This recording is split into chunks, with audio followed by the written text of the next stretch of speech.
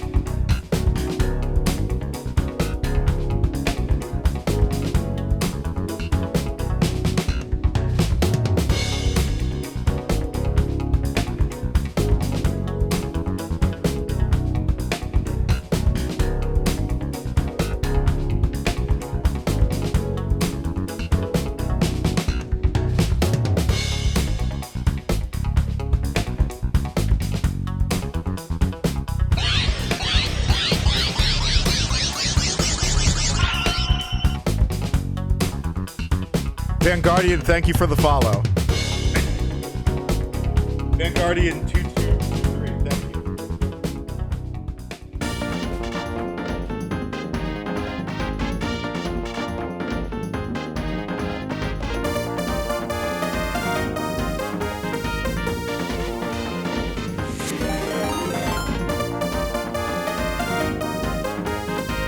Oh, thank you, Mildred. I really appreciate it.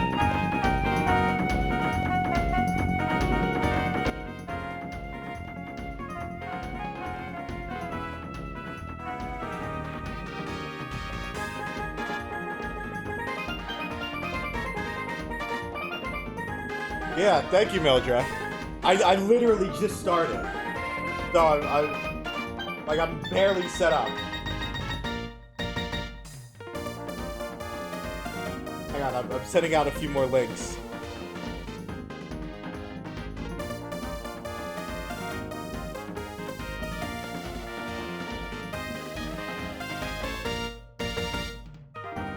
Well, welcome people. Hi. Much like I'm sure. So I guess Mildred wasn't streaming his tabletop, was it?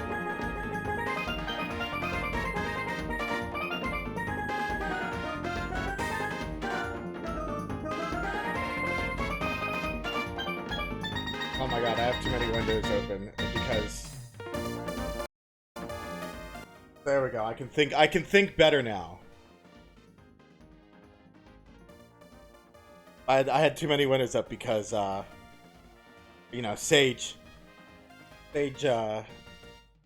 games.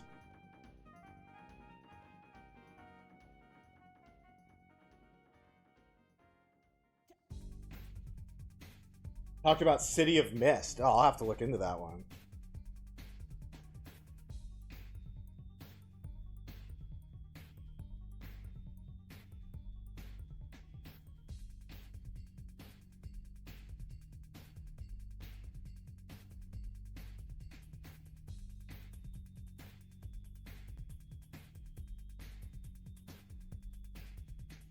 Okay, I think that's everything.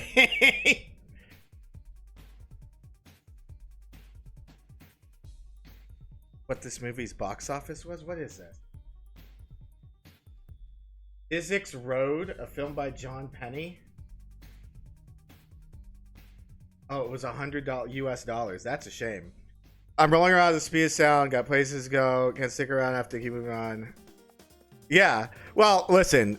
I don't get your hopes up too high, Jest, because it turns out, as Mildred's already well aware, that the Sonic Amateur Games Expo is not limited. It's no longer limited to just Sonic games. So let me okay, last copy pasta. There's actually a lot of Sonic games. No, there's actually it's Sonic Amateur Games Expo. Yeah, it hasn't been for a while. It's not been for a while.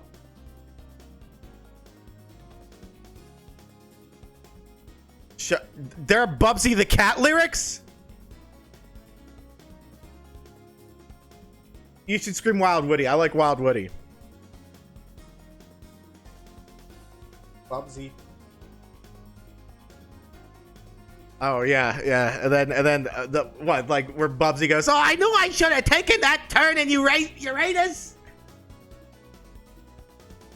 Yeah, now it's just it's a creative. It's just supporting creative people, including Mildra here. I have his thing on a separate window. I have it right here. This is exactly his shit. I need to where is Oh, here it is. Here it is. Demo kit. Singles PDF.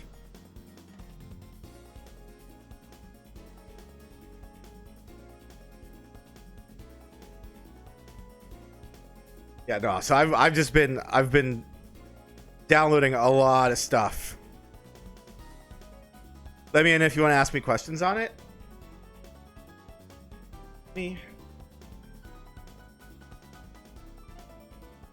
You've been answering all questions all day. How's that been? How's that been going for you? Yeah, because I don't want to. Oh, it's been fun? That's good. Because, like, Hi, Ethereal. Welcome. Look at Mr. Popular. Yeah, no. Listen. Just when I looked in Mildra's fucking Discord server today, and, like, September 6th, like, 1, 2, 3, 4, 5, 7 people in a row showed up, and then another person showed up. Yeah, lots of people are showing up today in his server. Hi, Neff. Welcome.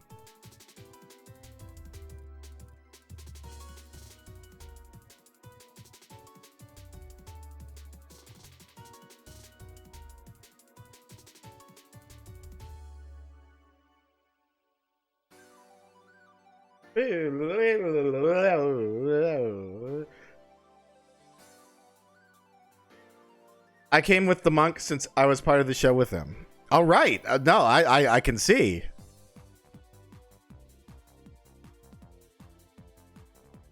There we go. Hello. Hello. Hello. Let me, Hello. Where do you guys have Fujitex? I do. I do too. All right. Give me your Fujitex. Give me 1 minute.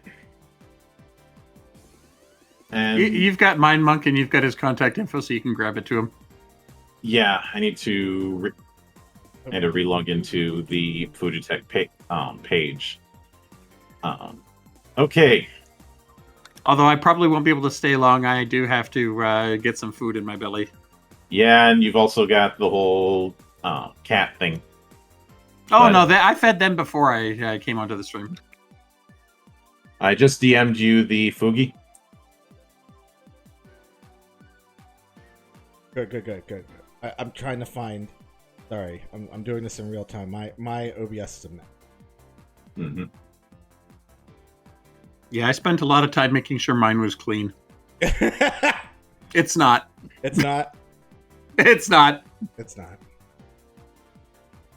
Mine is relatively clean, but that's because that's because I'm very anal. There's Mildra. Mm-hmm. Where's Neff?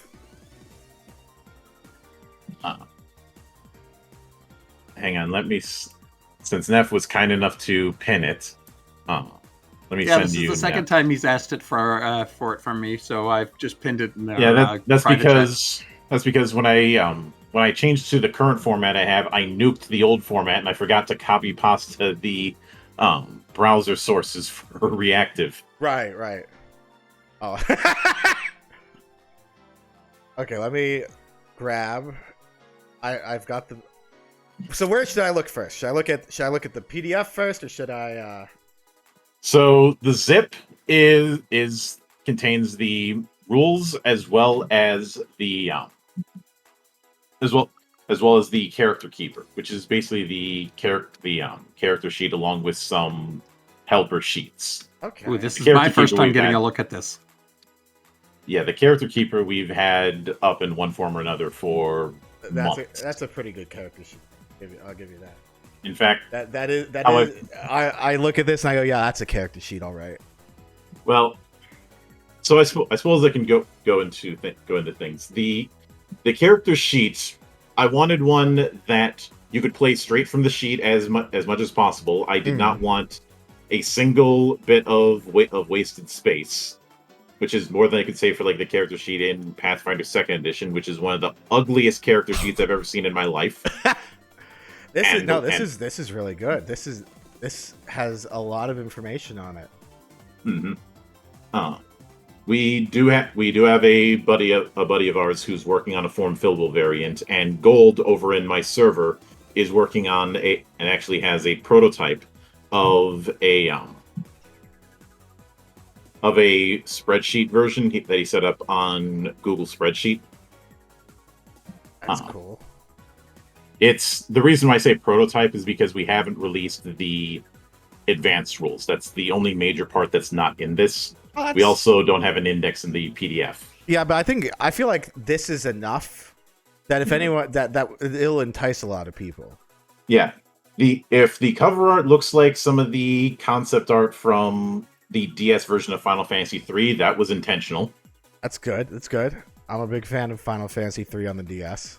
Well, if you scroll up and look at it, the idea that I wanted to go with was have 4 characters that represent 4 different styles of fantasy. Right. So it's like there's the traditional one on the left. There's like, I guess a steampunk guy. Yep. And then, I guess this would be modern sorcery, like a more modern take on sorcery. Future, yeah. And then the last one's more like Nomura. The last one's Nomura. Well, I think a lot of people forget why Nomura was considered more viable to be the primary concept artist for FF from 7 onwards. Right. It's because his style would be much easier to implement in 3D as opposed to Amano's. Yeah, no, that's true. I have plenty of art books that from Amano, and I really wanted to go to the art exhibit that he did some years back. Yeah.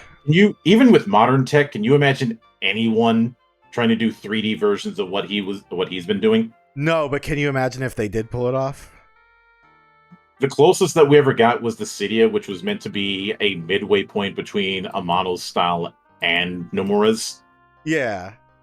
I would love, because like we've gotten to the point where people are starting to do like watercolor style 3D animation. So I think we are close to like a Final Fantasy in Amano's style. The problem is just the sheer amount of details. It's also the same reason why I've seen some people go, why is it that shonen manga get anime more often than other genres like seinen? Hold on a second. I'm sorry. I guess I can't capture the cursor. Oh no. There we go. But the reason for that is shonen manga is going to be easier to animate because it isn't dealing with as much shading detail. Right. Like, are you familiar with the Big Four when it comes to seinen manga? No. What are the Big Four? The Big Four, or as I've called it, the 4 Pillars of Heaven, to make a nod to 90s Puroresu, is Berserk, Vinland Saga, Kingdom, and Vagabond. Okay, well I know 3 out of 4. Yeah, Vagabond is the only one that has not gotten an anime adaptation, to my knowledge. And oddly enough, it's done, but the art for it is done by the same guy who does the more manga art for One Punch Man. Was also the same guy who did Slam Dunk. Right, right. But you look at the heavy amount of shading in those manga, Oh yeah, that's why it and took forever. and imagine trying to do that in animation. Yeah, But Berserk tried to make it 3D in it. Not well. The movies are all right, but the movies were all right, but that's because they were done by Studio 4C, who relatively know what they're doing. yeah, they also did a lot of rotoscoping 3D, where the armors were 3D, but then like the characters were rotoscoped. Jester Vinland is seinen, Yeah, and historical seinen, because it is a dramatization of the story of Eric the Red. right. Oh shit, Bongas. I remember Bongas. I can't remember what game they're from, but I remember them. They started out in Tactics Advance, then they made their appearance in 11. Right. With each of the designs, when I spoke with the person who's handling the designs, I had said I wanted things that were familiar but different. Right. Are these the things? Oh, these are the things from 9. Yeah, the Vermissians, which originally I had called Cremier, but we went with Vermissian because it would be more of an approachable name. Right. Um, Yeah. No, I'm a fan of all the art. Oh, these dwarfs are cute. Yeah, I had specifically said I do not want Tolkien-esque dwarfs. Yeah, no, I think because now yours will stand out. Well, that and dwarves in Final Fantasy usually aren't that Tolkien-esque dwarf. Like the catchphrase they have is "Lally ho." They're far more boisterous and not as stubborn as like a dwarf you'd see in a Tolkien novel. Yeah. And the reference that I used was trench uniforms from World War One. I think it's really cool. I really like it. Yeah. Then here's the And- Elezen. Yep. They look like bearded black mages. A little bit. Yeah, I could see that. Well, you look at some of the old. When we say we studied everything, that includes concept art and stuff that was left on the cutting room floor for a lot of the games, That's sick. or our That's study cool. material. Because we wanted this to be a Final Fantasy for the whole franchise, not for just the ones that we happen to like. Right. With the Elezen, I decided I wanted to go a more barbarian look because the elegant elf I think has been done plenty of times, Right. Yeah. and I wanted to show that you can do a variety of concepts. Mm-hmm. I like that the humans have been split in the subgroups. Hmm. Yeah, that was Humes and Aura are split into subgroups, and have the divisions in different ways. Yeah. With the Humes, I decided to go a little bit steampunk. One because steampunk has been well represented, and two, I'm a big fan of the Wild Arms games. And I don't think steampunk has been heavily represented in Final Fantasy, at least not traditionally. It has in certain ways. Like Yeah. you've had, bit of a tangent, but I found it real fucking funny when people were saying that 16 was going back to the medieval roots. But even in the original Final Fantasy, it was not strictly medieval in that sense, because something to keep in mind with a lot of Japanese media is there's a lot of mixing going about. Mm-hmm. There's not in a lot of anime and a lot of manga and a lot of video games, it's not strictly trying to represent one particular genre a lot of times. You have these mixes of elements, and some of that is just due to just Japanese culture. Yeah. You know, like how you have elements of Confucianism, Taoism integrated into modern Shinto. Right. Jest also pointed out that 12 steampunk, and he also said he's that you've done an amazing job. Yeah, and I do appreciate it. We've been working on this for like I said, 3 years. This is a lot of good almost progress in 3 years. Yeah, with the design for the Mithra, which is meant to be as representative of the Makote in 14 as the Mithra in 11. Mm-hmm. I had specifically sent fashion designs from Mongolia as a reference. Oh, that's a good idea. That's cool. Mhm. Cat's luck, nice. Yeah. And again, I wanted to do stuff that was familiar but different because I wanted to show that you're not limited to making a game like the existing FFs with this. You can veer off the beaten path. Oh, you went with two Moogle designs.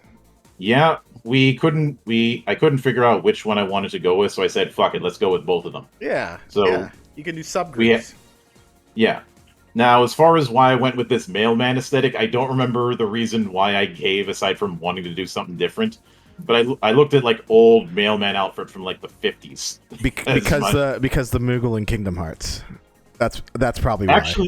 Actually, no, it was the Mognet concept in 9. Oh. And I was like, you know what? Given how they can fly so easily, the idea of Moogles as mail carriers would certainly fit. Mm-hmm. The whole Moogle paradox was a bit, as the name for their racial feature, is a bit of an in-joke. Because I was playing Lightning Returns, and there was the whole Moogle tossing quest, where Lightning ends up asking a Moogle, "Well, if all you have to do is if you can fly, why don't you just fly over the canopy of the forest?" And said Moogle's like, "I'm scared of heights." So she's like, I know a way to fix it," and then she just chucks the thing all the way back to the camp. That's so riddle. And thus, the Moogle paradox was born: unlimited perfect flight, scared of heights. Yeah, no, I mean that makes perfect sense. Like you never really see them flying too high. Yeah, and because Zan wanted the mole, like wanted the bat mole design that's typical of them, but I wanted to give as much representation to the more humanoid leaning design that you see in Tactics Advance, especially Mont Blanc. Right. So we did both. No, I think it's cool. I like it. Then here's Rogadins. Yeah. Which can just as easily fill the role of the Galka from 11. Yeah. The background with this one was, I was thinking of doing, because of the fact that the Rogadins subnames are based on the names of giants in Norse mythology. I wanted to do something Norse, but I didn't want to just do Vikings. I felt that was too easy. Then I remembered, before Vikings were pillagers, raiders, and all that, they were sailors. And then I said, I told June, I want you to imagine Vikings if Viking culture survived into the age of sail.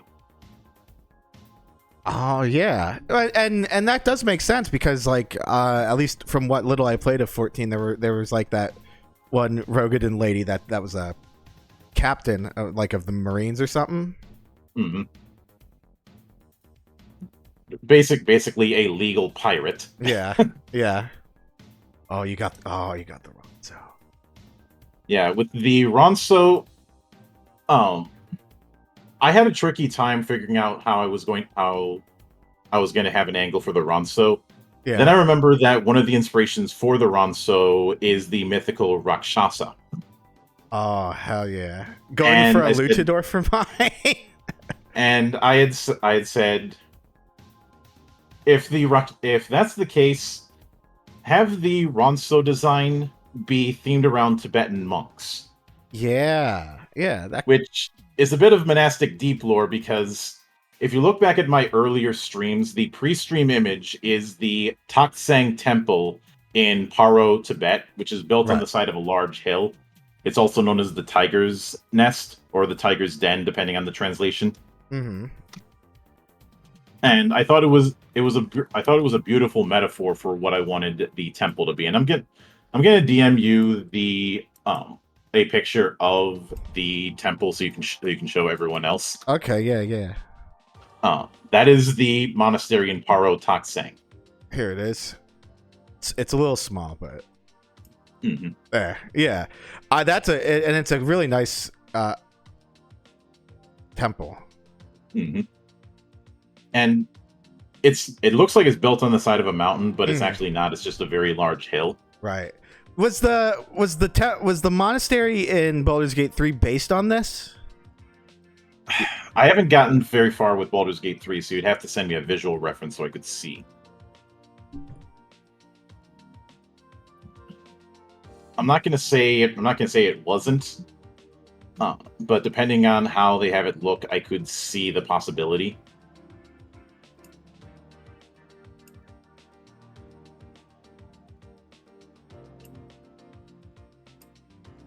But because the essential idea with the temple that I've maintained for the last decade has been this neutral ground where anybody can come in and just have a good time. They just and seeing it now, I can see it, but because of the environment being a bit more rocky, a bit more sparse, I'd honestly say somebody took more notes from more local temples. I mean, that's fine too. Yeah, I can see where you get the idea, but personally speaking, I don't see the similarities. The Ronso, well, at least one of them protects Yuna. Yeah. Kamari, my boy. Mm-hmm. And when it comes, you notice some of them have optional features. Those are more of a narrative thing that you can tie into the way knowledge rolls work. Right, that's cool. So I never liked the idea of knowledge as a skill in the way a lot of RPGs do it, where it's a separate skill for different fields of knowledge. Mm-hmm. So I decided to take a different approach. Right. Oh, it's the potatoes.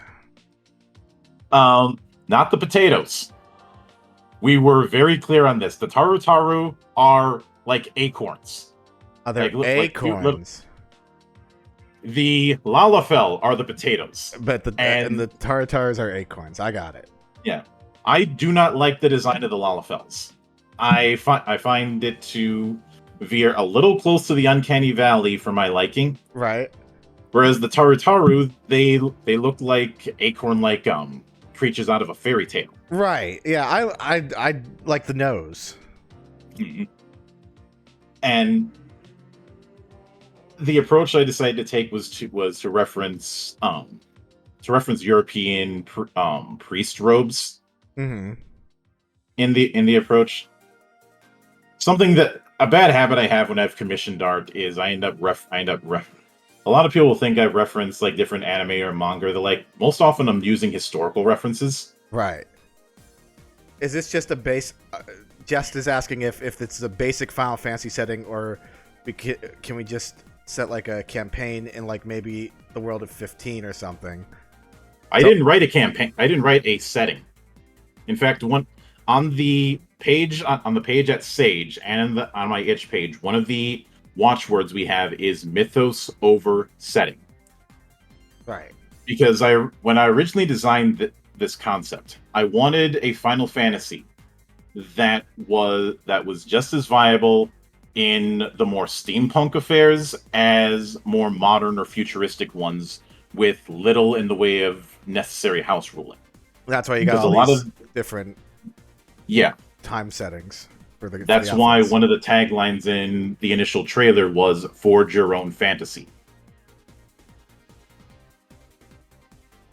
It's really cool. I think it's a good idea because, like, maybe some days you're not feeling a typical classic fantasy. You kind of want to do. I've had this bone to pick with how people view fantasy. This idea that it has to be in that Tolkien-esque pastiche of Western Europe. And in my not so humble opinion, as much as I enjoy that should not be the expectation. Yeah, Shadowrun doesn't do that. Shadowrun has like all the fantasy creatures in a modern setting. Shadowrun's a different affair because you're crossing over with with Cyberpunk as you always have. Although one of these days I should show you the gallery site that I had of the Japanese version of early Shadowrun, which looks very, very different. That would be sick. It's mostly because of the fact that Group SNE, which was the TTRPG branch of Kadokawa, had a working relationship with the parent company of Shadowrun and Earthdawn, FASA. Right. They were also the early parent company of BattleTech, and because of that, they were able to bring some of that over. That's one of these days I should just sit down with you, and I can give you kind of what I know when it comes to the fascinating world of Japanese tabletop. It is a very, very different beast than here in the Americas.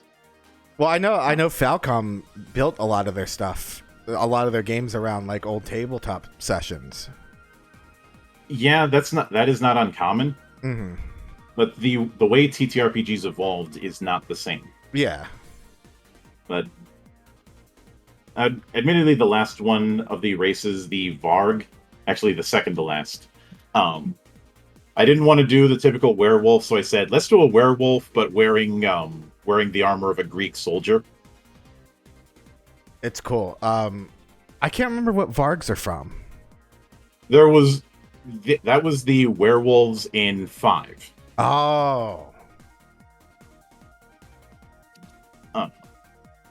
And they eventually reincarnated under a different name in 14. What were they in 14? I can't remember right now. I mustn't have gotten that far. Oh, and here's the bunnies. Yep. With the Vieira, I decided to go the Middle Eastern route. That's good. It makes sense. Mm-hmm. I basically said think of the appearances of the Fertile Crescent. Mm-hmm.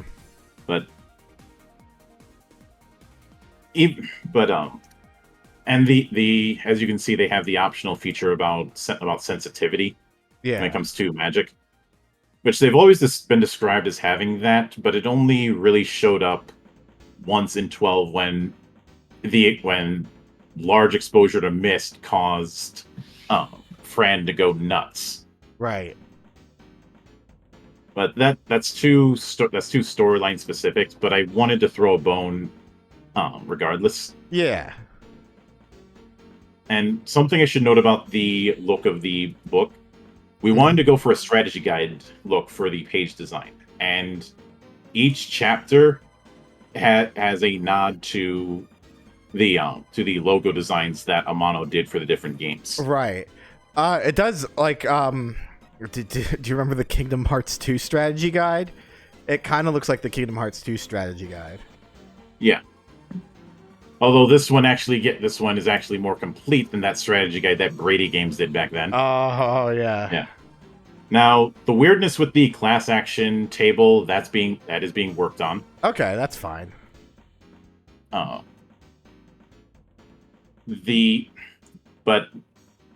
as you can see, you have classes and jobs. Your class is essentially your chassis when it comes to getting HP, getting MP, at each level, as well as getting skills and the like. Yeah.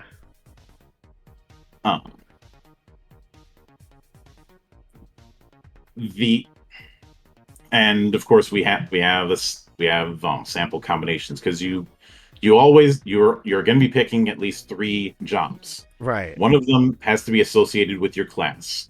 Yeah. But which one is associated is very much up in the air. You develop along 20 levels, and you're getting the features of those jobs at either a slow rate, a medium rate, or a fast rate. Mm-hmm. So essentially, and because of the way it's set up, there are no dead levels. You're always getting something every time you level up. That's good. That's good. So you are gonna go with Mimic.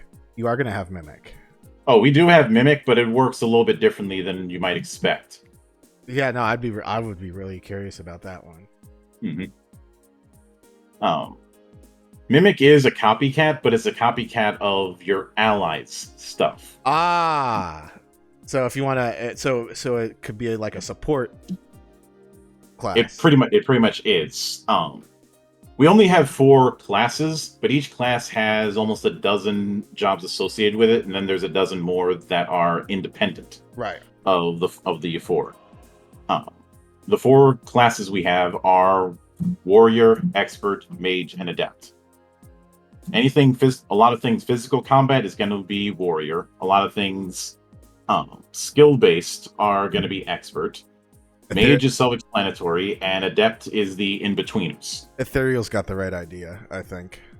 Monk, but- Dragoon, and Entertainer for his luchador. Well, I will note this. Because of the fact that you're building a custom weapon with this system, Right. you don't really need to be monk if you want to do bare hand. Oh. I specifically want to divorce the weapon relationship with jobs and classes. Okay. Because one of our goals, as Zan has said on multiple occasions, is to build a Final Fantasy without compromise. Mm-hmm. Uh, Oh, lightning. mhm. Night Ravager medic. Keep in mind when it comes to the question of how do you build insert character here, Yeah. there's no one answer to that. And with some of the ones that have been suggested, I've had my disagreements on them, but they're still just as viable as what I would have picked. Right. I would probably be. So I do see that you got Blue Mage on here. So Yeah. this is one of the ways. Because I don't know. I would love to figure out what works and what doesn't with Blue Mage. But because of the fact that we're doing the classic jobs as these individual tracks, it does mean that each of them has to be more focused. Right. So, for example, if you're picking Paladin, you're not also getting white magic by picking Paladin. If you want that, you got to pick white mage or red mage. Right. And the reason for that is, one, I've never been a big fan of half casters. You know, the ones that can cast spells but don't have nearly the amount of spell versatility as a full caster. Yeah. Because a lot of times they're not given something to develop a style that integrates both. Like, say, the ranger in just about every edition of D&D. I know some people will talk about the 5th edition ranger and how much it sucks, but this has been a problem since AD&D with that Right. class. And I was asked at one point about putting in a ranger job because we don't have that. Oh yeah, you I told me talked about to that you about- yesterday. But like, Yeah. there's so many other jobs that could make up Ranger. Berserker is exactly what you think it is. It is man literally too angry to die. With the design, I had said instead I wanted to go with the Norse Berserker idea, but instead of like a wolf or a bear pelt, I wanted to go with something more FF adjacent. So I said, Behemoth. have it. Yeah, he's wearing a behemoth head and a behemoth pelt. That's so much cooler. Mostly because I hadn't seen anybody do that. Well, behemoths are usually giant, but I think it's a cool idea. Because it shows that this guy, you don't fuck with this guy. Yeah, and more than one army has bluffed their way into victory, Mm-hmm. and I know some people think that the rule of cool is useless, but it does have a point in even in nature. Yeah. Like the most poisonous kind of animals usually are brightly colored as a way to say, Get away. if you try and eat me, you're not lasting long after that. Right. You know, red and yellow will kill a fellow. The dervish, there isn't a dervish in FF, but I wanted to have a speed-based sister to the berserker. Yeah. So the berserker hits hard, the dervish hits A more. lot. Uh, I like your dragoon. too. yeah, with the dragoon, I wanted to lean a little bit more into like a Guan Yu like design. Mm-hmm. uh, which is instead of the typical approach, which is why the spear is more of a halberd. Yeah. Plus, the Guandao is just a fucking awesome looking weapon. It is, yeah. And you can use it as like a slicing weapon and a stabbing weapon. Mm-hmm. I love halberds. I like naganatas in Japan. I like halberds in Europe. Right. With the fencer is weaponized. I challenge you to a duel. Right. They taunt a single target. Both the target and themselves get bonuses to fighting each other and penalties to attacking anybody else. Oh, that's cool. Mm-hmm. Fighters just fucking decked up, ready to go. So when it comes to the fighter, the big selling point with a lot of fighters in RPGs is you can equip any weapon. Multi-weapons, yeah. But that doesn't have as much of a selling point doesn't have enough weight when a lot of people will pick one particular way to equip their character and stick to it. Mm-hmm. Then I looked at Furion in the city and I'm like, that's what we're doing. The fighter is the guy who brings all the weapons. Yeah, yeah. Right out of this gate, most people start with one custom weapon. He starts with 3, and every time he gets his next circle, he gets another slot. Mm. Martial flexibility. Yep. Yeah, no, that's a good idea. Here's the knight. Mm-hmm. Yeah, all of these designs are good. Who did all the art? This was done by June Chris, who's a friend of mine over in Southeast Asia. That's awesome. You can't see the thing, but the weapon that the monk is meant to have is a monk spade. Right. I mean, you can see a little bit of it right here. Yeah. Mm-hmm. Oh, you can see a little bit of it in the back too. Yeah. Yeah. Which is another cool kind of weapon. The monk is a bit more complex because the idea is you do blitzes to gain chakra. You spend chakras on your mudra. Mm-hmm. It was somewhat based on the rotation design that the monk has in FF14. Right. Because I needed a way to make the monk its own identity besides high HP and being able to get in close. So the blitz forms are basically that. Instead of it being like a custom combo thing, you're making 3 attacks and you're getting extra benefits depending on how many times you hit. Right. But it's not like you're doing triple damage. Of course. And Mudra is basically how every time you do a successful blitz, you get chakra. You can gain it easily, but you can also lose it easily if you end up taking too many hits. So it's really a case of you want to build up chakra for your mudras, but you also don't want to be too conservative with it. Right. Because one wrong hit and you may end up losing a lot of that chakra, and you've got to build it all up again. With Samurai, I decided to go with the spear because again, do something different. Yeah. Sentinel is one of our first tank classes, or jobs, I should say. The idea is they gimp their damage to boost their defense, because every time they roll 1 on damage, they gain a resource called Overwatch, which they can spend on certain effects. Now, do they fight like Goofy in Kingdom Hearts? If you want them to. Thank you. Again, because of the fact weapons are tag based. Right. So even though the Sentinel in the picture has a large shield, that doesn't mean your character who's using Sentinel has to. Right. Just the idea, it sounds cool. Snipers look cool too. Honestly, I'm gonna say it. They all look cool. Yeah, with the sniper, the reference I used was like Civil War marksman outfits. Mm-hmm.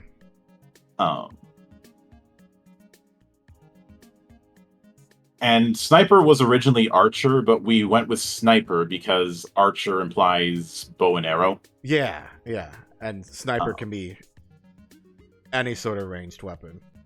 Yeah, it's still built around called shots and aiming. Mm-hmm. And hell, if you want to do that kind of thing with a melee weapon, you can perfectly do that. Yeah. And since I mentioned weapons are tag based, the weapon master's approach is instead of getting a bunch of different weapons, they hyper focus on one kind of weapon and can do more with its tags. Right. Uh, it's kind of meant to represent those characters who have that weird ass weapon that they are specially trained in. Oh, and no one else is? Hmm. I know one might say, "Wouldn't that be a gunblade?" Not necessarily, Not- though. We do have Gunbreaker as a job, Yeah. but Oh man, there's a lot of these classes. um, What is? Oh, yeah. So Ethereal wants to know what would be a good setup for a luchador. well, the problem is that is like saying what is a good wrestler build. Yeah, what is a good wrestler? You've watched wrestling, so you know that it's not just a one-to-one thing. Right. You've got your heavies, you've got your cruiserweights, you've got your technical wrestlers, you've got your brawler. You got your dirty wrestling. Yeah, you've got in Mexico, you've got your luchadores rudos and luchadores técnicos. Yeah. So that's not really a question I can answer, because what you'd have to decide first is what sort of style of wrestling you're even going for. Yeah. Do you want to be a garbage wrestler? Do you want to be the Sandman? Yeah, you can do that. That is an option if you wanted to do some more technical stuff like Zack Sabre Jr., which anybody who likes technical wrestling should watch his matches. All right. You want to be Stone Cold and become a tavern brawler? What? I mean, you can do that if you want to be like those Japanese heavyweights constantly hitting people in the neck back in the 90s. You can do that. Yeah. Is one option. It's Honorable Warrior of Justice. that doesn't narrow it down by much. That doesn't. Yeah, that could also be a Kamen Rider. Yeah. Consider this. Mil Mascaras and the diva, even though he's a fucking diva, and Rey Mysterio are both luchadors, but they didn't wrestle anything alike. Right. Mil Mascaras is a diva? Not a diva in terms of being a girl or something like that, but in terms of being a asshole who's way up on his own height. Oh, I guess that's where Del Rio got it. Yeah, that I can't say it runs in the family because Dos Caras Sr. wasn't like that. Well, Del Rio took more from his uncle than his dad, I guess. Yeah, because I remember Jericho talking about his experience working with some of the luchadors when he was still in New Japan. Yeah. And it was mostly because Tenryu booked him with those guys because he knew that he could make them look good, and it was usually Mil Mascaras and Dos Caras Sr. in tag matches. Right. And Mil Mascaras yelled at him at one point because he did a moonsault that got a pop. So? Oh, was And Jericho then the Dos heel? Caras is. He was face. Then why was Mil Mascaras upset? Because like I said, he's got to stick up his own ass, and everybody knows it. But obviously with the mage classes, Yeah. you'll notice with the color thing, each of them is meant to be representative of one of the 4 elemental crystals from the original game. Yeah. Mages represent the fire crystal. And Red Mage looks cool. yeah. Oh, welcome, Hika. Hi, we're looking at the Sage Expo. I've got Mildred the Monk here, who worked on the Final Fantasy tabletop. Oh, Wesley! Oh my God! Thank you for the follow, Wesley. Mm-hmm. Hi, Hika. Yeah, he's explaining some of the classes to me. Mm-hmm. Go follow Mildred the Monk. Oh my God, Acuman! Yeah. Let me shut. And mm-hmm.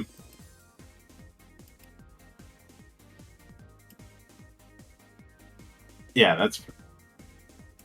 But some again with the mage jobs, some of them aren't in the game, but I wanted to fill certain niches. Mm-hmm. Like Ravager first showed up as one of the paradigms in 13. Yeah. I decided to have Ravager be the magic sister to the monk, Oh. in the sense that they don't do high level spells, but they do low level spells in combos. Right. Um, I'm looking at this yokai thing. Like, whoa, what is this yokai thing? So, yokai is one of the jobs that is inspired by from Bravely Second. The idea with it is that both summoners and yokai have an association with eidolons. And with summoners, they summon a sliver of that eidolon's power, and it's much like the way summoners work in 11 and 14. It's a companion. Yeah. The yokai summons, but it's more akin to the Shawal in Voodoo. They channel the eidolon using their body as a catalyst. So is it like what's going on in 16? Funny thing about that, we ended up coming up with this concept, and then we saw the trailers for 16, and we ended up coming to the same conclusion. Yeah. And people have brought up whether or not we drew from 16. No, we didn't know 16 was going to go It was completely that route. coincidental, but it Yeah. worked. But that was like, it was like basically telling you like, yeah, you guys have the right idea. Yeah, I will admit, the reason They I were went in with that sync. approach was I looked at the design of Yoko in Bravely Second and how it looked like she was a fusion of herself and a QB, a nine-tailed fox. Right. And then I remembered the Avatar tuner concept in Digital Devil Saga. Oh. I put two and two together with that. The yokai is the only job you can take more than once. Really? You're just assigning Oh, different eidolons to it. Right. But you can't adopt more than one form at a time. There he is. There's my boy. So, and we have the Adept. The Beastmaster is all about the animal companions. Yeah. The Blue Mage. The thing about Blue Magic is that it follows its own set of rules to a point. Yeah. Namely, the fact that you're not limited to spell slots. The catch is You got. you're not getting. You have to eat. You have to eat the attack before you can use it. Yeah, we did realize that some support Blue Magic would create some problems, so we are working on fixing that and expanding the way the Libra ability works. Oh well, that's all right. But because even the way attack and defense works for Blue Magic is not going to be the same as other types. Yeah. I just love how weird Blue Mage. Mm-hmm. And that Blue Mage was a tricky one to work with because its spells are all over the place. Yeah, I can imagine. Set Blue Magic. However, the only way to acquire new Blue Mat is to be hit by them. Yeah. Mm-hmm. I think it's such a weird and cool way of doing magic. Yeah. Because the thing is, everybody can get access to a recurring thing you're going to see is you have a lot more options than you have slots to use them for. Oh. So, like, if you take the first circle of, say, White Mage, you technically speaking have access to all of the white magic spells, but you only have a certain amount of equipment slots for spells. Yeah. So you cannot take all of them at once. Blue Magic doesn't operate by that, but you have to find more. Obviously, with Dark Knight, it is doing the whole casting from HP kind of thing. Yeah. Nice to meet you too, Wesley. Yeah. Great. And actually, with the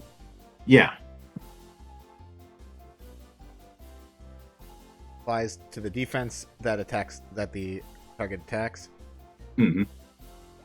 I have got. Oh, I do in my one picture. Yeah, it was for Monster Hunter. I have the leather. I have the leather goggles in Monster Hunter. I always wear them.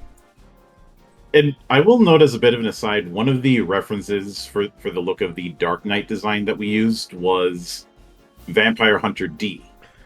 I can see it. Yeah, that makes sense too.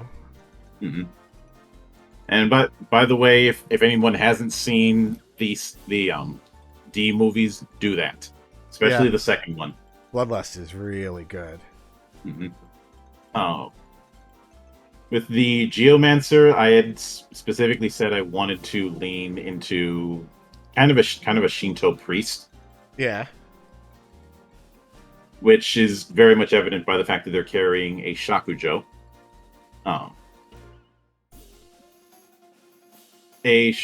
which is, you've seen those staffs that have rings. That is what's known as a Shakujo. Right. Um, if you, for those of you who watched Inuyasha back in the day, that is the proper name for Miroku's staff. Right. I did get into an argument a while back because somebody thought that Geomancers should be a mage job and not a adept. No, But- because they're so weird, and like at least in 3, they didn't even use MP. There's that, and there's the fact that if I made a Geomancy spell list, I'd end up having to make multiple spell lists for each terrain, and the amount that you'd actually get to use is going to be limited. Right. So instead, I decided to go with this package-based design instead. Yeah. Because since each of the individual jobs have to be laser focused, it means that the versatility comes from the combination of your jobs, not Mhm. from how versatile an individual job is. Yeah.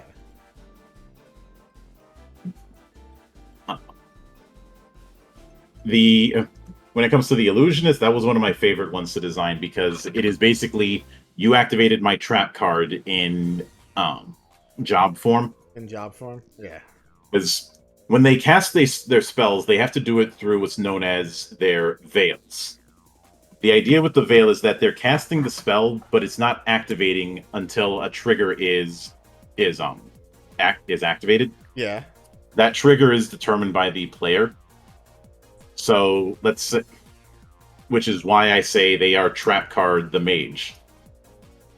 I also ended up realizing after the fact that one could reskin illusionist to be the equivalent of a psychic. Oh yeah, I guess so. And I did want to go with the stage approach. I did bring up Zatanna as something to reference. I can see it. With the Magic Knights, the approach I wanted to take the damage progression for spells and give it to a martial character.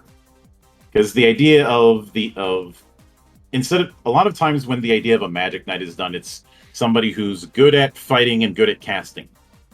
I felt that a better representation of that fantasy would be somebody who uses their magical ability to enhance their fighting ability. Yeah. Something like, say, the Adept in Shadowrun, Mm-hmm. which is a kind of, for those who haven't played Shadowrun, Adepts are a type of mage that uses their magic power internally to allow themselves to do these superhuman feats. Right. Yeah. And And just got confused. I actually had sent as a reference the Cypher from Strider, Right. Yeah. because Strider is fucking great. Strider Especially- is pretty great. Yeah. Strider 2 is really damn good, and the Strider game by Double Helix was a lot better than it maybe should have been. Yeah. I think it probably would have done better if it didn't come out after Front Mission Evolved, which was the drizzling shits. I've got Front Mission involved on Steam. It was only $2. You wasted $2. I also have it on the 360. It's such a dumb game. Just being a Front Mission fan sucks. Yeah. With Paladin, I decided, you know what? Paladins are usually depicted with a sword and board. Let's go with a lance. You don't see a lot of lances. And if you're wondering, yes, the one of the references for the lance was Kamen Rider Knight. Oh, hell yeah. Although, if you think about it, paladins generally were knights, so lance makes perfect sense. Yeah, We love Kamen Rider Knight. We Yeah, love that, man. I did a whole reconstruction of Kamen Rider Ryuki on my channel a few years ago. Did you? Yeah. Let's see, with Rune Knights are meant to be the anti-mage. Obviously, the big thing that they have is the runic ability that you saw Celis have in FF6. Right. But I was debating about what kind of weapon to give the Rune Knight, and Zan had suggested go with a hammer. So I was like, all right, hammer Yeah. it is. And someone has to use the hammer. Yeah.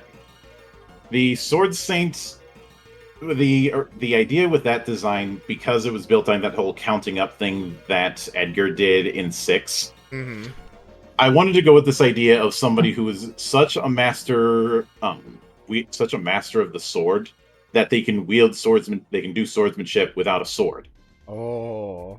Which is a very wuxia concept, and that's Yeah. why you see them have an energy sword. Their inner power is so strong that they can do swordsmanship without needing a weapon. Right. Independent. Yeah, independent jobs have a bit more of a skill floor, Right. and also you see for the representative for the independent. That's where we have our Cid, Sidra Rodriguez, Oh. because I like her. I've always felt that Sidolphus was a nod to the Spanish folk hero El Cid, Yeah. aka El Campeador, who is a fascinating character, and I've been trying to bully the people who do Fate to say, give me Cid as a servant, give me El Cid, and this was based on a concept because Matt had put the idea of doing a Cid that was a mix of Cid from 7, Tactics, and Get your food, As- Hika. and 15. Mm-hmm. So, you've got basically Engineer, Sword Saint, Dragoon, Right. and this was the result. Astrologian is all about the cards. I may do a variant version of Astrologian that uses a playing card deck. Yeah.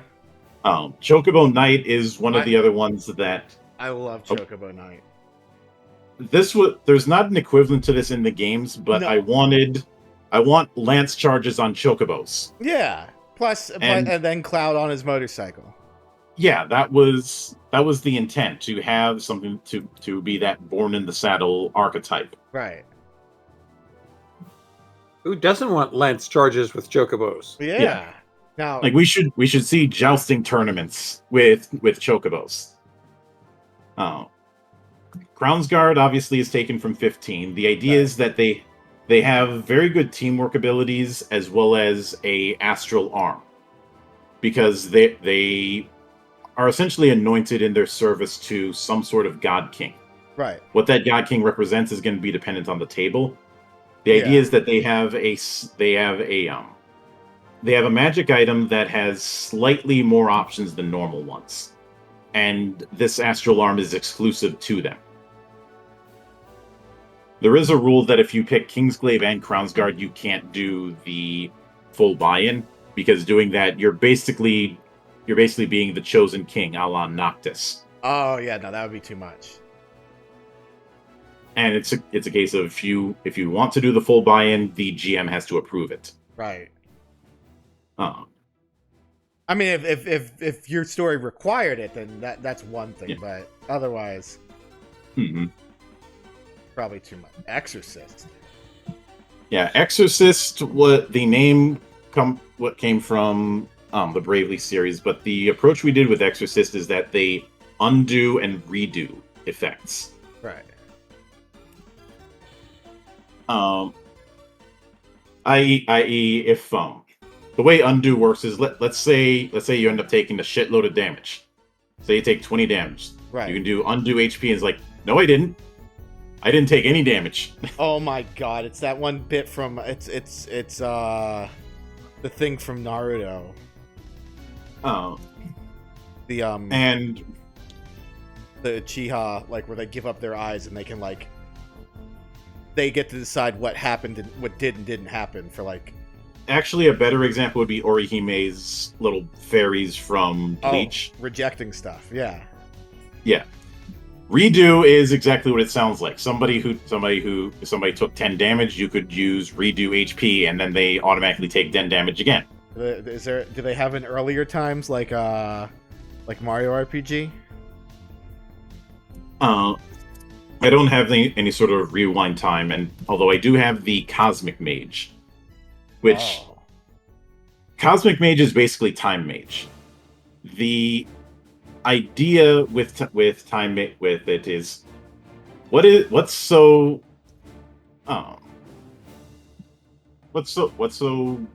time about dropping meteors? Yeah. And you're going up to look for Time Mage. I am looking for Time Mage now. I believe it's in the mage category. White, Summoner, Scholar, a red. Unless it wasn't. Let me. Cosmic. Yeah, Cosmic Mage.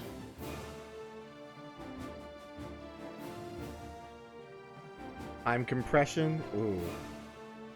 Mm-hmm. Deja vu. Accelerator.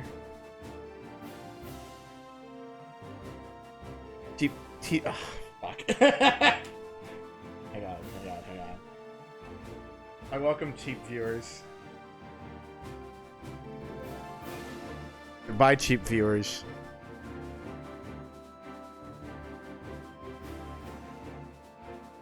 Back down here. I think. Oh, I went too far.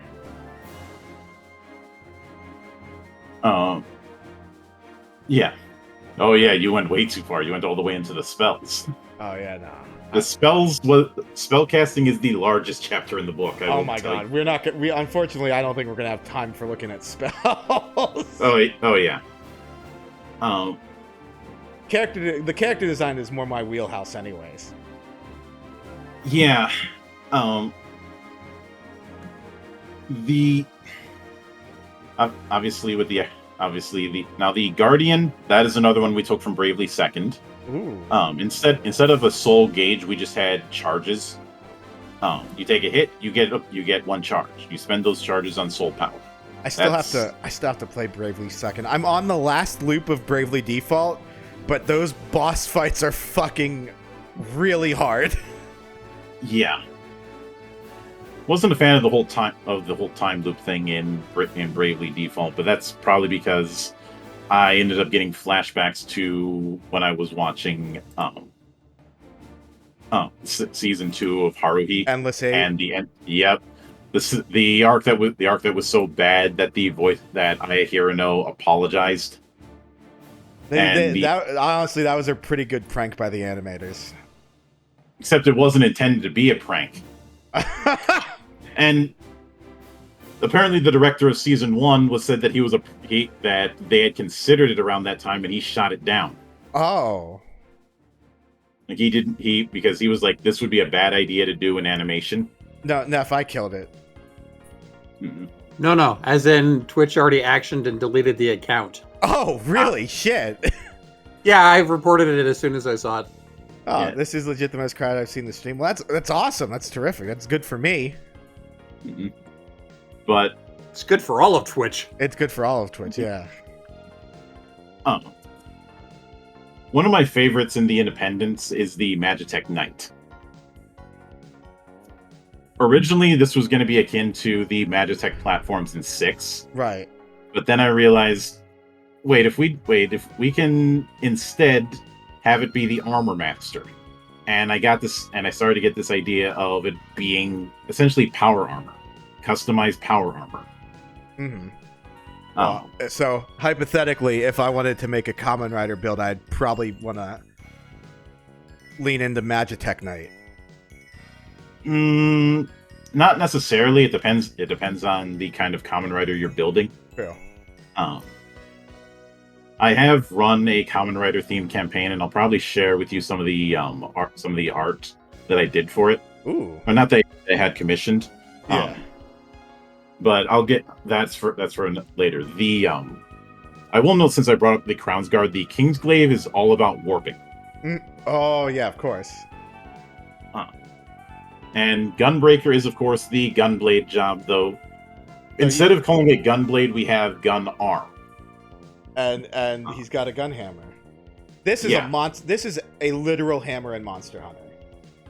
Yeah, we weren't even trying to hide that fact. Right. And there were two reasons I wanted to go with that. One, I wanted to showcase that your gun arm doesn't have to be a gun blade. You can if you want to, but it doesn't have to be. And two, around that time, I ended up coming across a event in Mexico called the Festival of the Exploding Hammers. Oh, that is Noctis's class. Yes, Jess.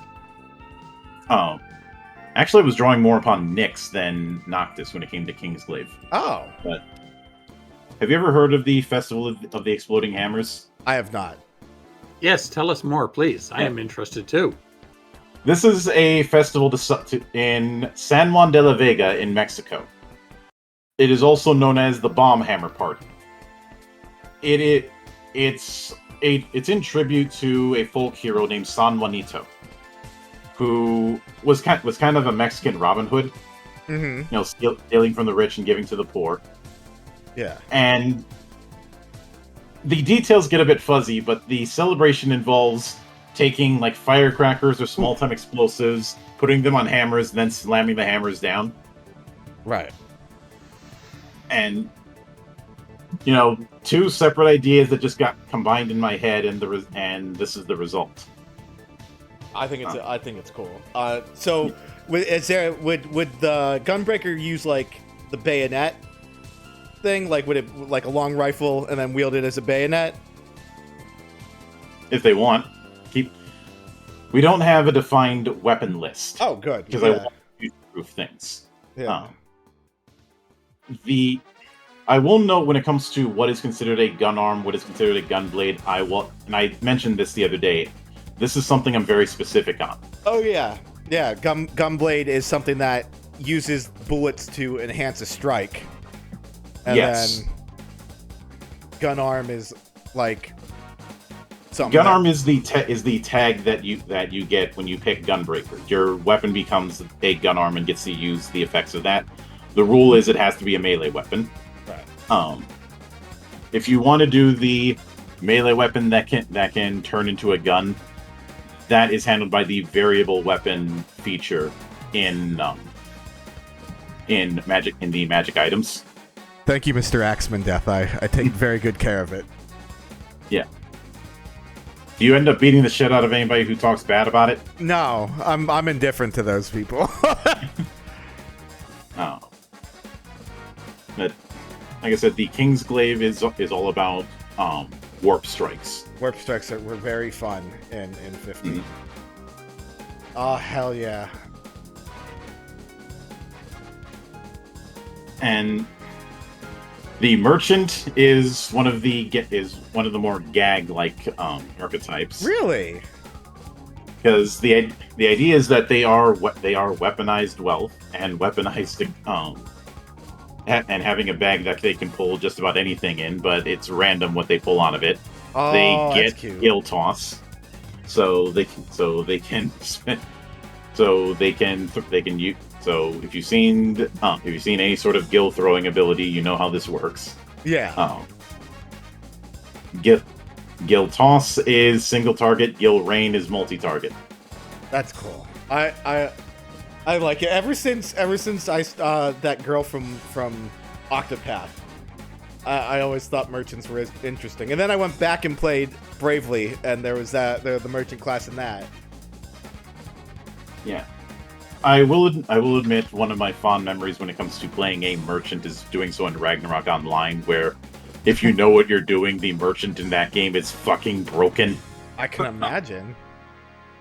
Mimic looks cool. Especially, yeah, with Mimic, the idea is like I said, they copy allies' abilities, so they're not going to be the best frontliner, but they're a very good pocket pick. Yeah. And I decided to go with a more Harlequin-like design for them. Yeah. Like I'd referenced classical French Harlequins. Right.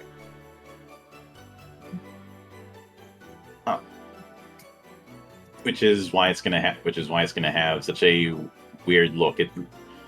I wanted something that wouldn't look out of place at a festival you'd see in historical France or in the Big Easy. Right. And Mimics the Mimic class didn't really have a design.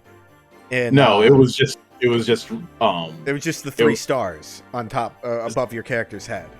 Well, you also had Go-Go and Six, whose look was Go-Go. Right. Like just all of the colors of the rainbow.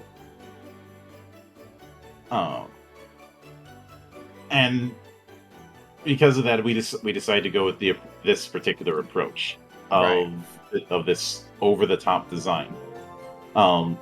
Spirit Master was one of the other ones that was lifted from Bravely Second. I think Spirit Master was in the first one too. It kind of was, but under a different name. The idea with Spirit Master is that they are a support, but they're more about moving buffs and debuffs around instead of getting rid of them. Right. As well as providing a lot of elemental defense. Right. And I can't imagine how much time was spent to do 413 pages of a rule book. Well, when it came to the art, it took about a year.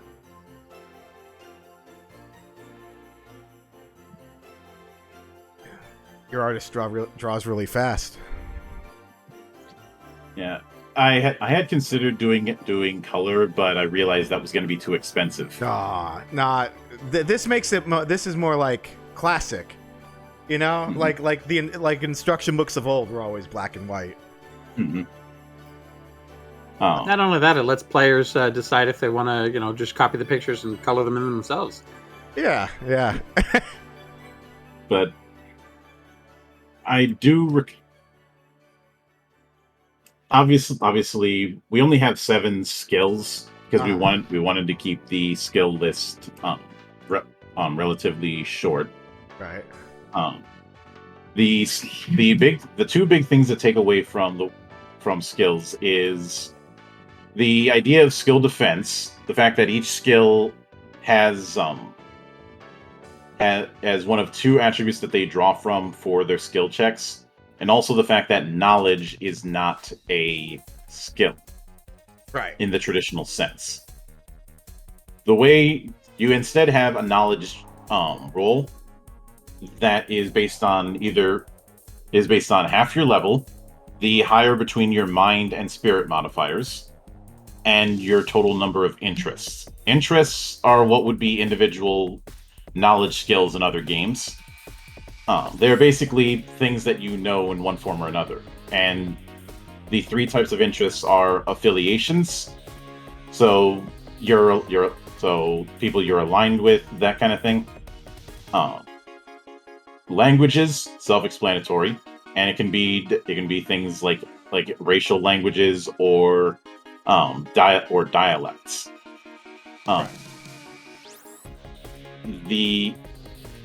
And studies are the broadest category. They are, things that you have some study in, whether formal or informal. Right. And instead of treating each of those studies as a separate type of role, all of the interests are combined together to the knowledge role, because I feel that's closer to how we use knowledge. Like if somebody knows a certain thing about one particular subject, they might know a little bit about other subjects as well. Yeah. If one of those interests pertains to the role, you can get bonuses that way. Um, skill games are a way to utilize the skills so that it's more than just a singular role. Um, with feats, uh, it we decided to do one thing that D&D can't seem to do, and that's categorize feats. Oh. And even more so, the requirements for feats are, for the most part, are non-existent. The only time feats have a requirement is any feat that has a Roman numeral on the end of it. So, for example, risk reward. Right. You can't get risk reward 2 without having risk reward 1.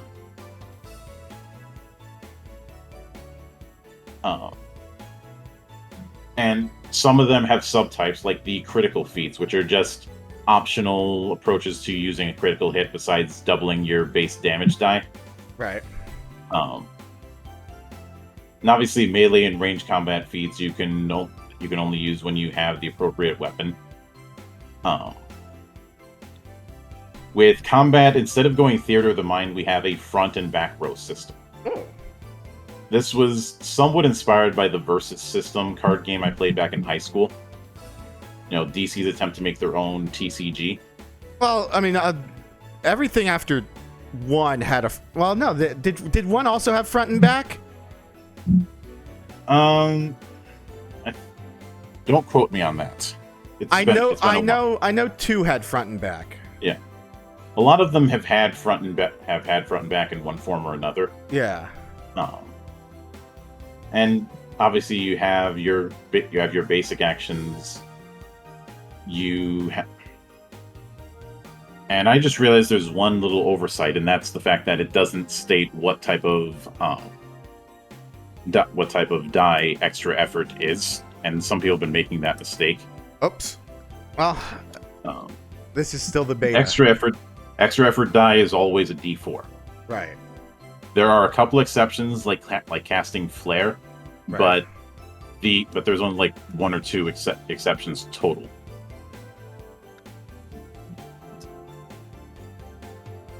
Spellcasting. So I'm not going to go into spellcasting. And obviously, we have the elements. We have the positive and negative conditions. Mm-hmm. With spellcasting, as you can see, we have a bunch of different types of spells, and a bunch of subtypes of several of them, because I wanted to keep things properly organized. Any spell that's in gold is high magic. Those are ones that you cannot get by leveling. You got to go out and get them. Right.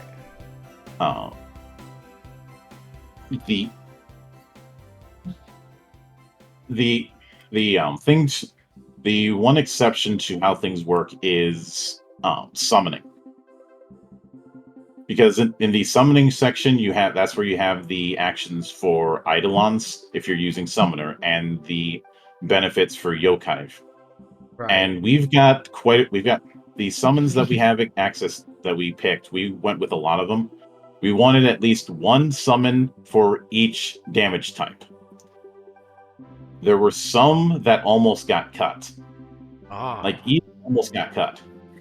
And then I learned about the way Eden was portrayed in FF14 as this polar opposite to the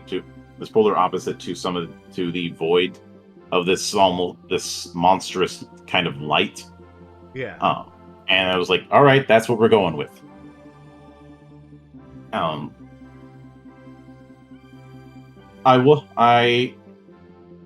Obviously some of the classic we had to put in, but one thing I didn't want to do is have summoning just be an uber spell like it was for the first few games it was in. Yeah. Because we already have uber spells. It's the Jaw series attack spells. Yeah. I do like Eden's design. Mm-hmm. Yeah, we went with 8 because there he is. There's the boy. There's the man. There's the lad himself. Yeah. Some people might go, this is like, wait, why is Gilgamesh a summon? Well, because we wanted to. That's why. And because I thought that there was an interesting angle I could take with him. where he gets summoned instead of, or there's a chance where you accidentally summon him and he fights you. All of us agreeing we got pompadours right now. Oh, we do. I didn't realize that. This is my temple of pompadours, Mildra. I don't have a pompadour. That's all right. Uh, I don't have hair. I mean, but we'll get you a wig. Yeah, it's When will I wear wigs? Whenever, as soon as we get one.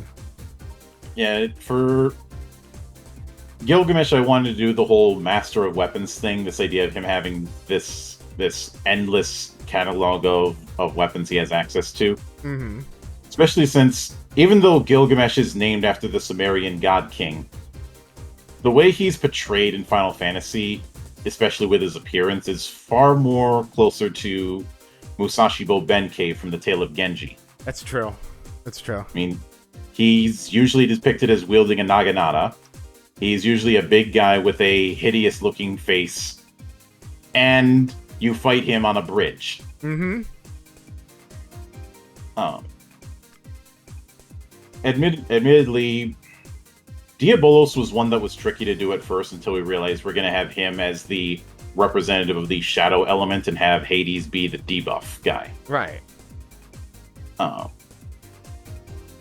With Knights of the Round, that was tricky until we realized we'll build around a build to a crescendo kind of motif, which is why they're the only one that has its own little gauge. Oh, yeah.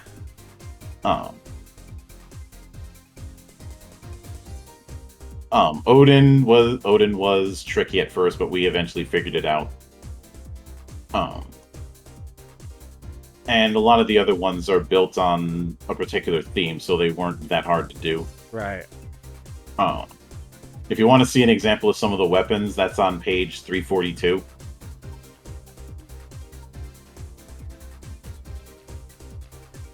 Oh, hell yeah. Here we go. Yeah, those So are you good. got- Those are good weapons. I wanted a mix of standard weapons as well as more exotic ones. So you have a chakram, you have a Zweihander, you have a halberd, you've got a whip, you have a bladed fan, you've got a couple of katanas, you've got an instrument, you have a wolf tooth staff, which is that staff that looks like a mace on a long stick. Right. You have different firearms on the next couple of pages, as well as different ranged weapons, including a boomerang and a blowgun and a cannon.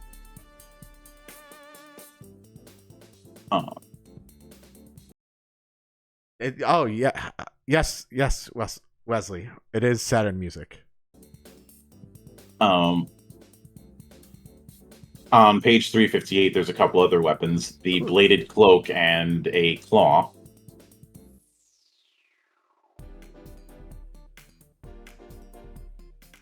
Oh, bladed cloak. Oh, what is that from? I know I remember seeing like.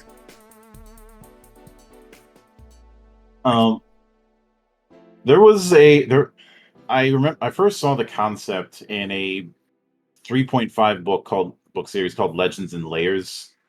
Book wasn't that great, but the idea of a weaponized cape is cool. Stuck in my head. And you've seen cape. If I have to use a Toku example of cape fighting, Kamen Rider Eternal. Yeah, that new Batman that they're doing, where Bruce Wayne's like just a working class engineer. Mm-hmm. That guy's got a weaponized cape. Yeah. And beyond that, you've got a few more examples of weapons. Yeah. My artist decided that he wanted to go with a Dragon's Egg-like approach for the flamethrowers, which is why it looks like that. It looks cool. But you've got things like swallows, you've got nunchaku, you've got shields, you've got a different kind of chakram, you have different types of staffs, and you have hook swords. Yeah. My personal favorite. And I think in one of the other images, I guess that image wasn't put in the final book, but one weapon that I did have a sketch of is a Sansetsuko. Ooh. Also, for those unaware of that kind of thing, it is a 3-section staff. You just have Sephiroth in the bestiary.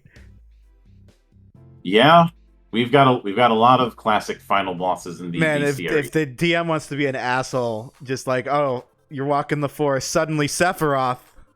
But if you go a little bit before the bestiary, Yeah. we have a full set of rules for creating your own NPCs. Oh. And not only that, having the base stats for the NPCs scalable. So if you Right. want to use them at a certain level, the APL, Mm-hmm. you can use it. It is built on 4 tiers: normal, notorious, boss, and end boss. Right. And end boss doesn't have to be like end of the story kind of boss. It can be like end of a dungeon. End of disc 1. Yeah.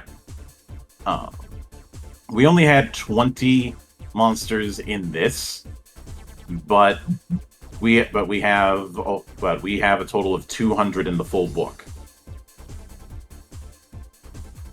So how And- big is the full book?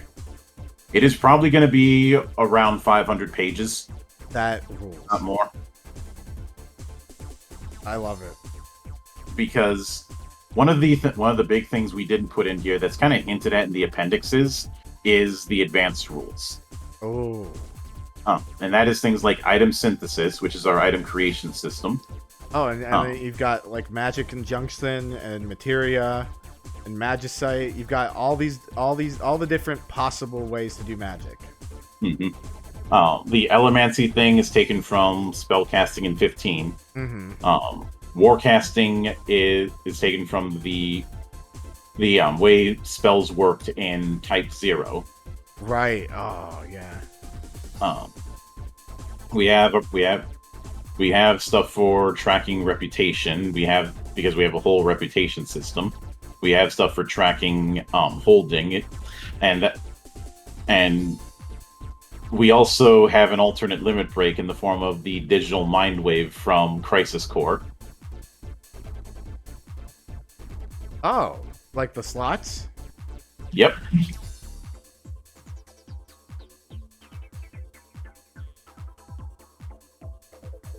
The idea with DMW, which is the chart for it is on page 399, is you roll 3d8. If you roll a set, you get the associated ability, Nice. or you get the associated effect. It's not an ability you use. If you use this, you can't use limit breaks. And it's mentioned at the end, but we are also putting in a cybernetics system. That's cool. Yeah, they So- have it like Barrett. hmm But we didn't want to be limited to just gun arms if you wanted to take that route. Yeah. Again, our goal is a Final Fantasy without compromise. Mm-hmm. There's definitely no fucking compromise in here. hmm Now, a lot of this is not just a culmination of my approach when it comes to Final Fantasy, but also my approach when it comes to the temple of Yeah. fostering creativity. Right. Because you notice in a lot of this, whenever somebody asks me what my favorite FF is, I never give them the answer they're looking for. Oh, you never give Because- them a straight answer? Not on that, because in some cases it's used as almost a gotcha. Oh. But the bigger reason for it is there's this mindset that certain games in the franchise have to be a certain way, and the case in point with that was people saying that 16 needed to be turn based because tradition. Chad Dad Barrett. Except the tradition of Final Fantasy is experimentation and iteration. Mm-hmm. And a lot of the work with this has been to try to capture the soul of that. Right. This is not just about what FFs that I happen to like or I happen to gravitate towards. This is for anybody who's a fan who wants to do their own spin on things with FF. I know Jester said in the comments the GURPS of Final Fantasy. I am nowhere near as freeform as GURPS, thank God. I don't hate GURPS, but because that's a universalist game, the whole you can do just about anything with GURPS is technically correct, but still wrong. Because, yes, you can do everything, you can do just about anything with GURPS, but it also is going to require a lot of work because of the moving parts involved, and a lot more oversight on the GM. And I wish people trying to snow me on GURPS would be more honest about that. That when you're doing a universalist game, it does have a higher floor. Right. And that's not a slam against any universalist game. There's plenty of ones that I like, but it is something you do have to acknowledge. Mm-hmm. And even beyond that, I have been tooling around with an expansion book I'm calling the Ultimania Guide. Of course. Which is where airship creation is going to be. Yeah. I couldn't. I hadn't finalized airship creation when we were finishing up the look of the book. Then when I finished airship creation, I realized I can take a different approach with this, and we now have mecha creation.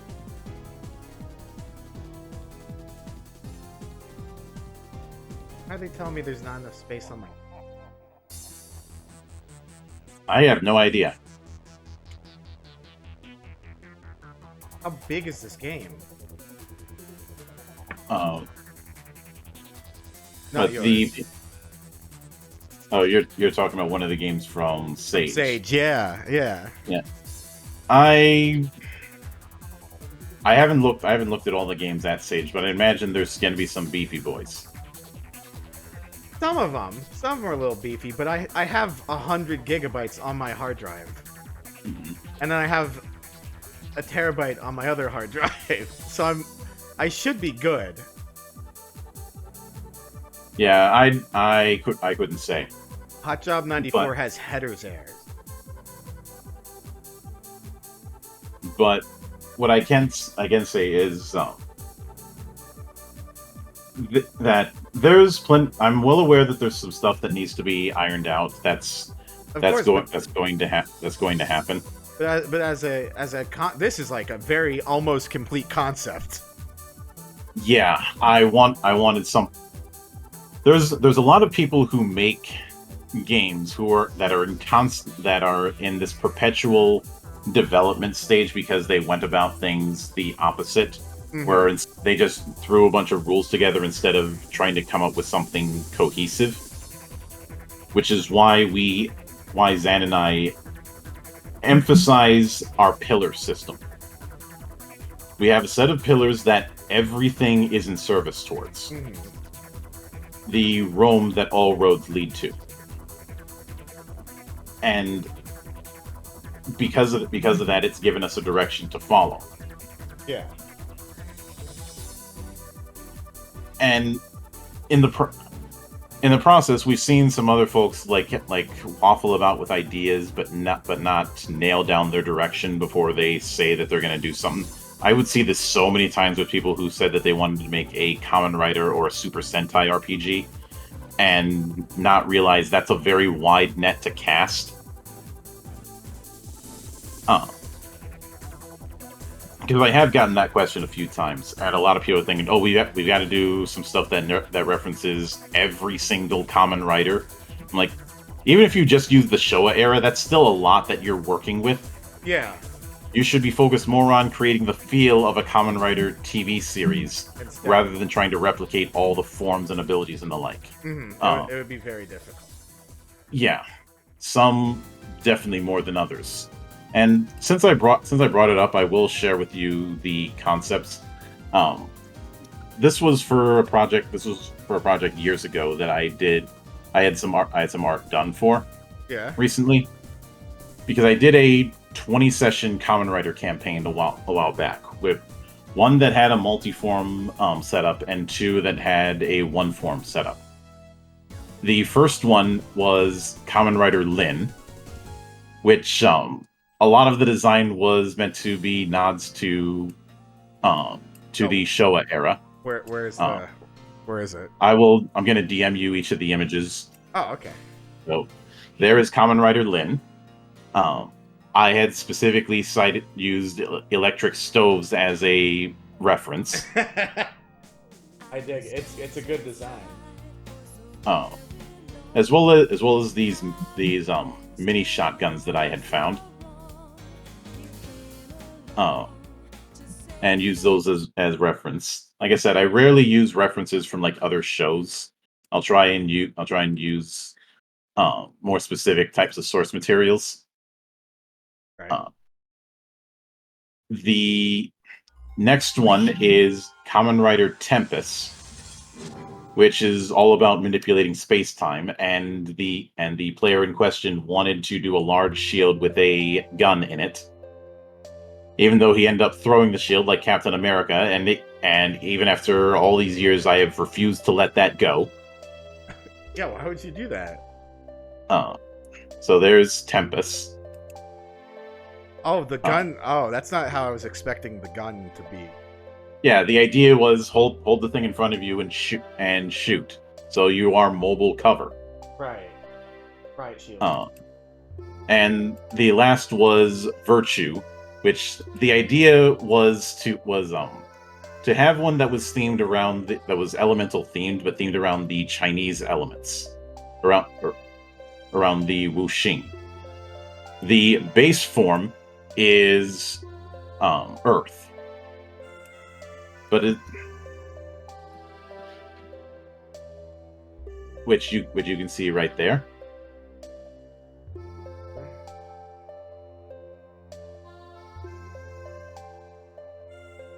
It looks good. Mm-hmm. That is Earth form. Mm-hmm. The second, which is more of a close ranger, is Fire. Ooh. And I wanted to lean into Fire as energy rather than flames. Mm-hmm. And in fact, one of the reference points is the red lightning effect that happens around volcanoes. Oh yeah, yeah.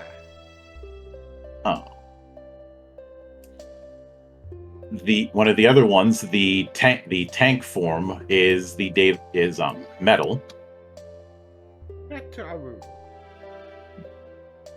Which, if you're thinking that this is akin to like Kuga Titan, yeah, kinda. Yeah. Just with a different kind of weapon. Love Kuga. Oh, have a good night, F. Oh. Then there's the water form, which is meant to be versatile. And that's this one. And once again, Sunset's Cone, though it's with the implication that it could be a full staff or be a whip. Yeah. Because I wanted to reference the fact that water can change state. Mm-hmm. Oh. That's a very creative use for it. Mm-hmm. Then there's wood form, which ends up using a spear. On its queen. Mm-hmm.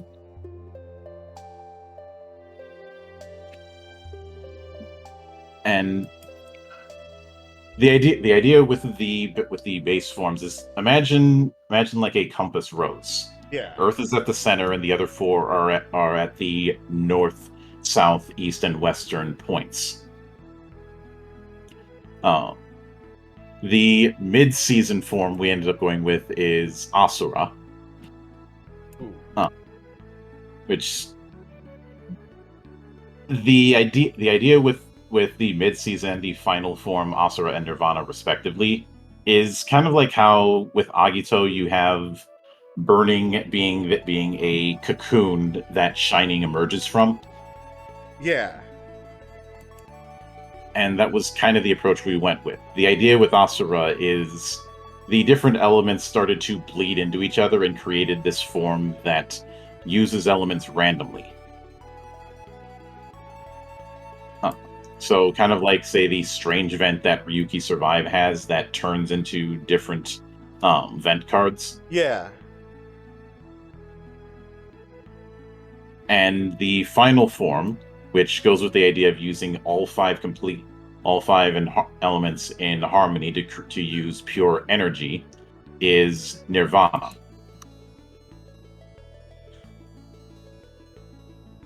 Oh, that's beautiful. And the idea is being able to just replicate the other forms just with pure energy. Yeah. Some of the late season designs for Ultraman certainly provided a bit of influence, and of course I had to go with Wings because why? Because why would how could I not? Yeah. But All right. this sort of encouraging creative endeavors is a big deal For you in and your people.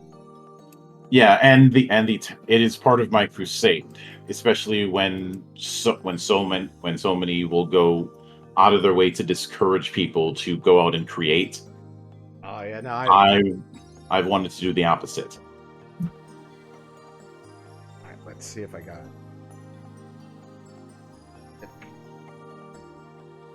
it. That's Final Fantasy. Yeah, that is Legend that is. Edition. Yep.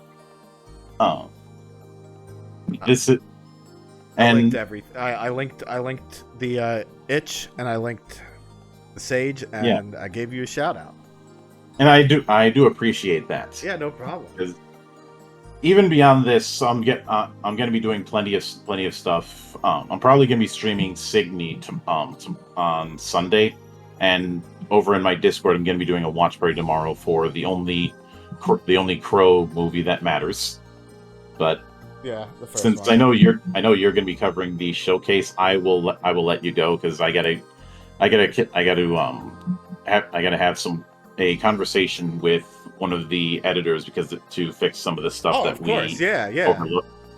So not to jump in and run, but stay frosty, man. I hope to invade your neck of the woods again in the future. Yeah, thanks for being here. Thanks for educating me on your book. Mm-hmm. And any questions that you've got or anybody in the chat has got, you can reach out to me either through putting up a question on itch through the server or through my Twitter at Mildred the Monk. Where is your Discord? Here we go. Yeah, those are relatively easy. That's Mildred's Discord. Yes, join them. Mm-hmm. And they've been very nice to me. A few of my friends are there. A few old faces. Mm-hmm. Yeah, that's been covered. That was covered during the debut, but that's a whole other story. Yeah. Well, Iron Liz and I are very good friends. Mm-hmm. Yeah, I was happy to see her there. Yeah. Because like I said, I've only been doing the VTuber thing for a little over a week, but I've been doing content for 10 years. Yeah. And I've only been doing this for like 2 years. Mm-hmm. But I will catch you another time, and I hope to see you in the temple again soon. Yeah. Have a good night. Have a good night. So stay frosty. You too. That was Mildra. Great guy, and he's very passionate about this tabletop. And I'm not sure if he's the first. He's probably the first person on Sage to like release a tabletop. It was very unconventional. However, once they started doing non-Sonic games, I would say the floodgates had been open. Let's go back. Let's let's play some Sage games. We're gonna start with one that caught my eye. Hot Job 94. I hope it'll work.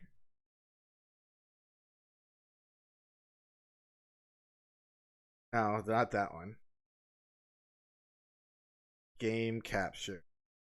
Hot Job game demo. Press A or press space.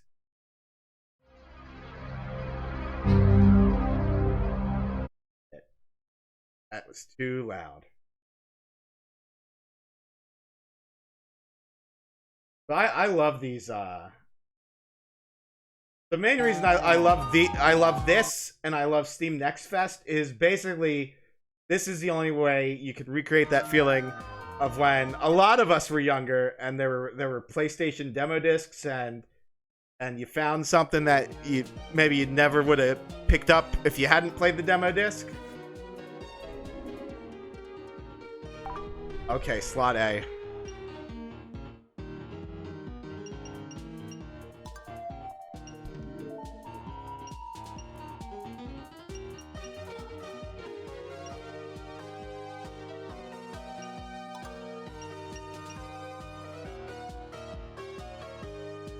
Well, see, this guy did the Only Plays game he released. Dude, how many people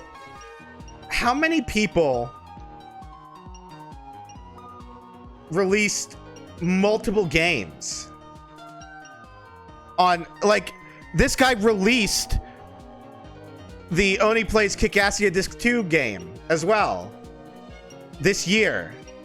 Like, today we're gonna be playing it.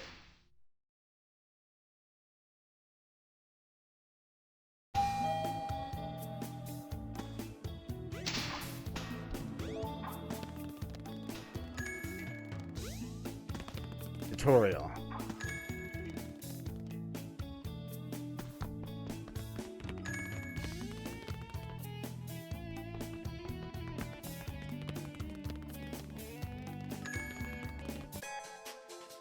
Hang on. Amen.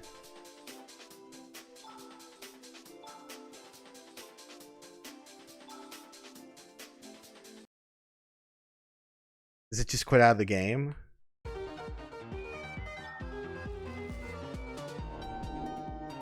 Very adventure inspired. Listen, the trailer I saw gets pretty fucking nuts.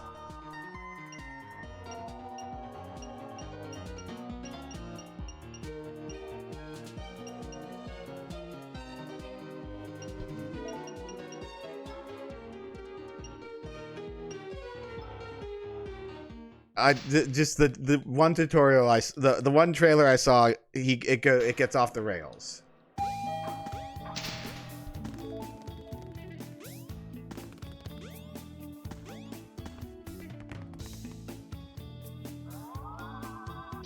Of course, there's the charge. Oh my god.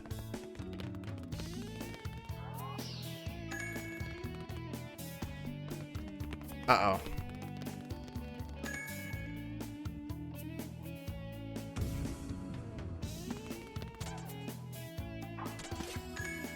Oh shit.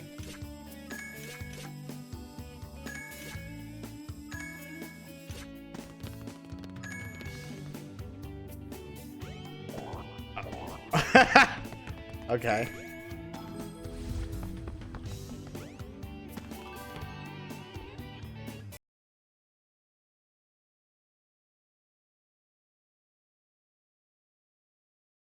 I know this starts normal, but the trailer makes it look crazy. Oh, there we go. See, look, I'm in the fucking car. And we're drifting out. Oh my god. Oh my god.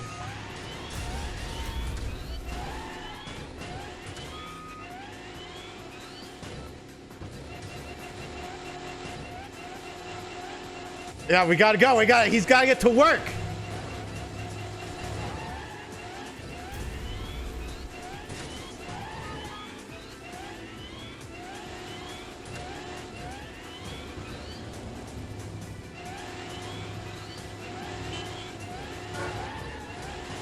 Wait, which way do I need to go?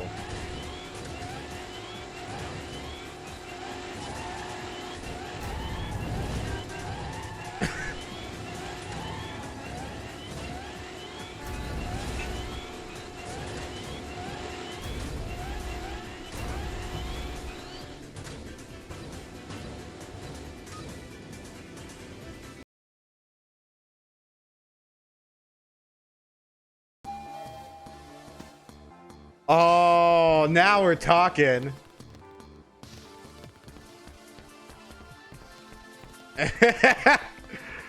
Sorry, Gus would be impressed. Oh, can I wall jump? I can't wall jump.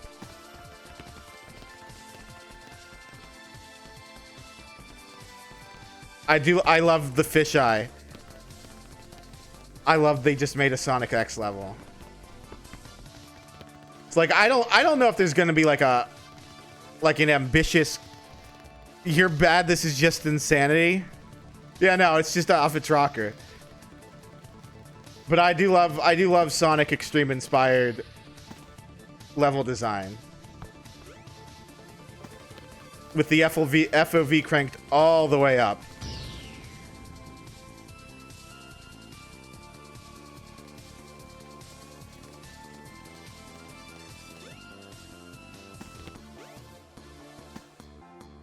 I beat that game a lot with him over Axel.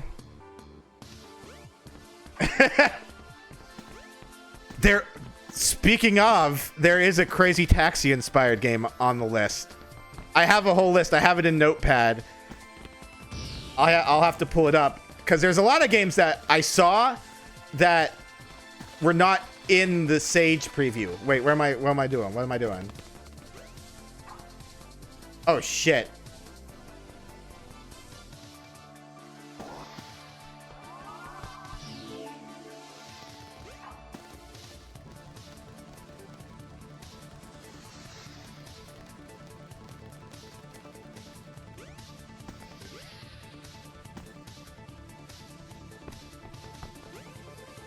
We got to figure out how to get over there.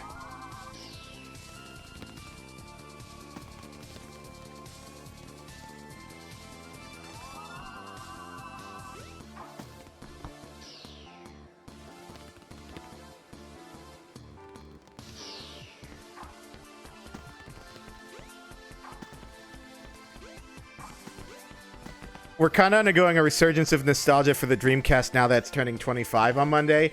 Yeah, I guess people are starting to do Dreamcast PS2 era style games, which is good because if anyone that says, "Oh, this looks like a PS2 game," are like deluding themselves. Like they're foolish because that's a good thing if it looks like a PS2 game. PS2 games looked awesome.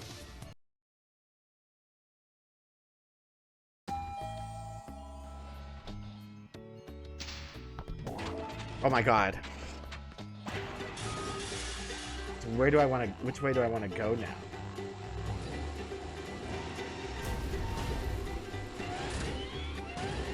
What's this fucking goofy ass music?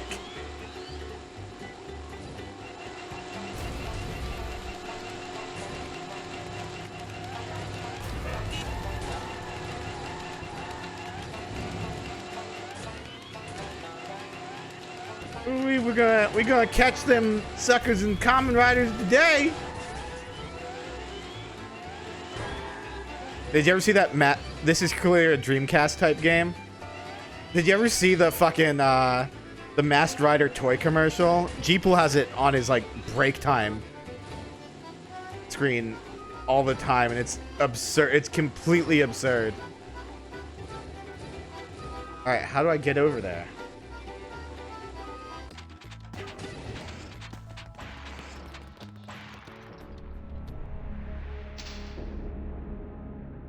Why is the car barely drivable? That's part of its charm. I mean, the car handle's great. It's just all over the place.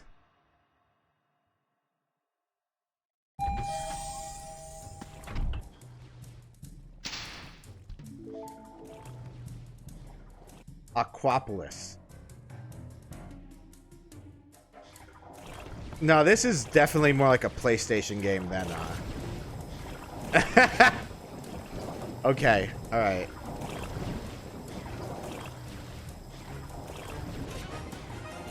Oh god, don't fucking...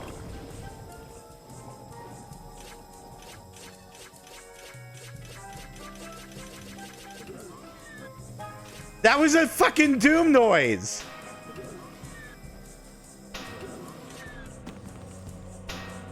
Oh my god, what's going on here? Oh, jeez.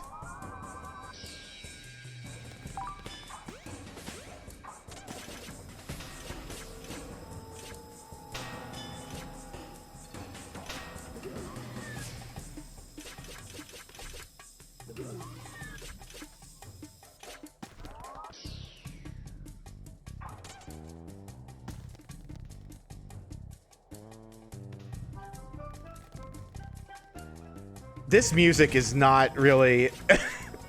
This music does not feel appropriate to the level in question.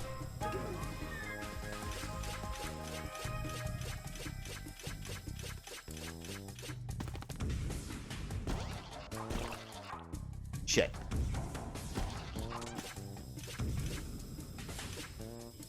I don't know what those things were, but I didn't want to touch them. Let's see what happens. Oh, they're speed boosters.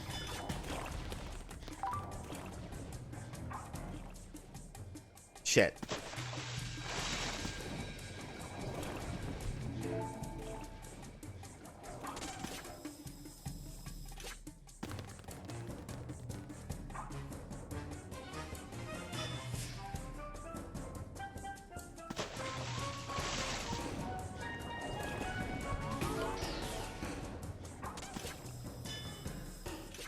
Alright, so I'll have to be careful this time.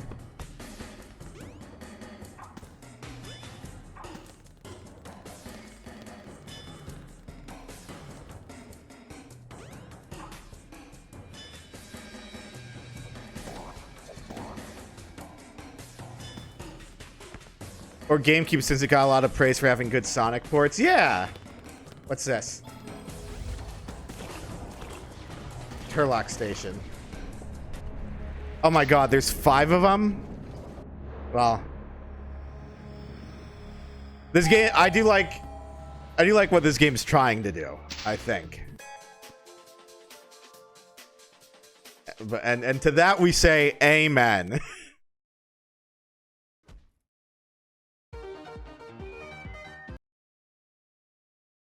That's game's.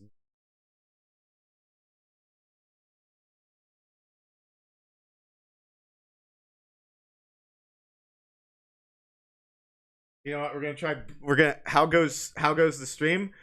Great. We just tried what was it? Hot Job 94 and it was unhinged. So now we're gonna try Brasonic 20XX. Which is also probably unhinged. If it starts. It might not start.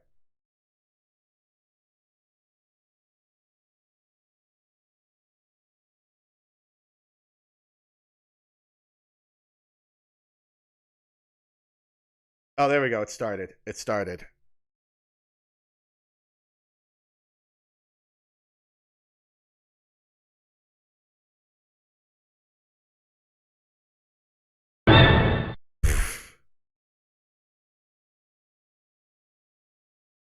I suspect.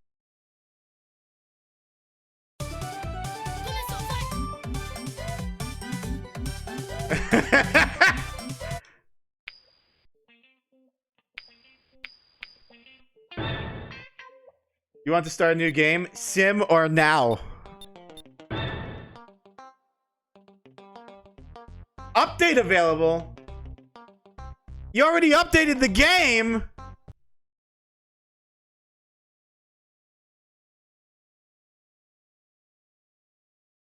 Buddy, I just downloaded the game update.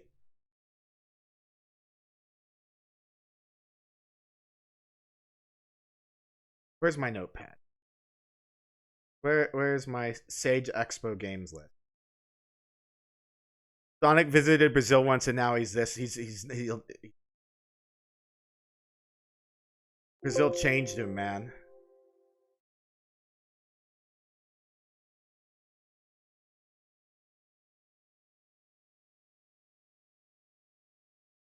where's the... Oh, yeah, that's the one. Where's the Beavis and Butthead game? Somebody made a Beavis and Butthead fan game.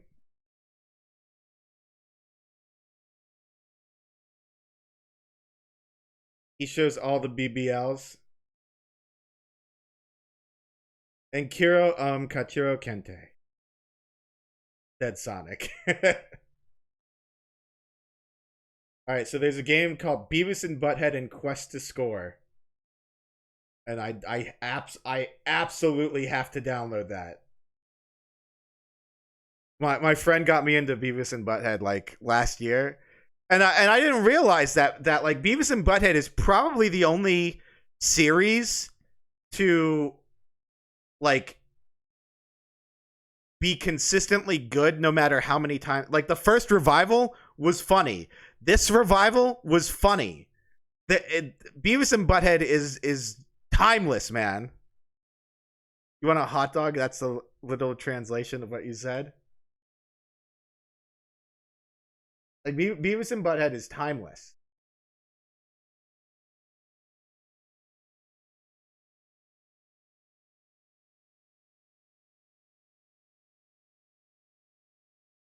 The first movie is probably at their best. But listen, that second movie was really funny.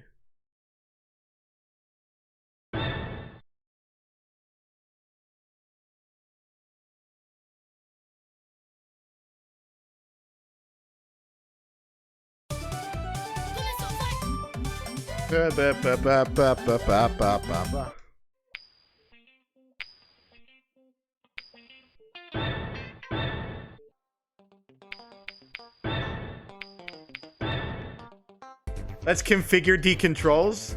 What?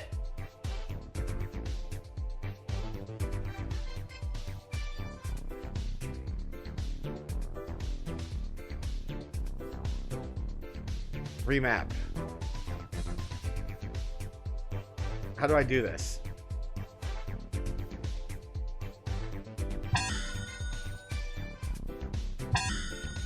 What? What do you want me?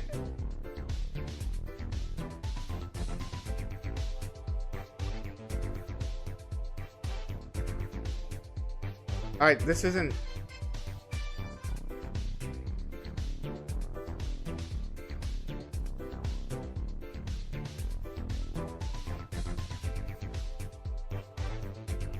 Was this a mobile game? What is this?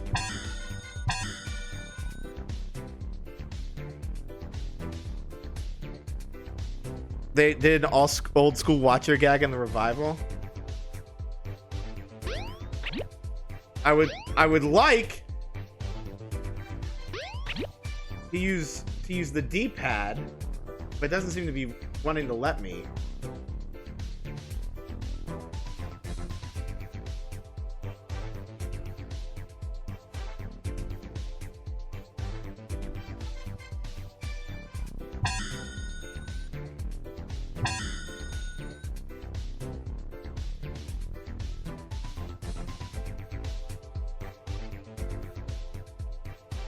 Feels like a trick. Compared to the more recent one. Yeah, Beavis and Butthead.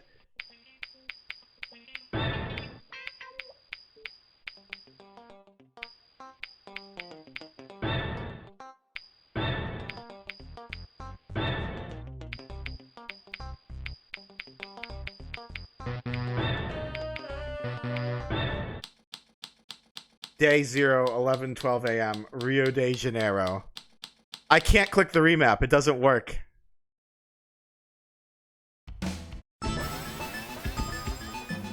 What the fuck?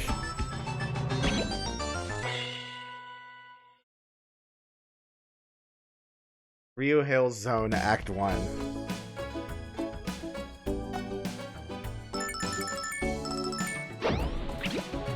What did you... Briss Sonic, you just killed somebody!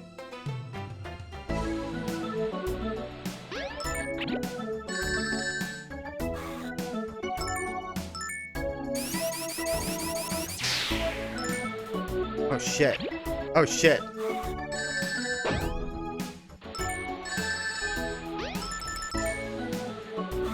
Oh my god, it's actual money. Hang on.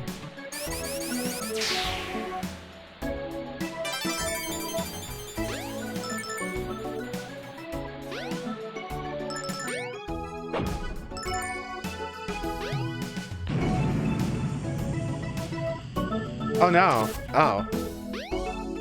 What? Hi, buddy. Check it out. You can catch a ride on this hang glider here. Radical, right? Don't go to favela. When you're flying on it, use up and down to move and avoid obstacles. Be careful because the traffic here is very busy. That's about it, and it's all right.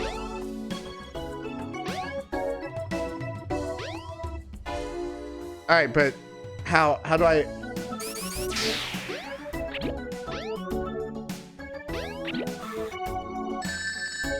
Well, whatever. I guess I.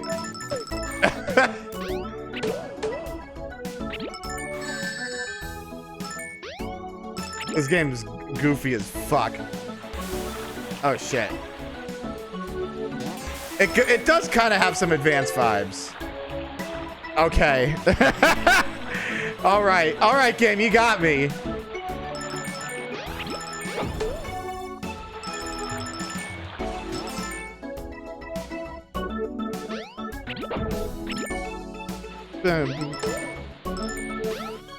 So, what are the odds that this is like a song, like a real song that...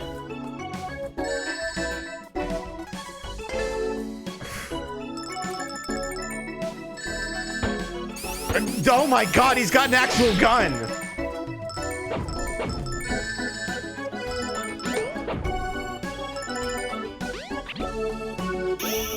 Wait, what was that? Sonic is killing tourists? No, it's Brazonic. It's Brazonic, not... No, Sonic is a different character entirely. There's Sonic, see? He's right there. Hey, you! Hi. Who do you think you are? You threw sand at my face. What? I'm really sorry. I didn't even notice. You're gonna pay for this. Hey, are you Sonic? Dude, I'm your fan. Listen, I won't tolerate this behavior, but only because we're alike. Hey, isn't it Dr. Robotnik's Eggmobile? It is. So what?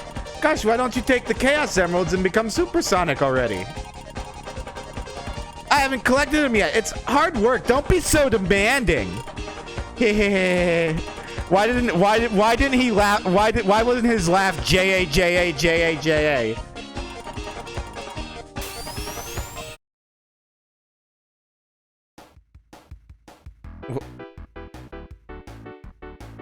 Why am I fighting Sonic?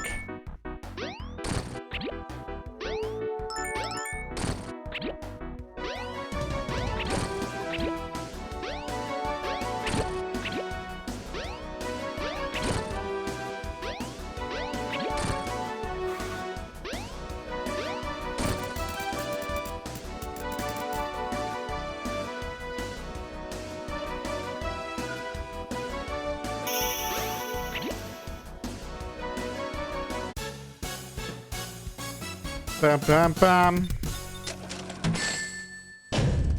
Oh, I got an S rank. Cool.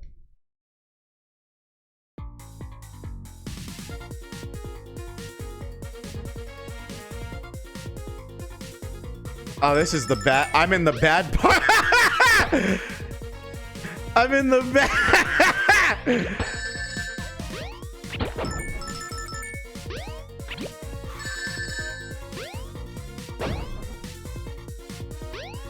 Oh my god, why? Can I wall jump? Hang on. No, I can't.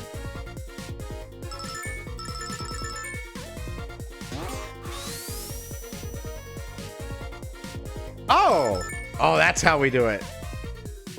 You are in the favela, Jay? Oh no.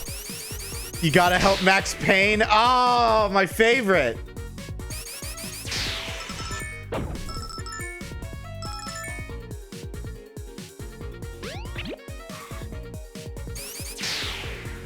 I don't know how the fuck I'm supposed to get up there.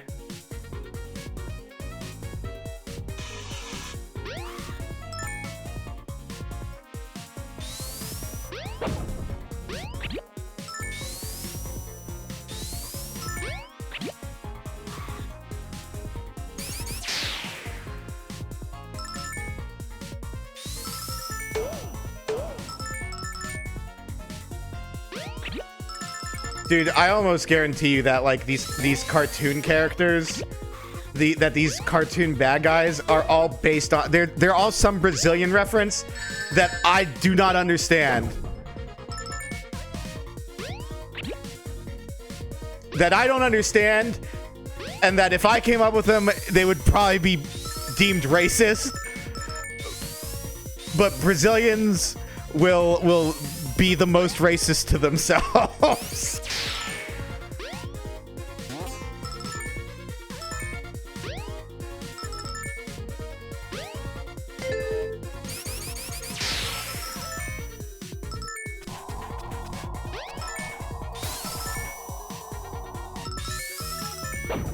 Dude, that guy with the gun is just unbelievable.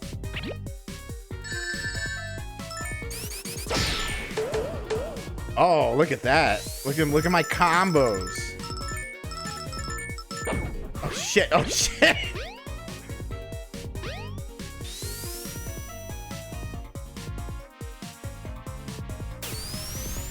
Oh, there you go. That's how you...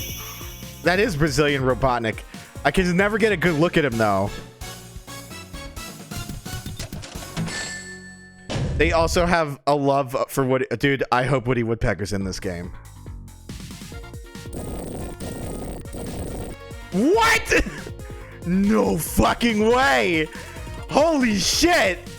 Oh, no. Dr. Robotnik, what did you... do? Oh, man, this is... Oh, oh, wow.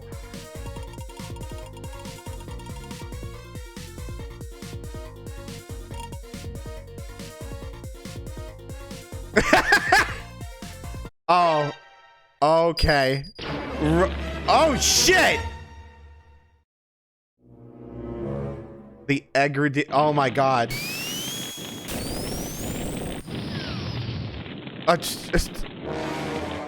Oh no!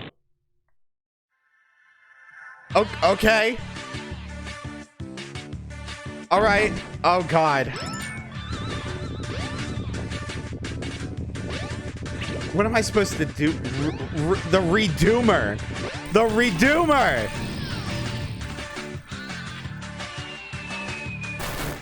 All right. All right, buddy.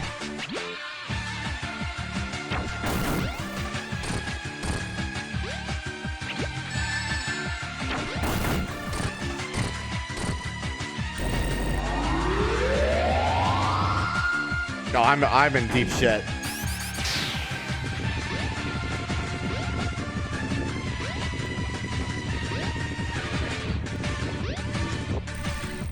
Is House of the Dead score? Oh my god, it might be.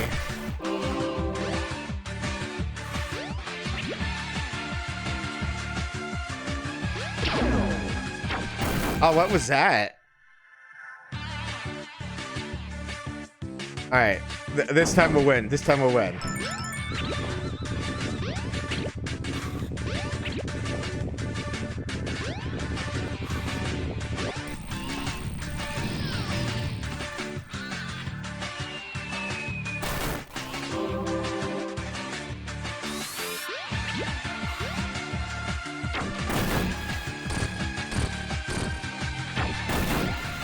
Oh shit.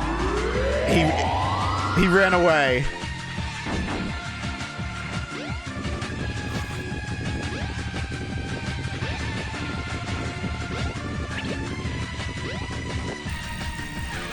I don't know who made this, but I appreciate their sense of humor.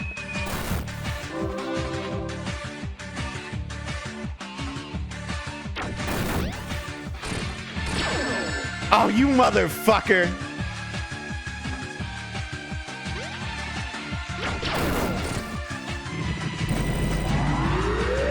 Oh, hi, Oku. Sugma Rizzler. Oh, wait, what? Shit. Oh, look, we saved all the Brazilian birds. Oh my god, it does kind of sound like the... It kind of does sound like the House of the Dead theme. You are not going to flee. What? Geez, that was close. But where's that darn robot? I just want to know who's behind all of this. What about this? That's terrible. You can't trust anyone either. Everyone's crazy. I'm going to visit Sao Paulo and see what's going on. This is just the beginning, kiddo. It doesn't matter where you go. I am everywhere, always with the card under my sleeve. Also, no one believes and cares about you. You will fall alone, forgotten, humiliated. Let's go to the next tactic. Massive bombing in Sao Paulo? Where exactly are you going, Green Hedgehog? See you soon!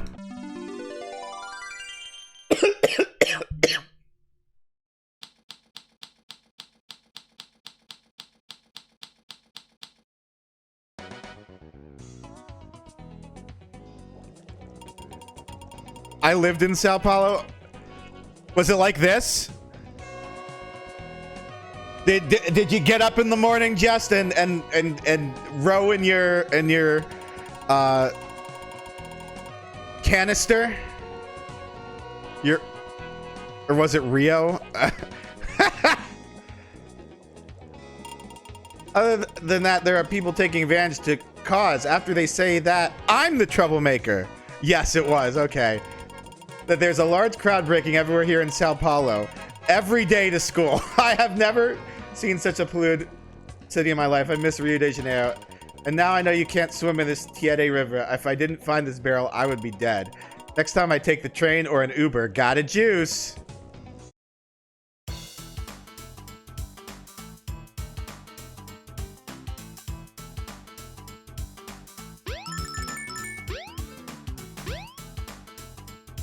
It is no use.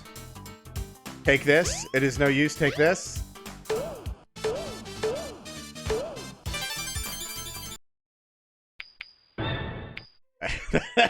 This game's fucking nuts.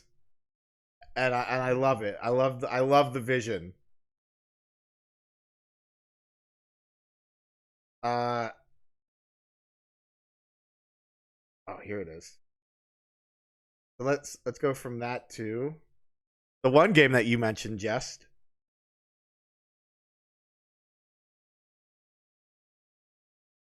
This gives me 90s fan nostalgia. Yeah, yeah.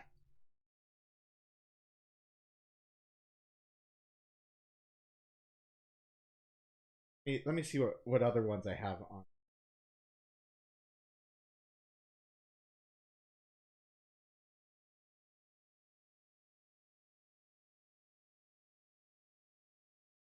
Where's Mimi and Spike? Oh, that's Mimi.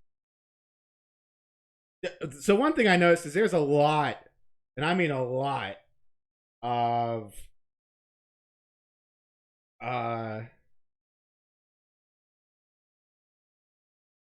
Pizza Tower fan games that dropped. And I'm sure Pizza Tower is like part of it. Where's Dream Shop? Here's Dream.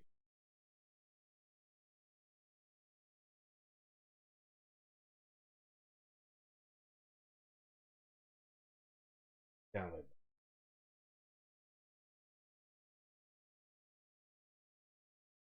That's not the one I was looking for, but DreamShock is also looking.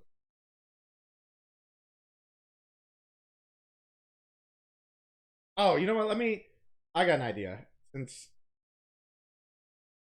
Let me pivot over to Steam because Steam had a game. Or somebody just has the demo of the game they made on Steam. Also, look at this. Look at how many Foo games there are. There are like 5 different Foo games on here. I think.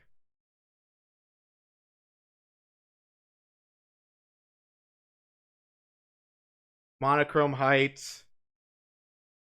Princess Pamu. Project Rodeo Proof of Concept.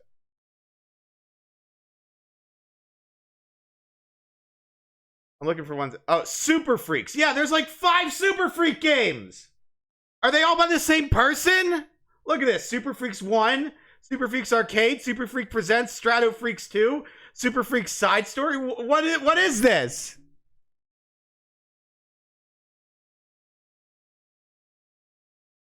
Wicker, Cheese, Keys, and Speed.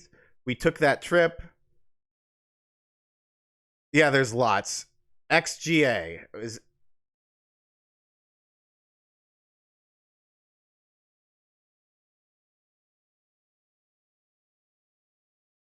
And I downloaded like. Then there's a bunch of fan games. Share the Glitch. I'm not really interested in. Evil British Guys, Sonic and the Hedgehogs. Jack and Bob remastered. Okay, you know what? I know a game that I know we will like.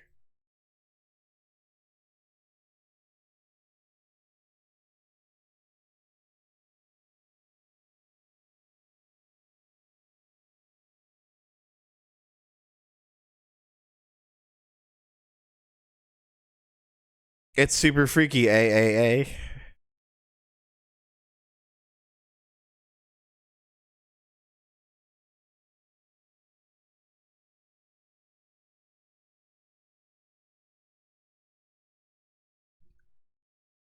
Mega Man X is a property of Capcom. Please support the official release.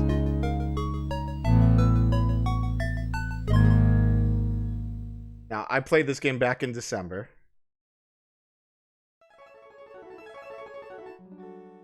Capcom.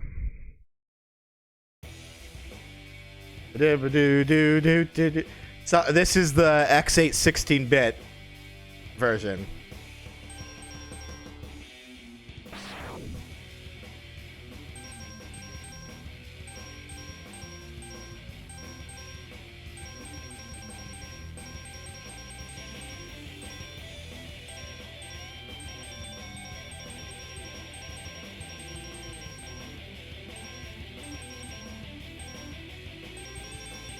Mega Man Twitter 8, yeah. I love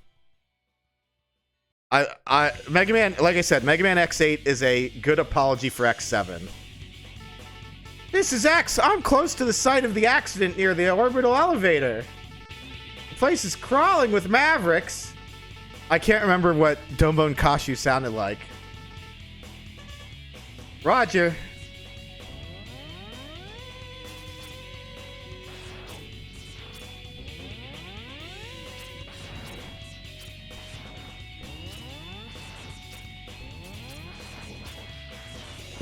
Oh, look at that. It's a new version of the X1 enemy.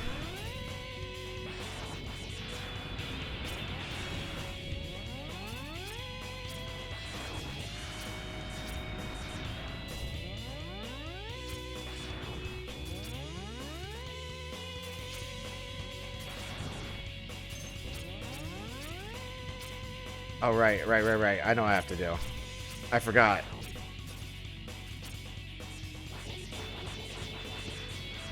What am I fighting for?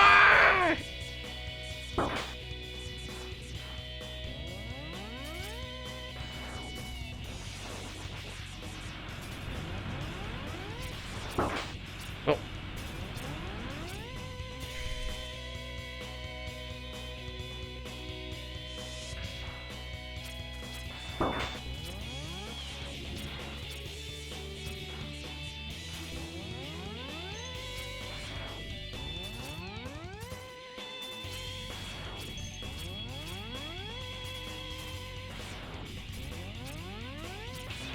Oh, what's this? Oh, right.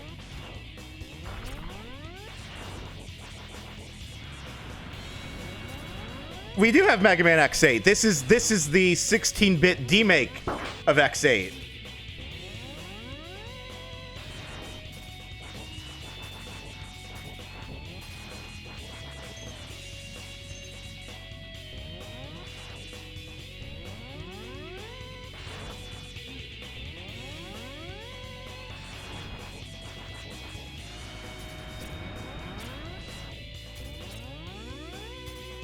Because I don't know, somebody wanted I feel like it runs slower. I feel like the gameplay is slower than the gameplay in X8 overall.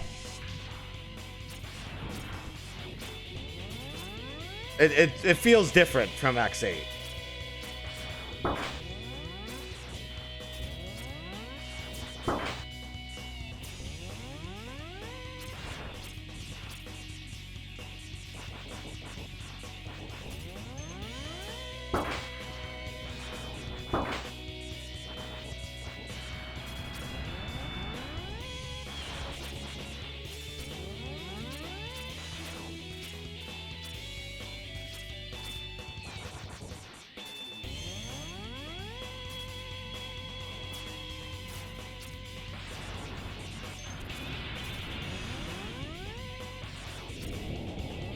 Oh shit.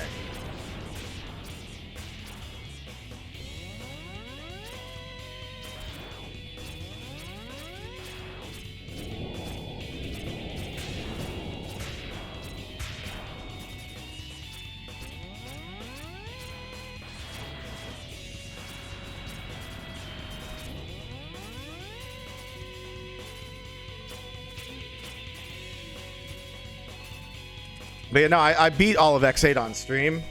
I thought I would have to play through it twice, but it turns out I didn't. It was really fun. This December we're going to be playing Command Mission.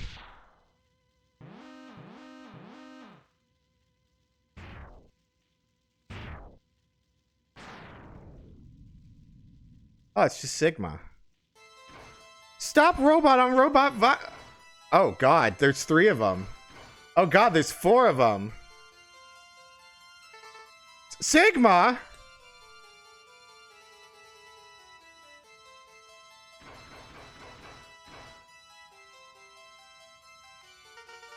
To protect ourselves from damage during the accident, we had to copy a sturdy Sigma body. Oh. We New Generation Reploids enjoy complete and total immunity to all viruses. Yeah, right. Yeah, I bet. I bet you do. So even copying something as dangerous as Sigma provides no risk. Who are you? I'm Lumine. I'm the director in charge of the elevator and the Jacob project. I see. Hold tight. I'll signal my team to send in the rescue.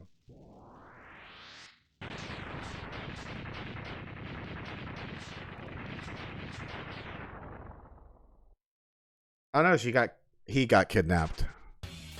Oh, it's, yeah! How nice to see you again, X! Vile? Ha ha ha! I'd love to stay and play with you, but I'm afraid I have too much work to do. You're a wanted criminal. Stop and let Lumine go.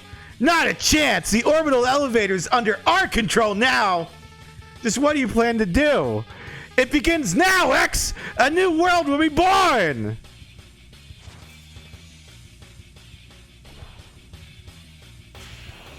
Oh, there he is.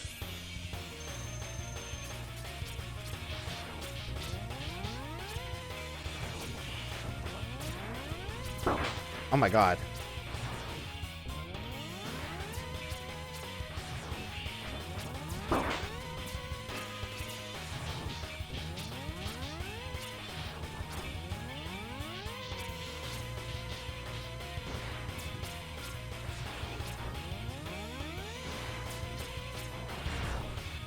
Oh, I forgot I can do that.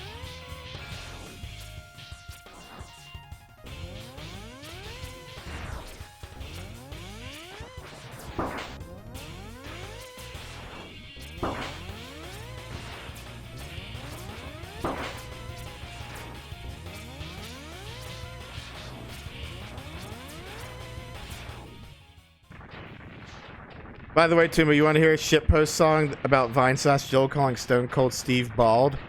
Yeah, DM it to me. I good to see you again.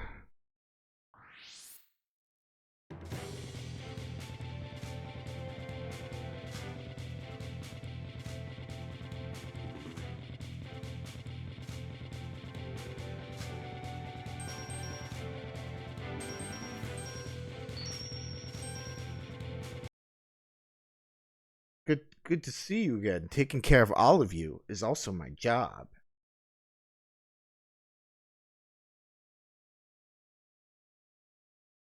All right, this is that Oni Plays fan game.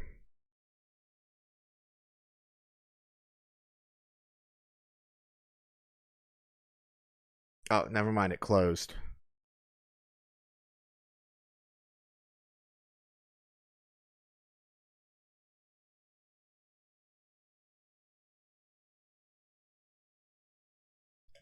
This game is a parody. Is that okay with you? Yeah.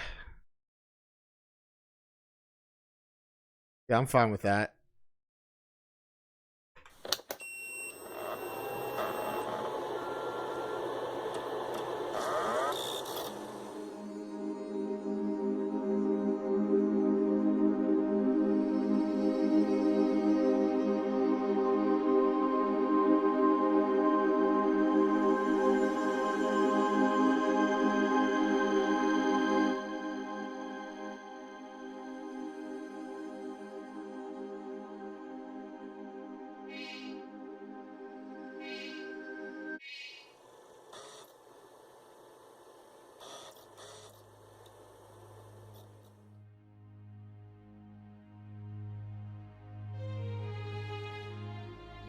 Hell yeah!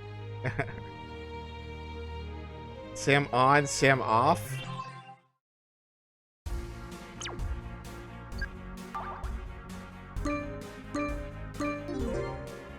I love.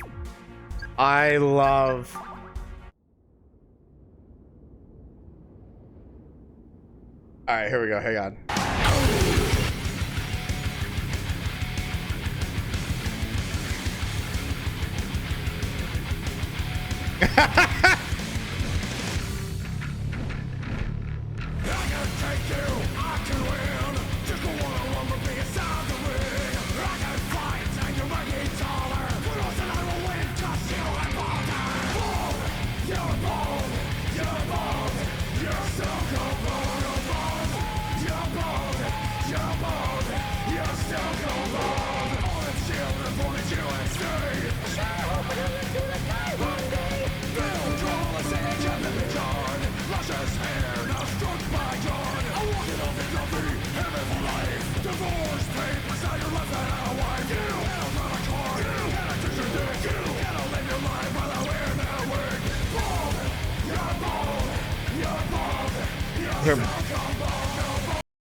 That is a very good. That's a very good. I didn't know Joel had it in him. I like that the album cover has the wall on it. The wall, brother.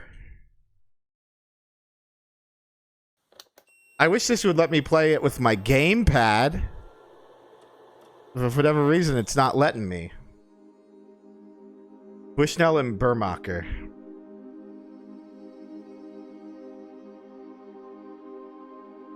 Giga Drive 32.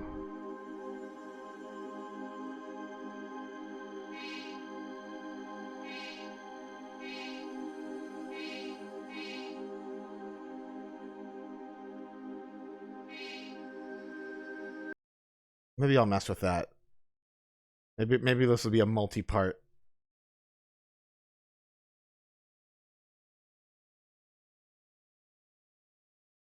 Experience.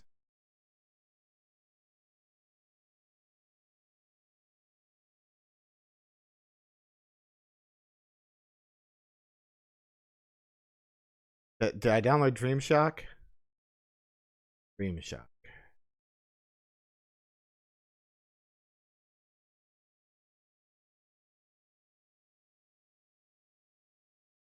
Oh, there's also a Klonoa Project Moonlight. Yeah, let's download. Let's play. I only played the only Klonoa game I played was the first GBA one.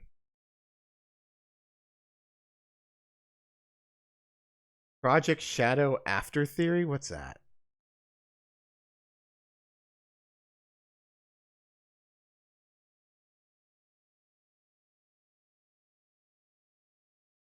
There's a bunch of Pokemon games on here, but I'm not really going to.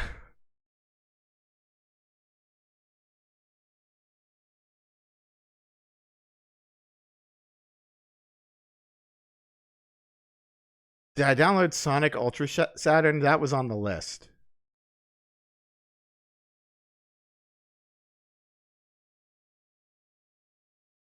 Couldn't find. Oh, Game Jolt page. Oh my god, it's 2 gigabytes.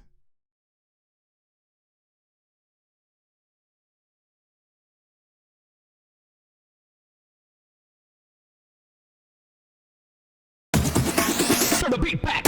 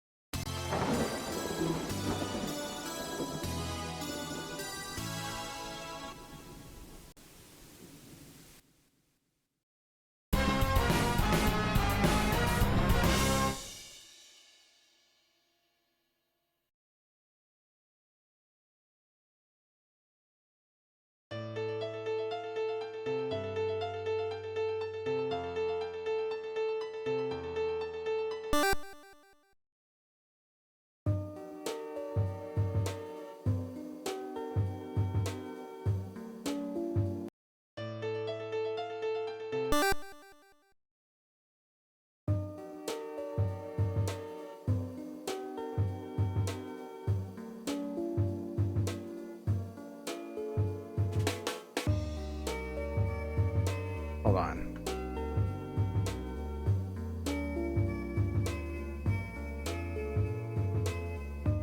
Oh. All right.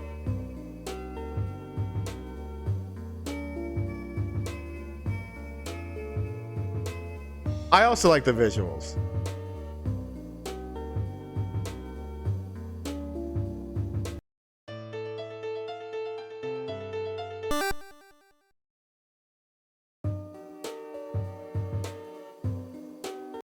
It doesn't seem to like doing full screen. Best played with gamepad.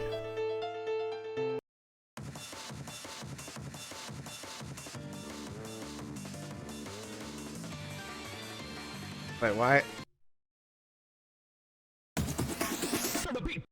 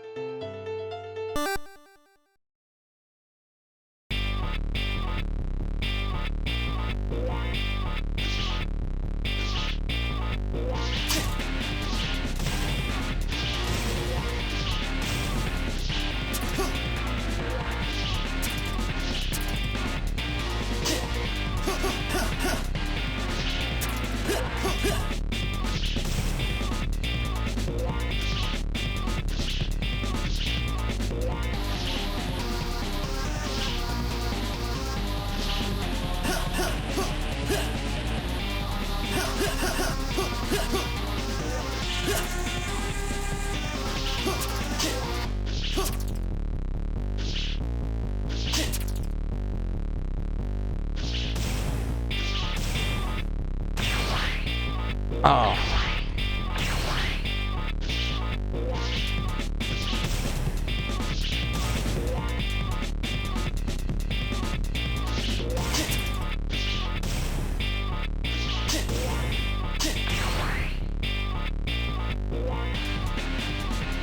What's summon?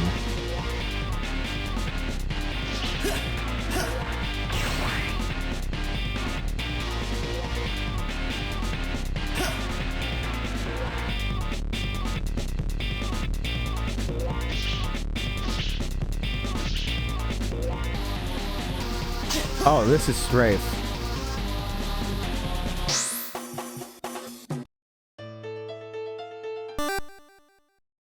Yeah, the visuals look really good.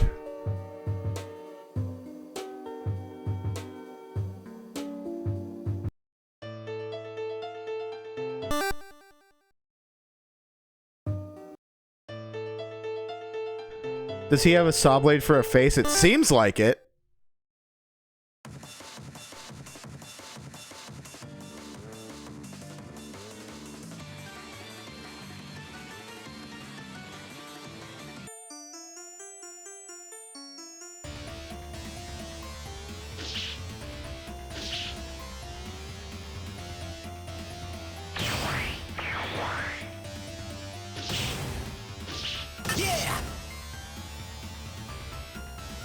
X-pads to attack.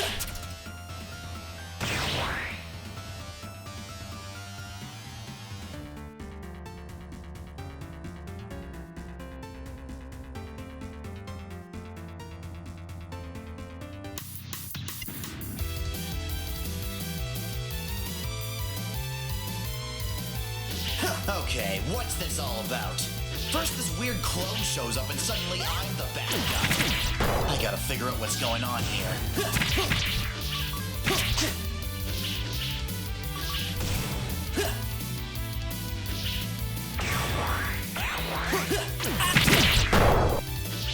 Yeah, I do like the visuals.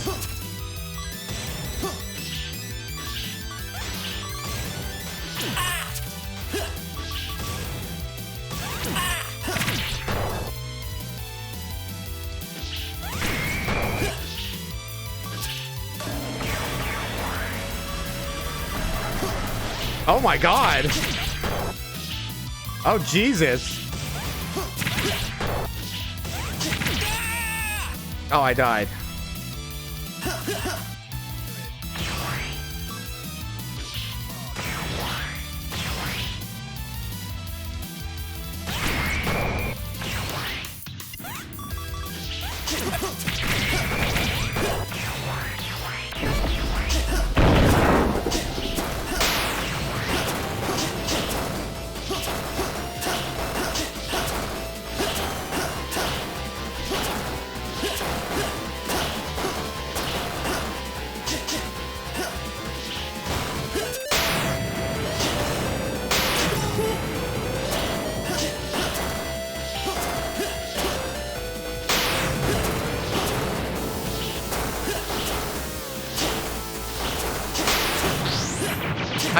I guess his hair is like a saw blade.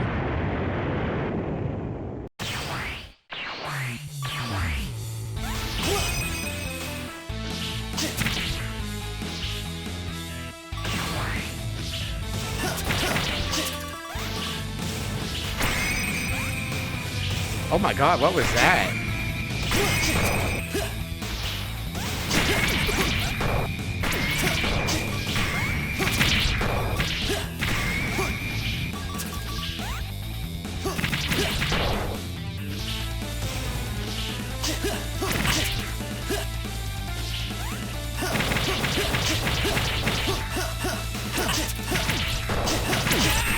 Oh.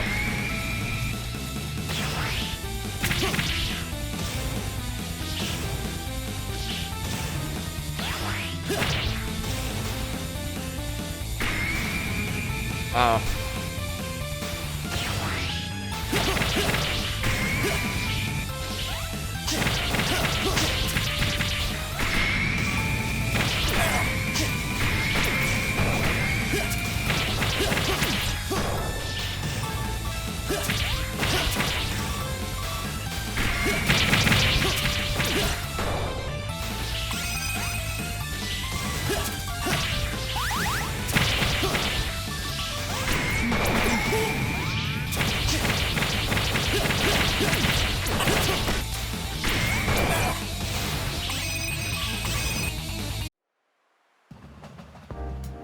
That was pretty easy. Scratch the giant robot. That was a curveball and a half.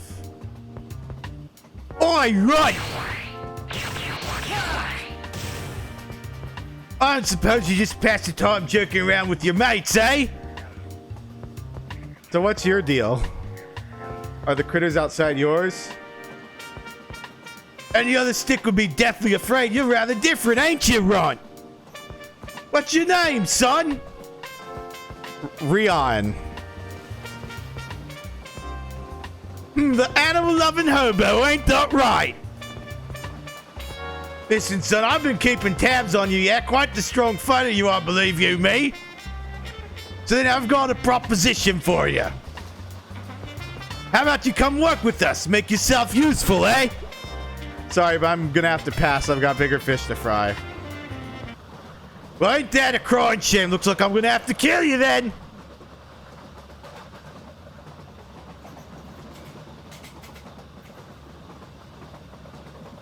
Yeah? Oh.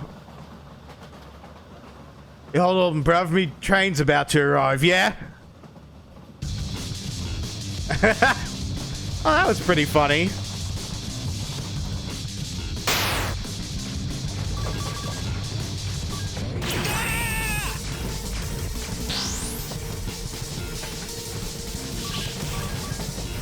Oh, I see, I see, I see.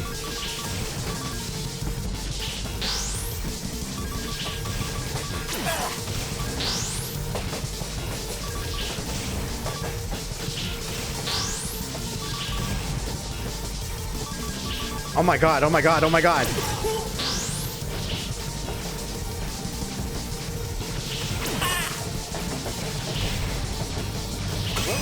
No cigar.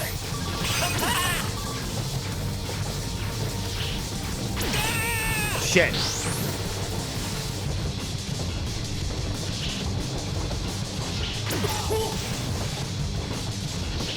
Oh my god.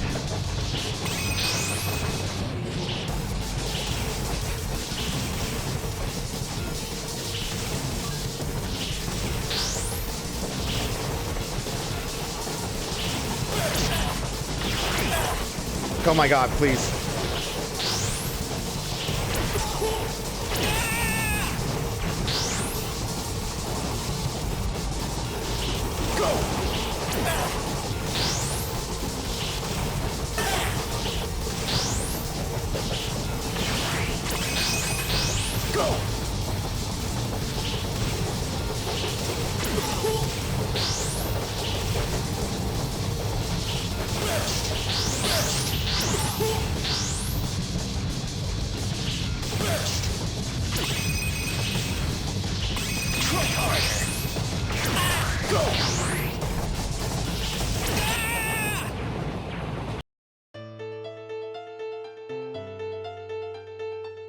It's cool, but it's a little difficult.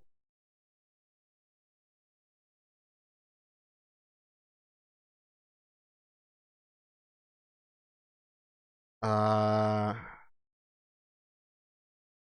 else do we got?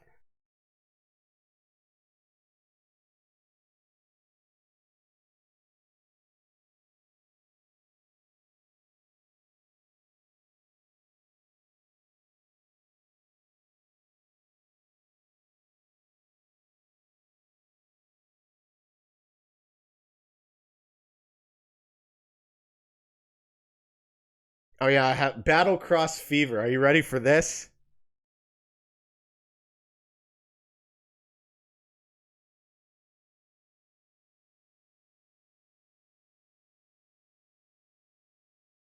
Oh, also Sparkster PC.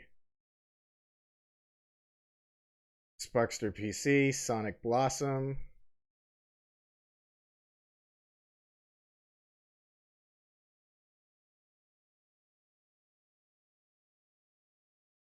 Oh, no, I know which ones. I know which ones I need.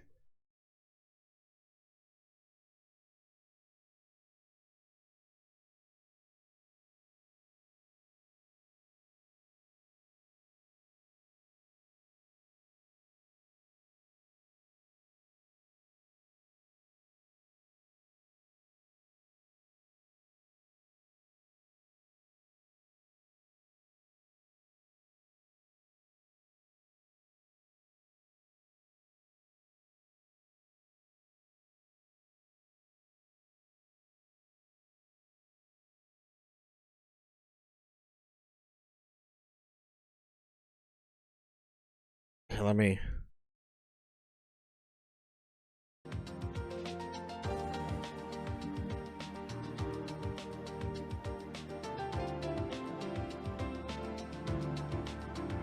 Docker X Clash.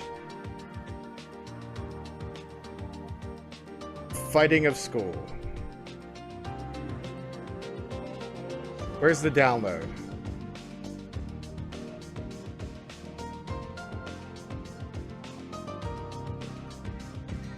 Bum bum.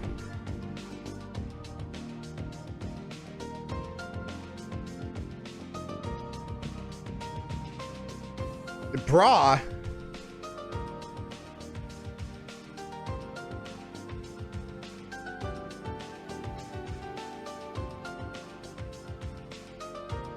This was the cool one. This was the cool one that.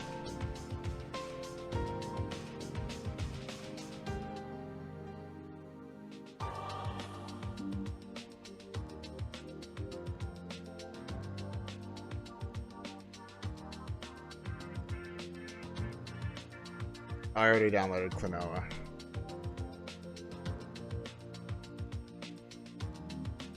I'm trying to remember the really unique one I saw.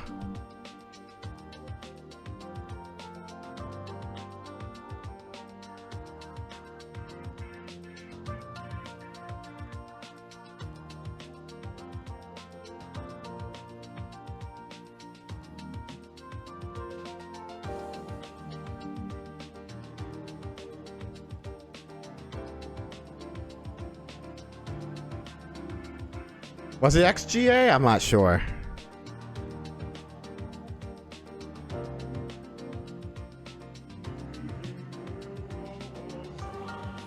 And then there's a bunch of Sonic fighting games. I don't know if I want to play all the Sonic fighting games.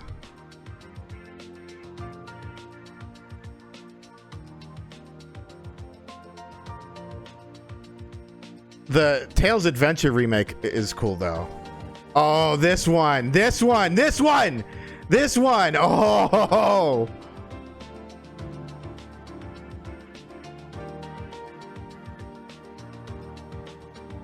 Hell yeah.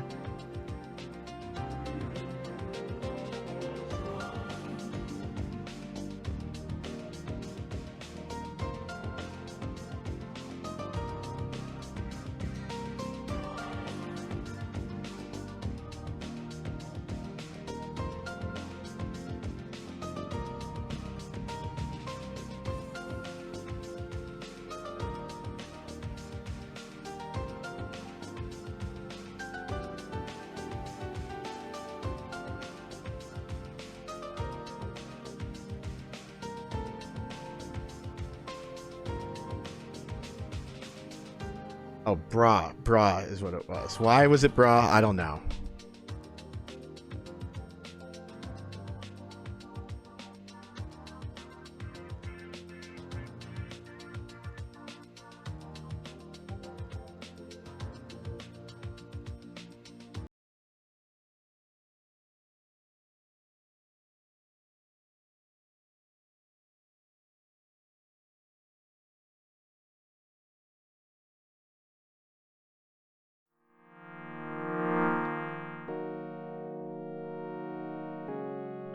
Okay, that was a mistake.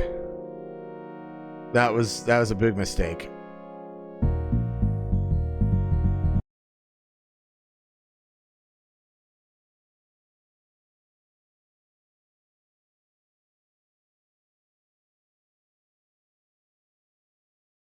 For some reason, Fighting of School doesn't want to show up.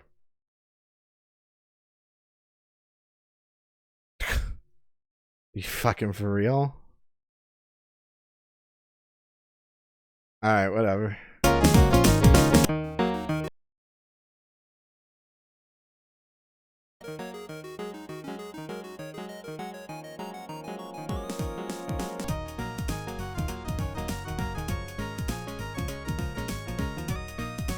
Okay.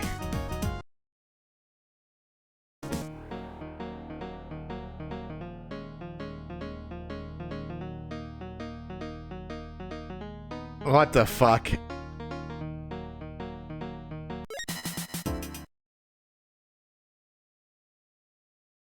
I didn't want to do that. Oh boy. Round one. Fight!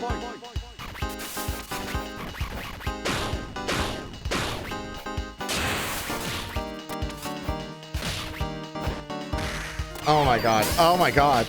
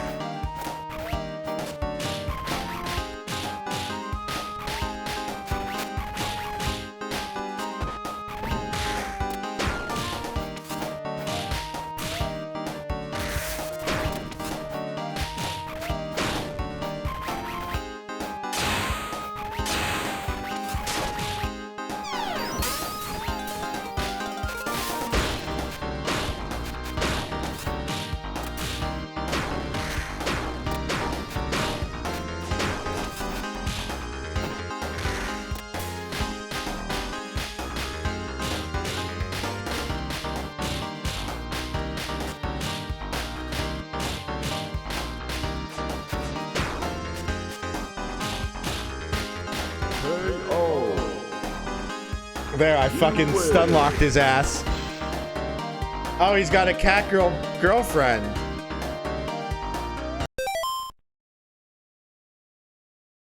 All right, well, that one's a little rough.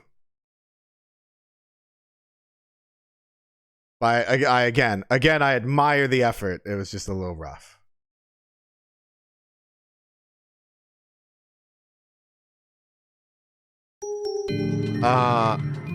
See, this one looks interesting. Sakura X Clash, last Millennium Spring.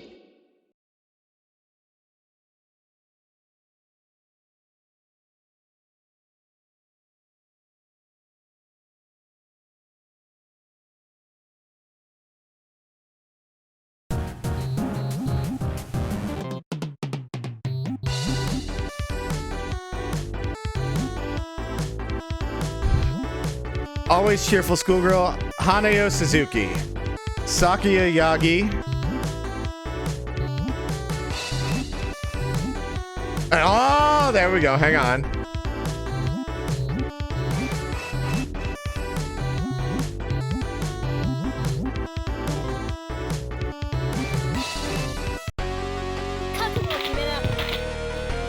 The Deadly Works begins. Cardbox Nanio. First hit.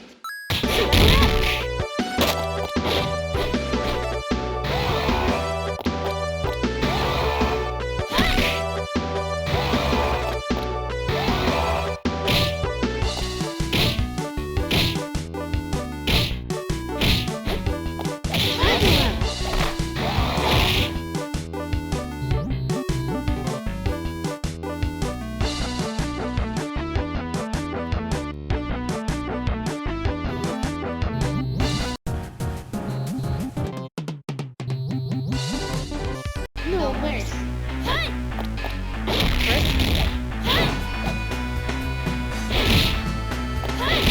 Elbow drop.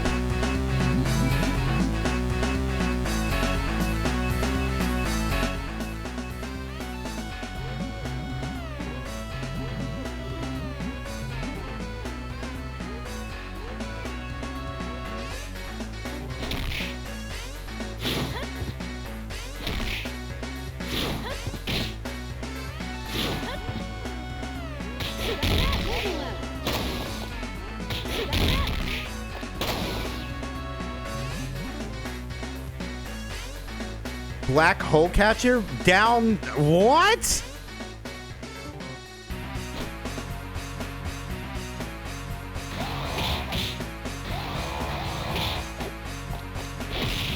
Oh, is this like a projectile grab? That's cool.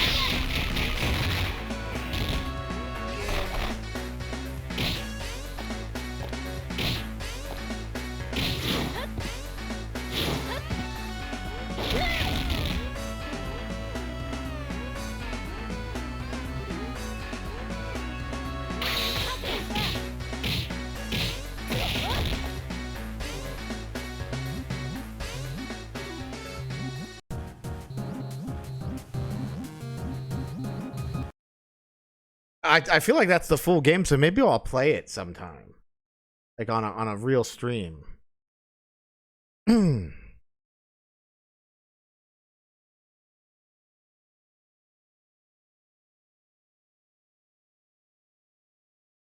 Oh shit.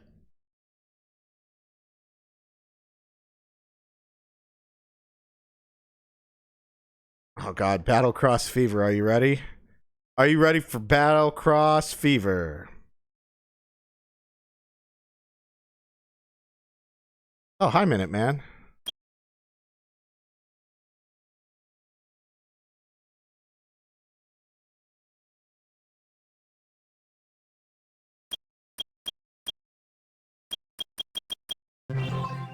Oh god. Oh my god, you can oh man, online multiplayer?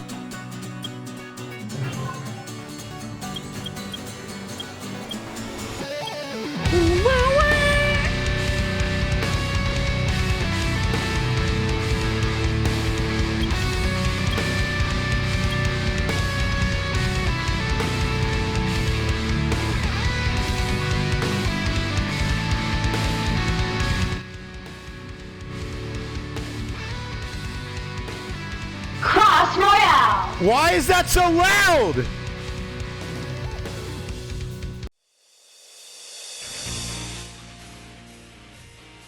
Oh my god. White Coma's in the game! Oh, how did they know? How did you know? How did you know you would get my favorite Melty Blood character in this game?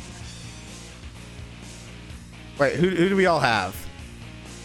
Oh, we got Quote! And Milla? Oh my god, Terry. Gunstar, red Gunstar, blue!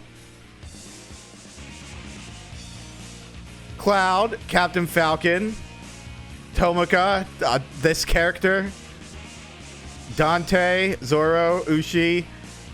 Oh, we got oh my god! It's all the characters I like! Batsu, Dudley, Akuma, Zero, Ale, Sonic, Tails, Knuckles, Shadow Rouge, Blaze, Goku, Gohan, Vegeta, Broly, Android, Naoto from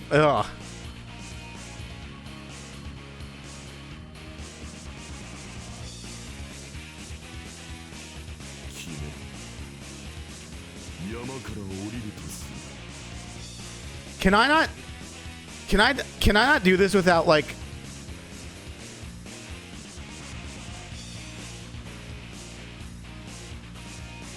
shit?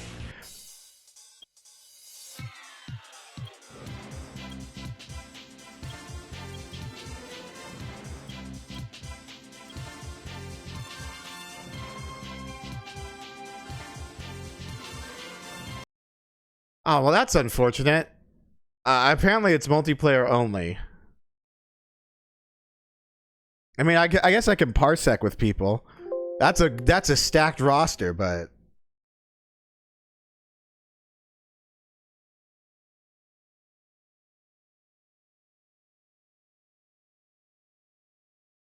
all right. Here's another good one. Variable Geo Cross Oscar 120. The Dream Team. Oh, I think I hit the wrong button. Yeah, I did.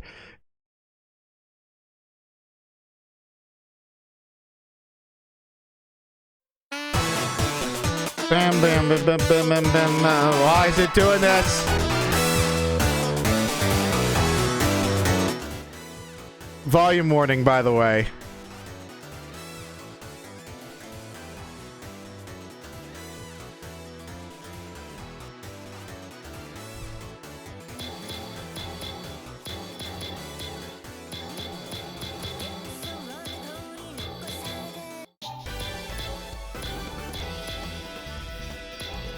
I'm sorry, what?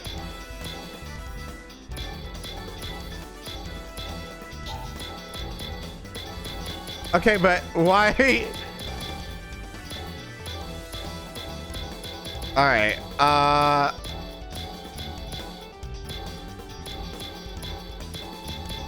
Break the targets.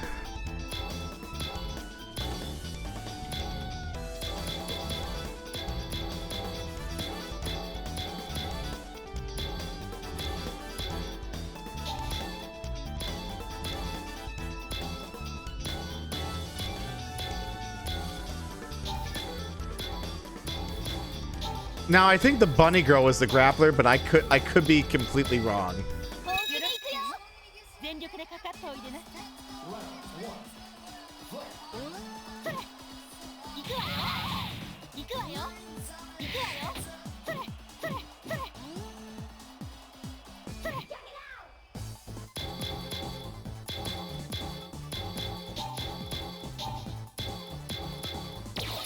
Is this like the new version of Mugen?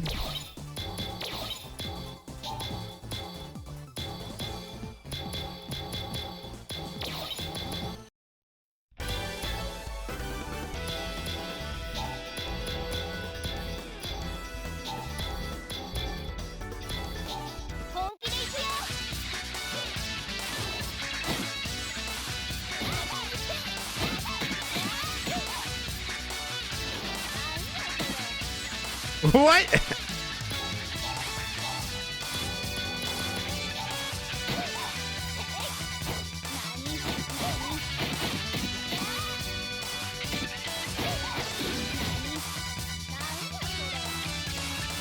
Ah, damn. That's unfortunate. But it's okay.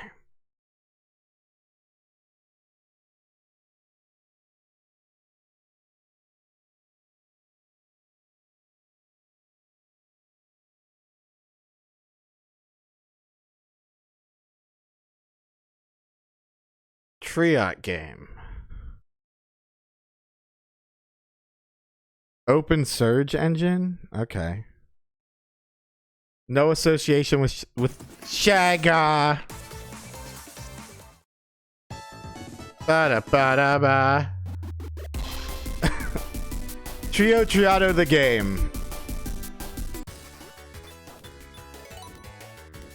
Ba-da-boop-ba-ba-doop.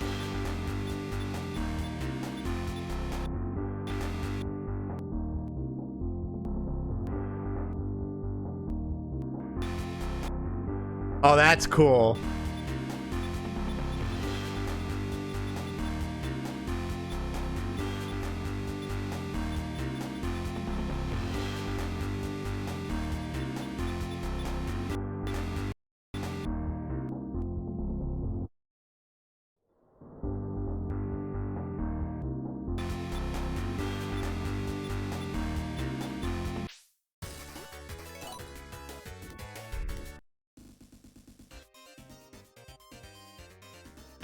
All right.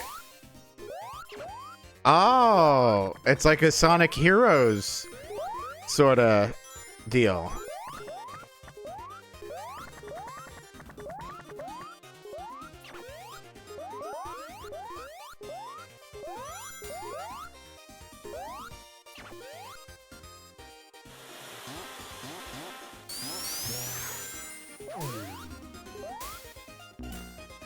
Can you do the thing? Oh, of course. Of course his ass can peel out.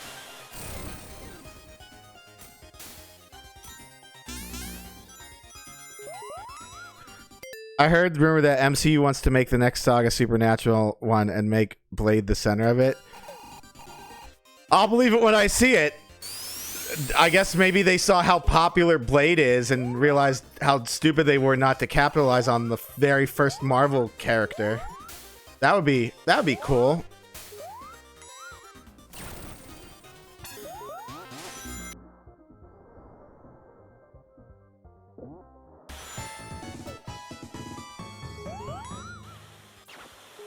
Oh, there he is. There's our guy.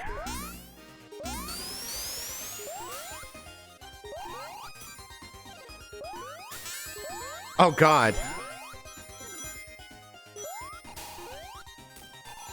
Why are the rings sideways? I just noticed that. What a bizarre... So I guess it's just like an attempt to do Sonic Heroes in a 2D game engine. I mean, it's pretty solid. It feels like Sonic.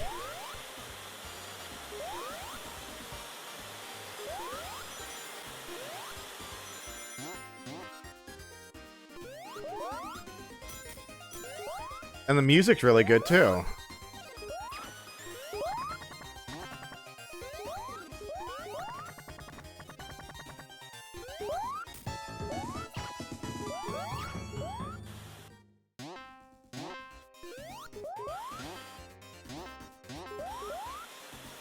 Shit.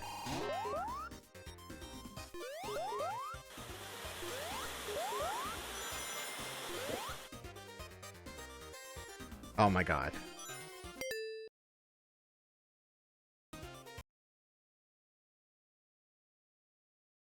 Alright. Let's try Honey Bunny.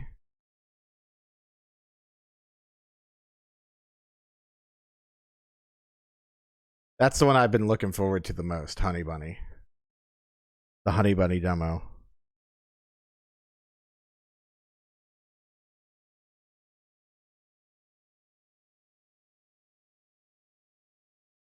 As soon as it wants to start.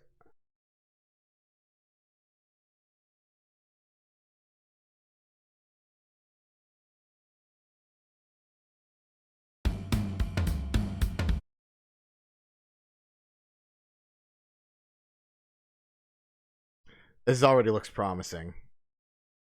Why is my VR open?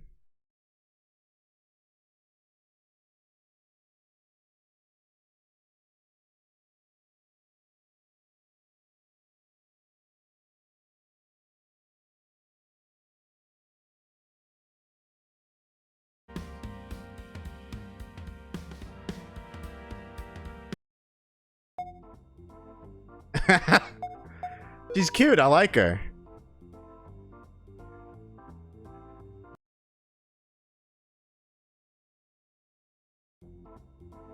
Oh no, I'm going to be late for my shift at the Lucky Rabbit. I better hurry.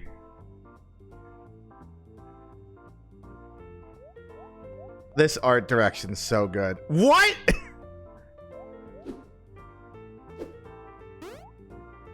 All right, game.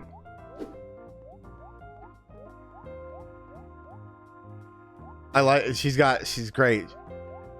Her walk animation's so good. I love her. How you doing, bunny? Honey bunny?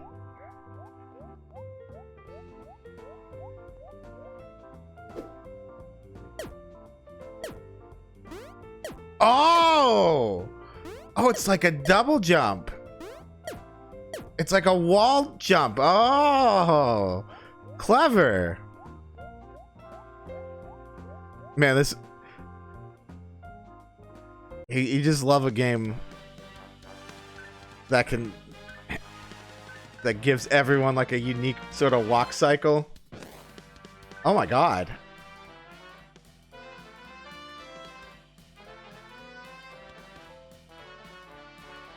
Stealing all the cocktail cherries. Help Honey Bunny get them back. I gotta stop the cocktail gang. Take a red hot shot to calm your nerves. It's so strong can raise the dead.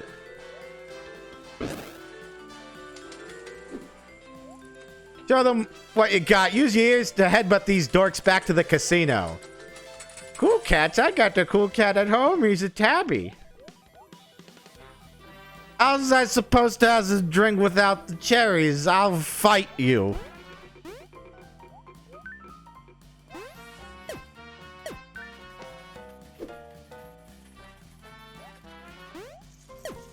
Oh, look at that. Look at that. Oh, it's like a grappling hook.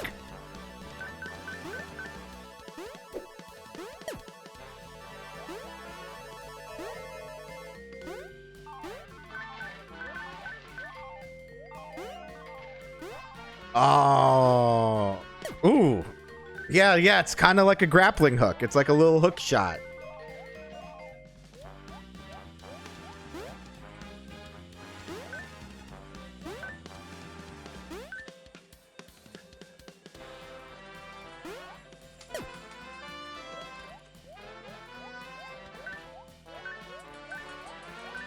So I'm gonna say recommend. Big recommend on this game.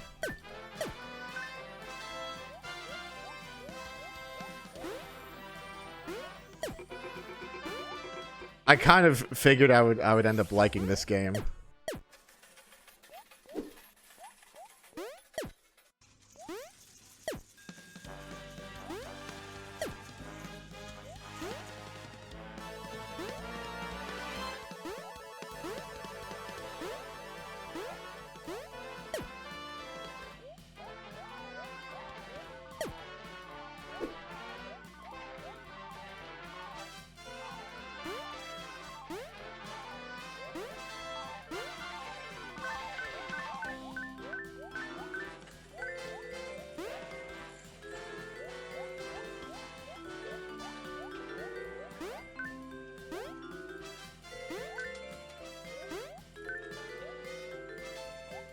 Oh, geez, if I lose this game, I lose the kids.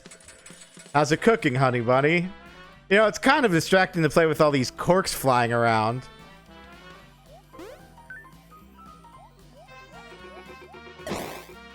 Oh, I can charge him.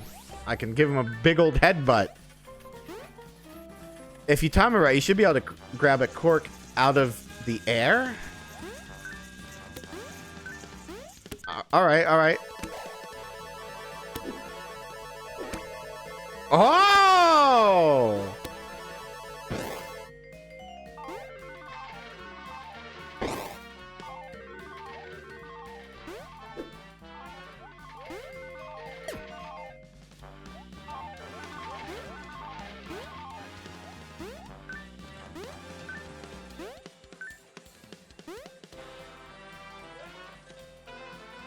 Bum, bum, bum.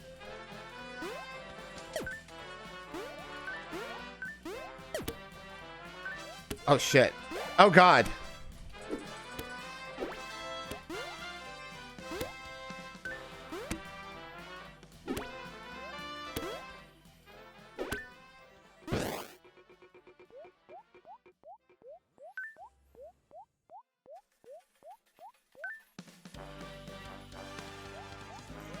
Who would have thought that Honey Bunny would be the game of Sage 2024? I did.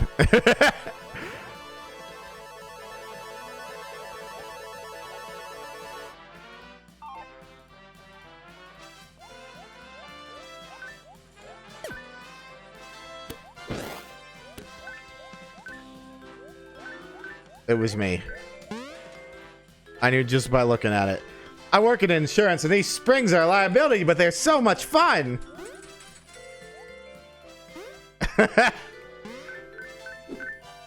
Oh, sick. Oh, shit.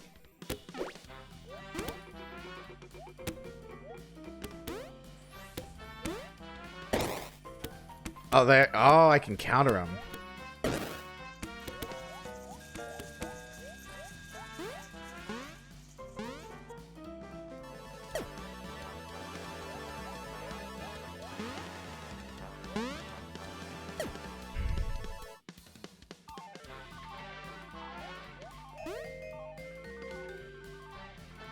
Ba-ba-da-bum.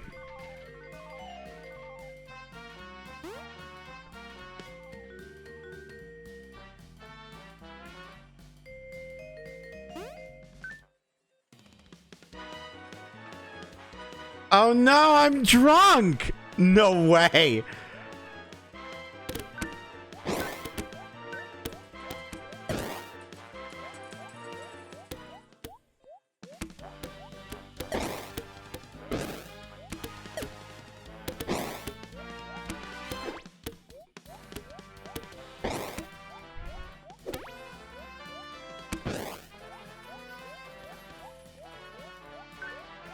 That's funny. I can't believe I do not get paid enough for this.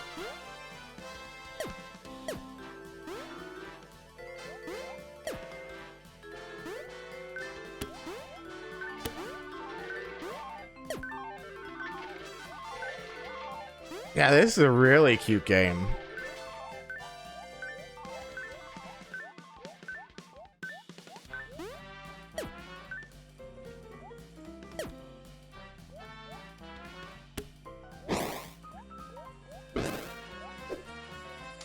Boss says I need to work on my shuffling.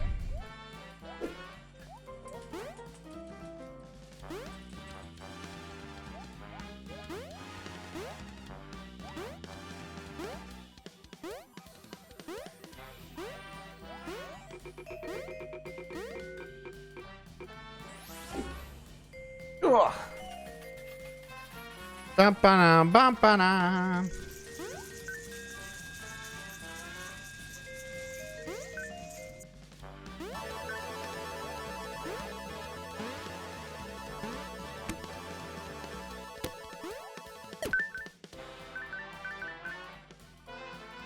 Bum-ba-dum.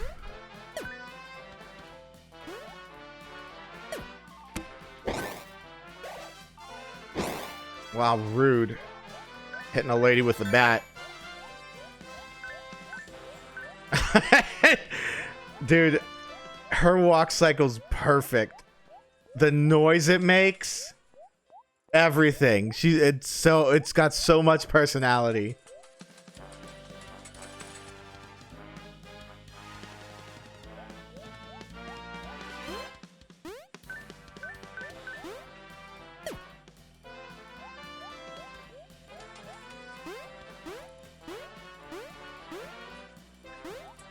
Bum-ba-dum-bum.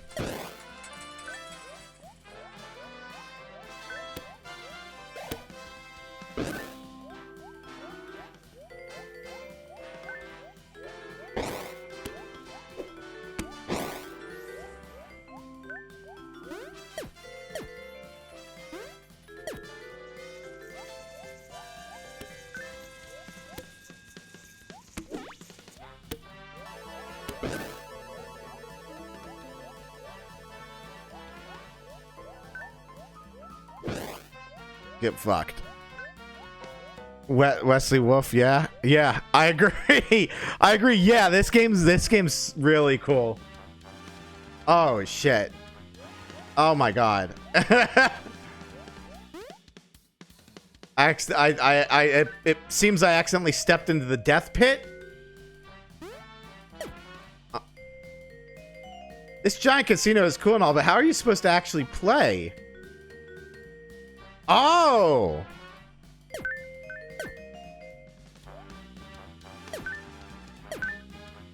All right.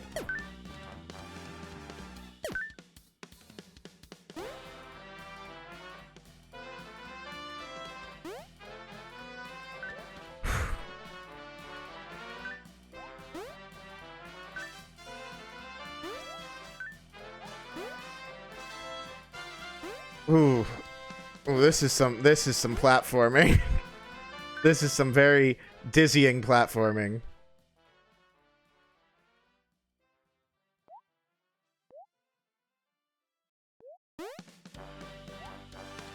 God, that's really disorienting, but in a good way. We're back. We are so back.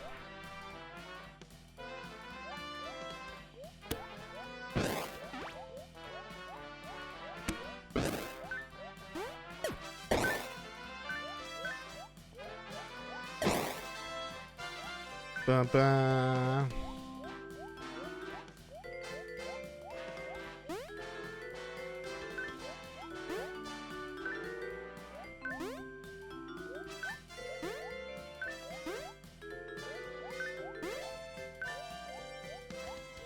Is this her job? Is this where she needs to be?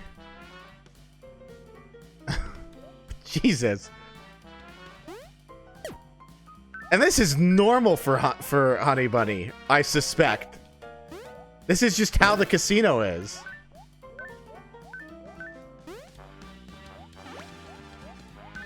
All right, what's this key for? No, fuck you.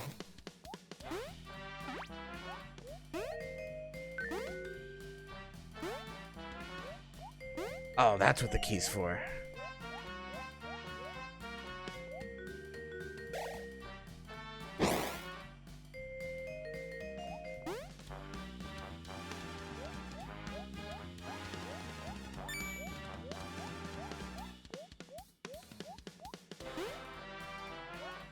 Ba-ba-da-da-ba-ba-da.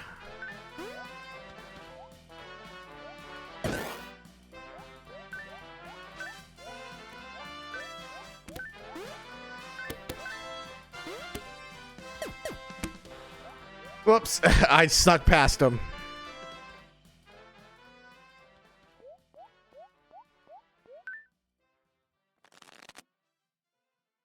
Uh-oh.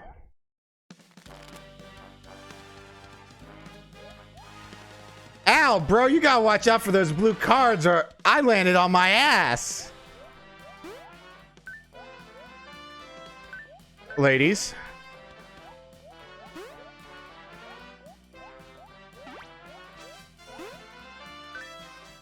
What are these guys doing? Oh shit. Oh shit. Oh shit.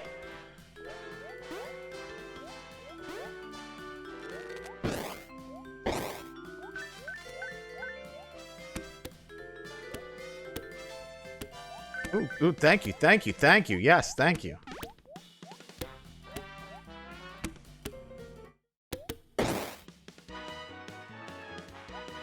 Ba ba ba ba da ba da ba.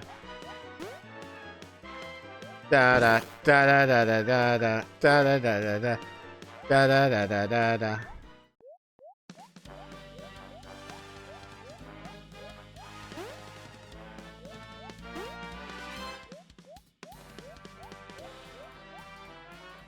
Ba ba da ba da ba ba ba da.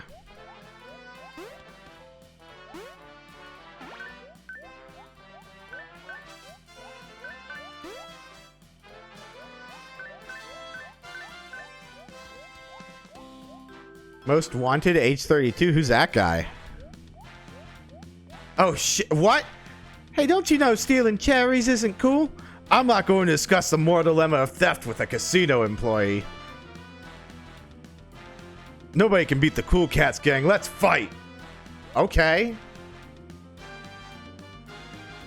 Honey Bunny versus the Cool Cats.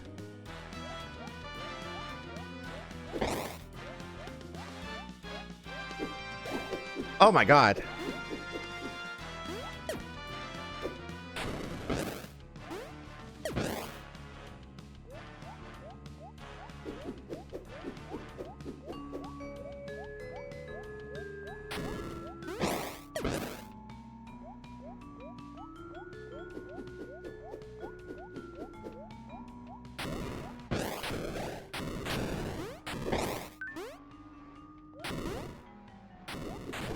You're ruining the music to the boss fight, buddy.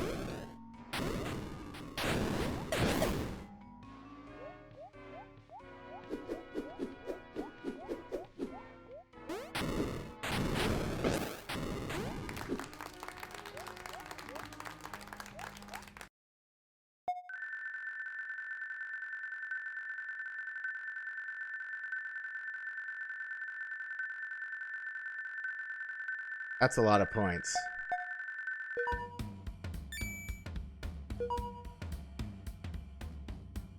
That's a fun. What?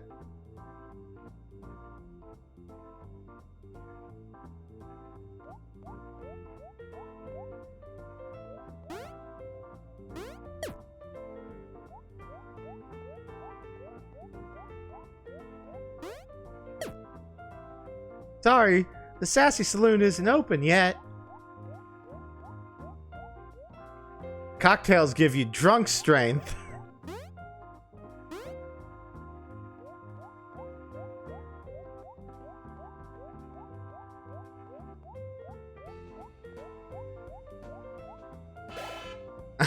Oh my god. They just bounce off her. The theater, that's down Fellis Street. I don't know where Fellis Street is. That boss's Zoot outfit looked cool. Yeah, he was definitely dressed to impress.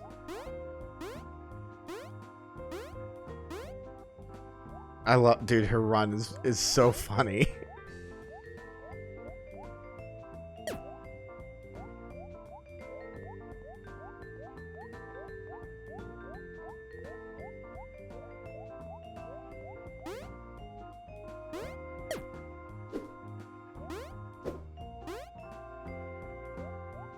Yeah, I can't find the theater.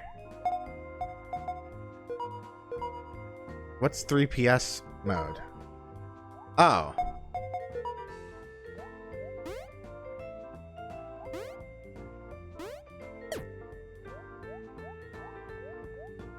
Aw, shucks. Kokoro Gardens isn't open yet.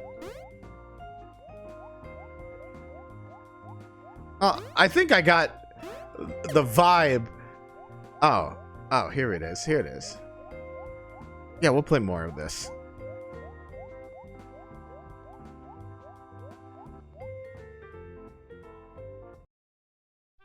Where did those cool cats go? Oh, shit.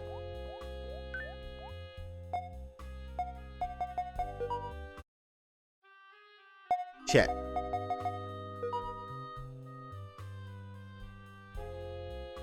Accidentally skipped the cutscene. Let's see if this works. Where did those cool cats go? Madams and Messrs. Damon and Heron, for your entertainment, I present myself, Magnus the Magnificent. He doesn't look like... He looks different from...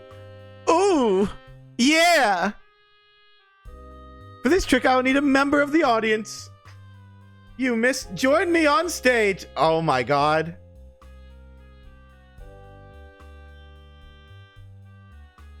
Now hold still. Why?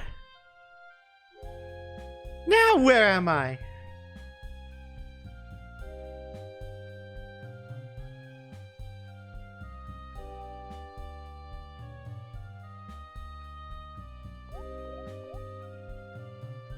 This is the best magic show in the whole city. Oh, I love how the physics open with that curtain. Hi, anime girl.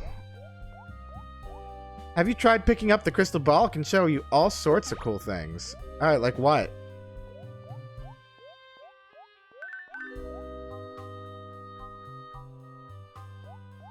What? Oh, I get it. It's a secret. Where's the smoke? Where's the mirrors? Got really mad when you interrupt the show. They may even attack you.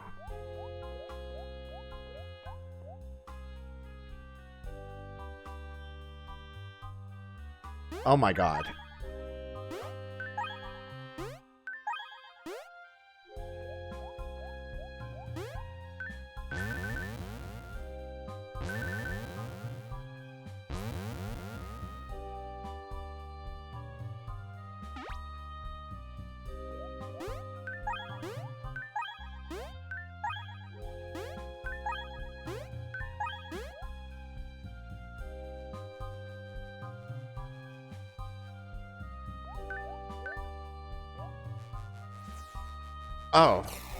Oh, I thought you were just vibing out, sir. I'm sorry.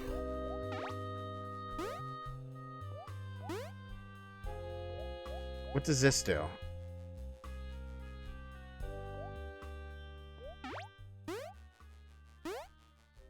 Oh, it lets me jump higher and float slower. The only thing I don't like is that the music doesn't loop. Oh my god. This shit's terrifying. This shit's terrifying.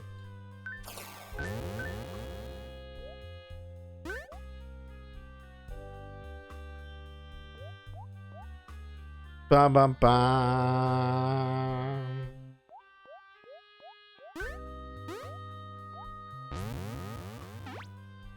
Oh my god.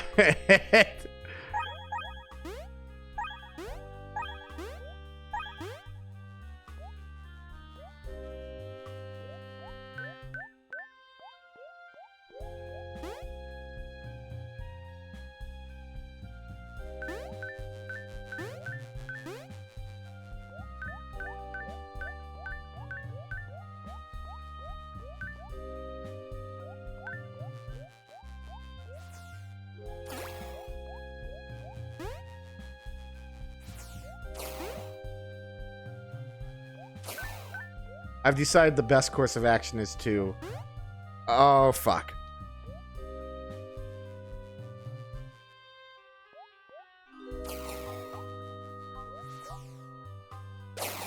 Shit.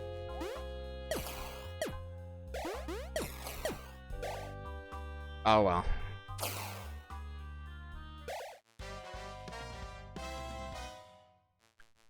Damn.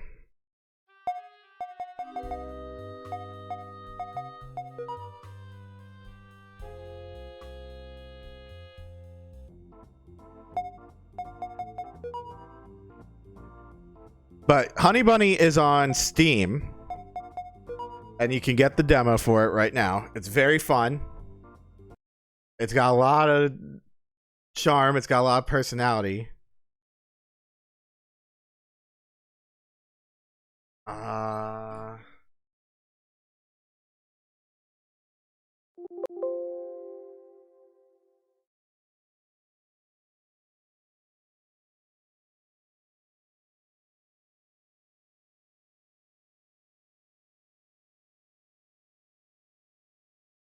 Sonic Adventure Blast.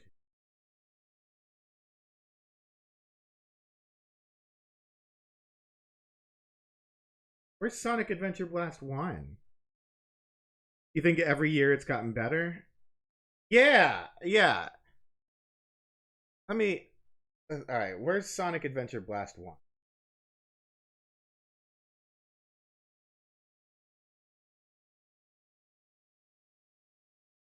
That was Sage 2018. Sonic Adventure Blast was not a blast. Get through any loops in this, or any of the double or triple loops, and there we go. Emerald Coast is done. Maybe around here. Oh. I don't know, maybe. I'll still download it.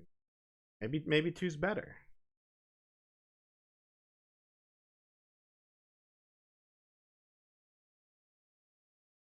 I remember trying Sonic World way back in like 2019. Oh yeah, I think I remember that one.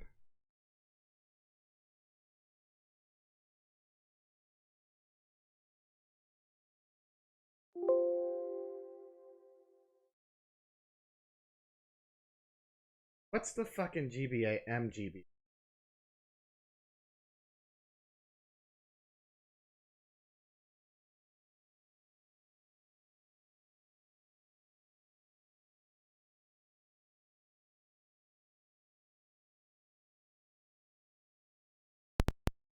My God.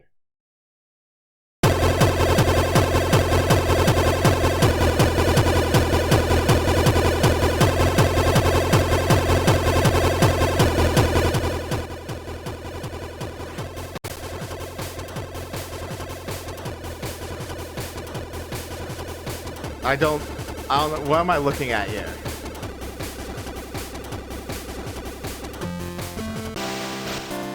Welcome to the new adventure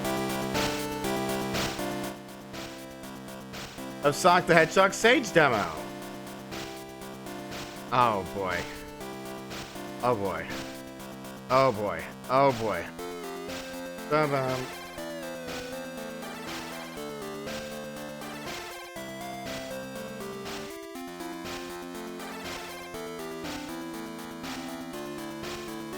Okay.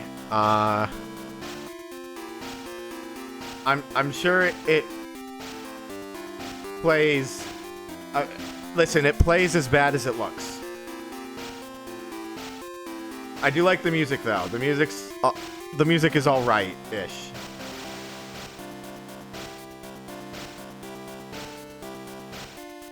Sonic got through Act 1.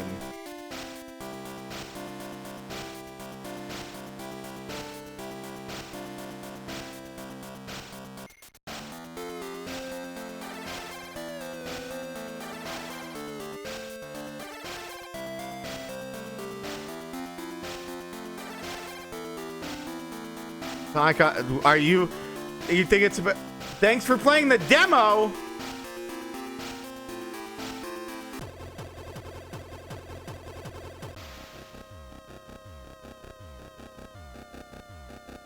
Nah, but the Game Gear one played better. This is a Game Boy game.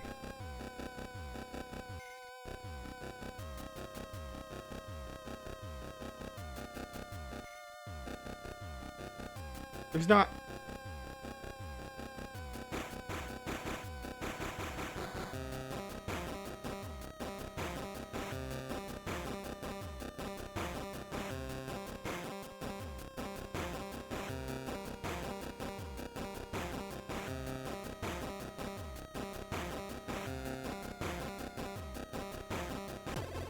This is some like.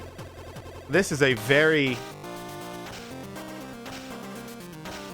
There's like nothing here.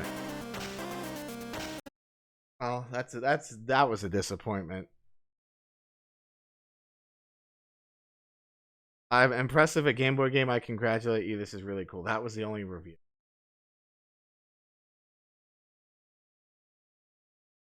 It looked way too early. Yeah.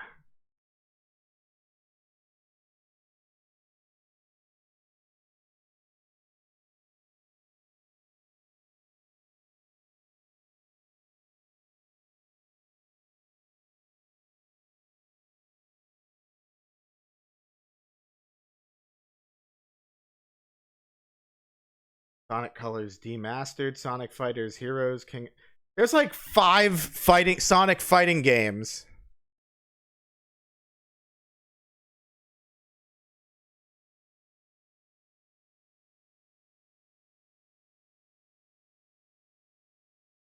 Sonic Jam Game.com remake? Why would you do that?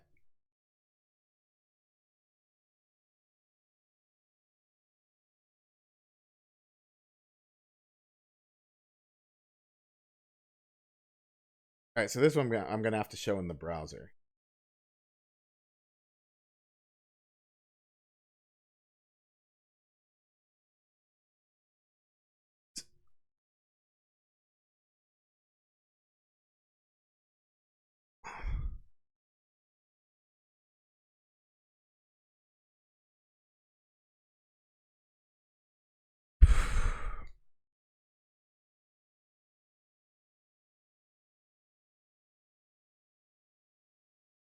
All right, let's. Oh my God! Why is it loud?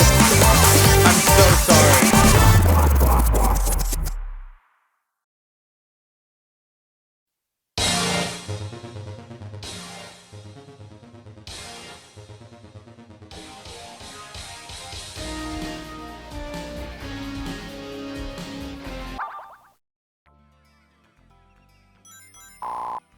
All right, so this is just they recreated all the 2 Sonic Extreme vertical slices in the game.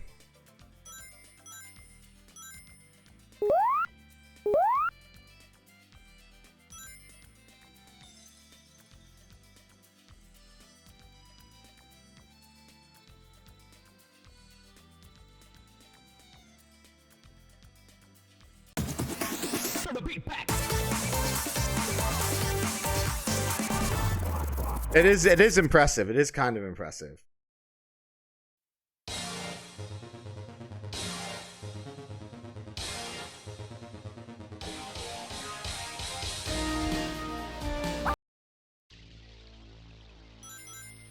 Oh look, it's Metal Sonic.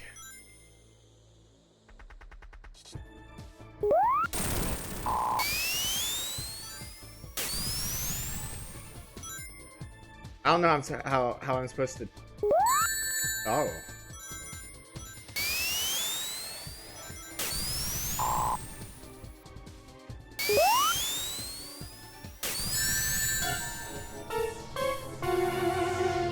Oh, I'm supposed to use the mouse. I see.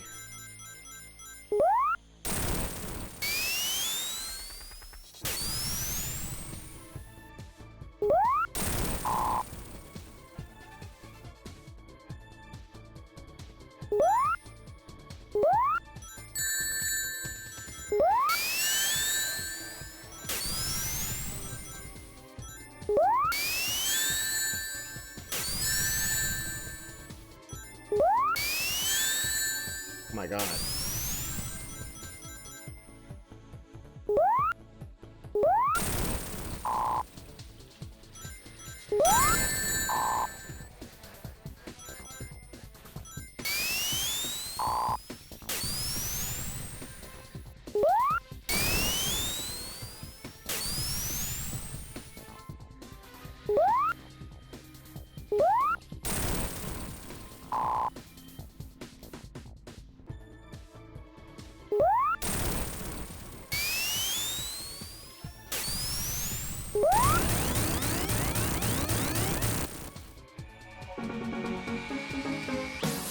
Bum bum.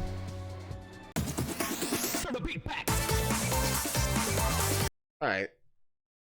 That was cool. That was neat. That was neat that they recreated the bosses in Sonic Rush or in Sonic Extreme.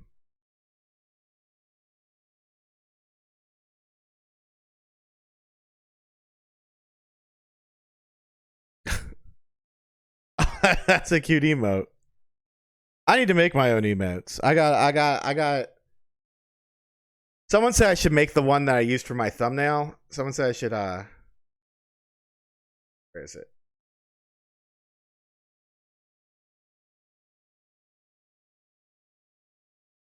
Someone said I should,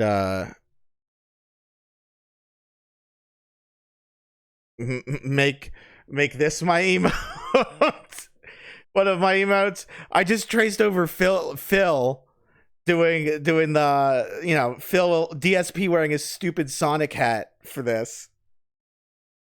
And then I don't know who did this art. I need to give him credit.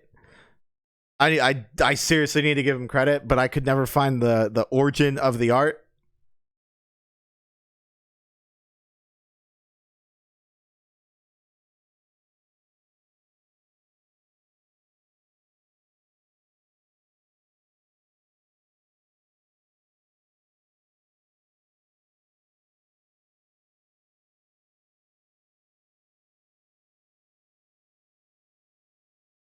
Buster's big score.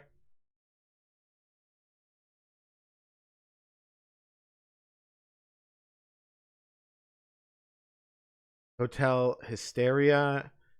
Humatanti Old School Slaughter. Kickstarter demo.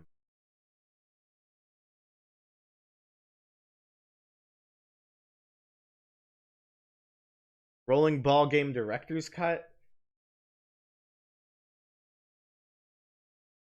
Scouter. Oh, Stardust the Unicorn. Emotes would be cool to see. Yeah, I got to start stepping my game up on that sort of stuff. Like I'm streaming more, but I'm not like I feel like I'm not doing the grind right. Oh, here we go. Here we go. Crazy Taxi.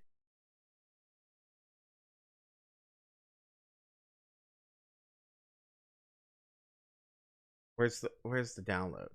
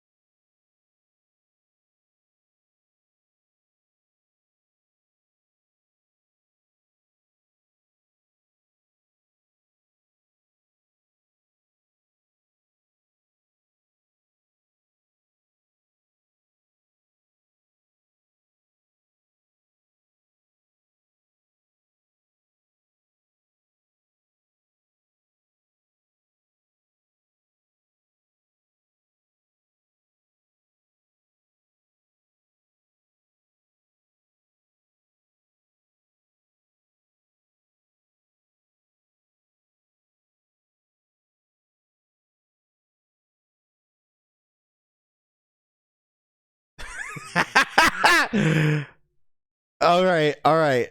Oh shit.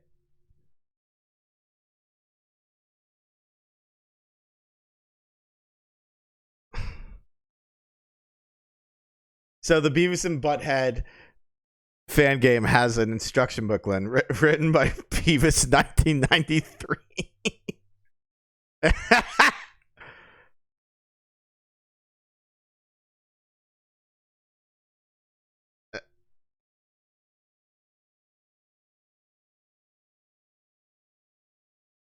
When using ladders, hold the up arrow key. Ooh. That looked like a good thumbnail, by the way. Thank you. Thank you. I'm learning to do thumbnails. My friend Booster of Necro News is helping me learn my thumbnail game.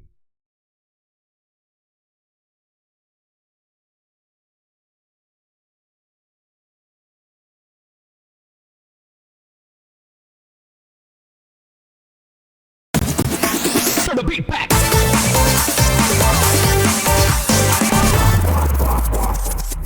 Yeah, no, the PDF is good.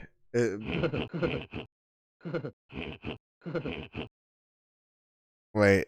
Oh my god. This sucks. Settle down, Beavis.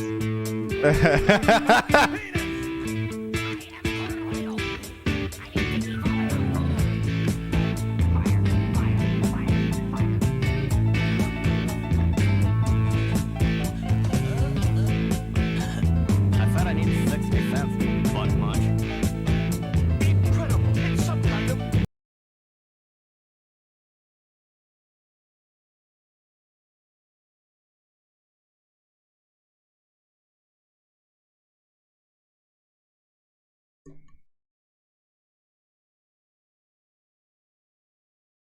I'm asking somebody to join me for this.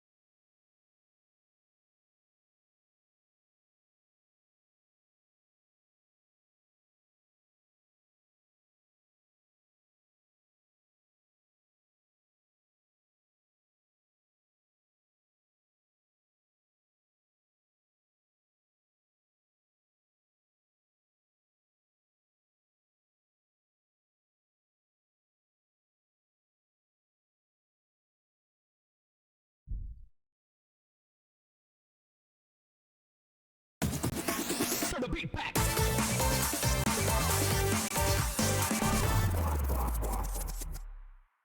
There it is. You have been warned, fart knockers. This sucks. Settle down, Beavis. We're gonna be talking about the penis.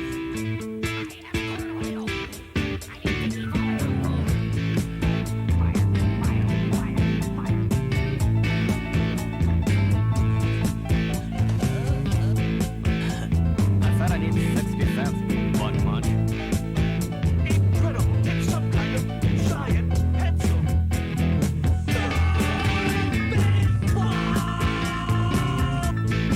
This sucks. Settle down, Beavis. Talking about the penis.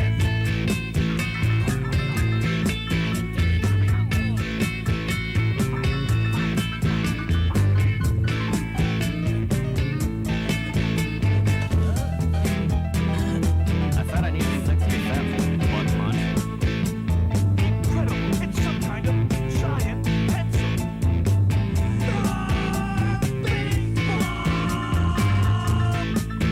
This sucks. Settle down, Beavis.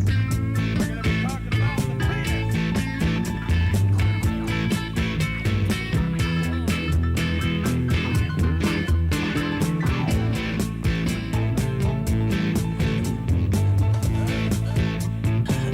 I thought I needed 60 cents. Buck much. Incredible. It's some kind of giant pencil.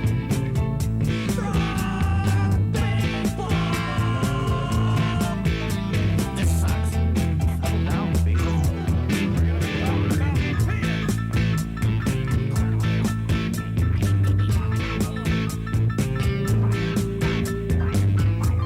I'm trying to start it. I thought I needed 60 cents. Buck much. Oh, spacebar.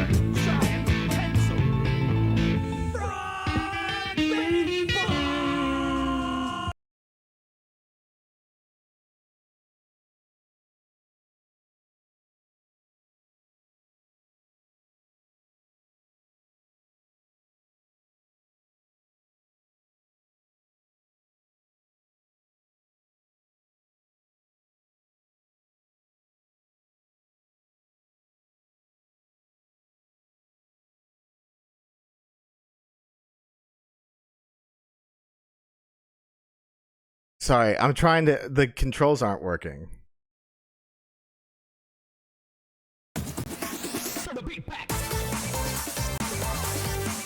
Lost a shit ton of weight in the last 7 months. That's good. That's good. I'm happy for him.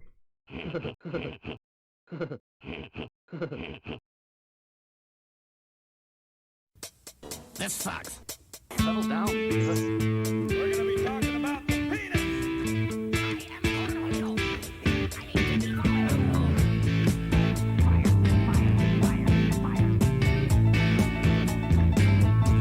Now that's really sad. For whatever reason, I can't. The game doesn't work.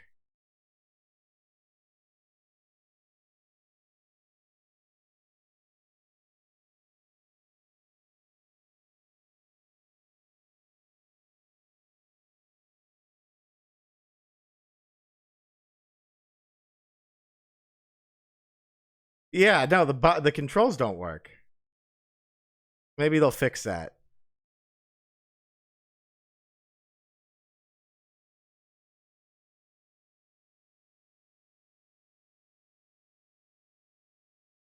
Not even OC controls? Yeah, no, I tried.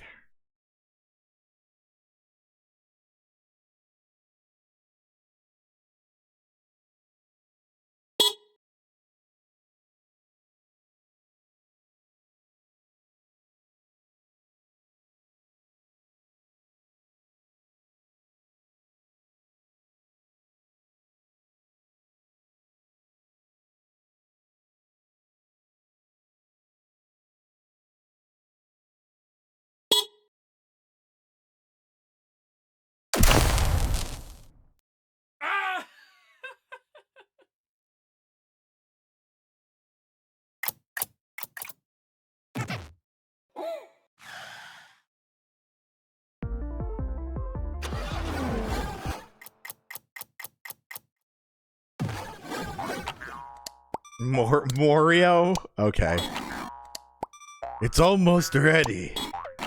Soon it will be complete. The world needs it.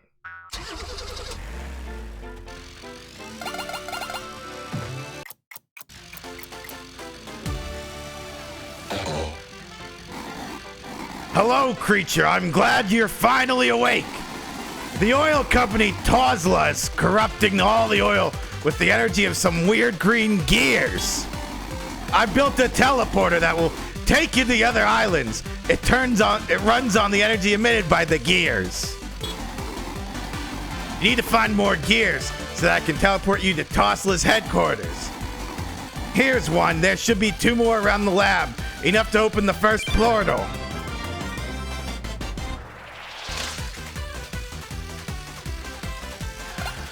You're asking too many questions.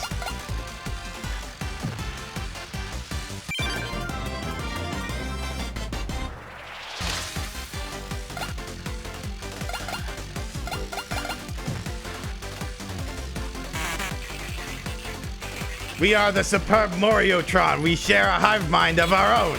Whenever you meet me inside a level, I can take you back to the closest checkpoint.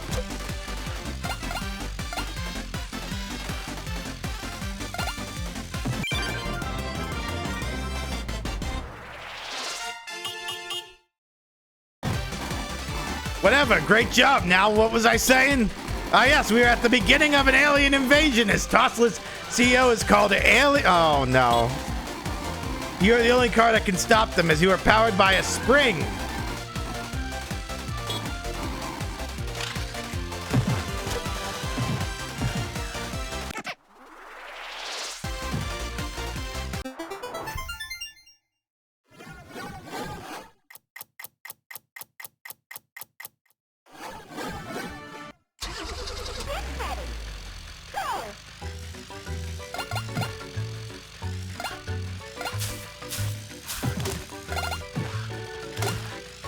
Oh my god, they're all boxes? Jesus.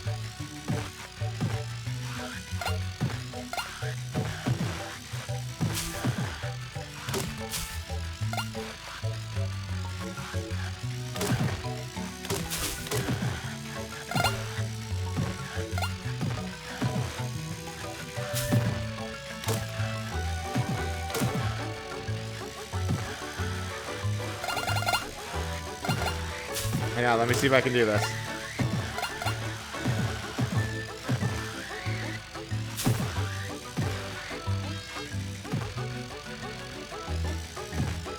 How do I open this box?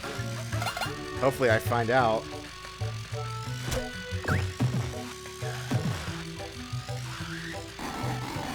Flip a will. It's a mechanism I've invented. It works with you, with your willpower, allowing you to dash forward. I just forgot to tell you. Oh.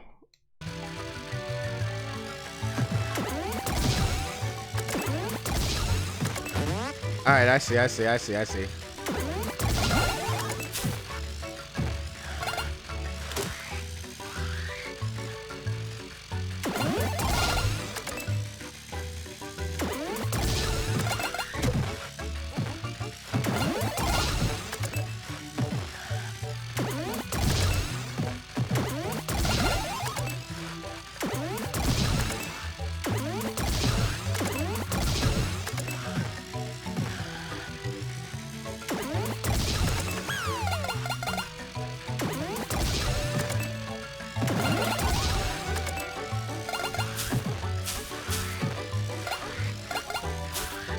Oh my god, the UFOs are giant noses.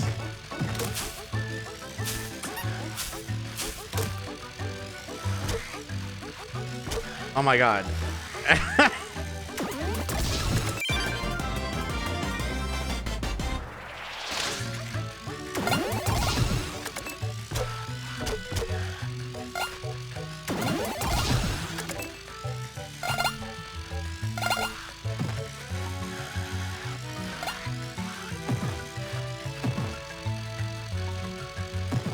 Hey, hello, buddy?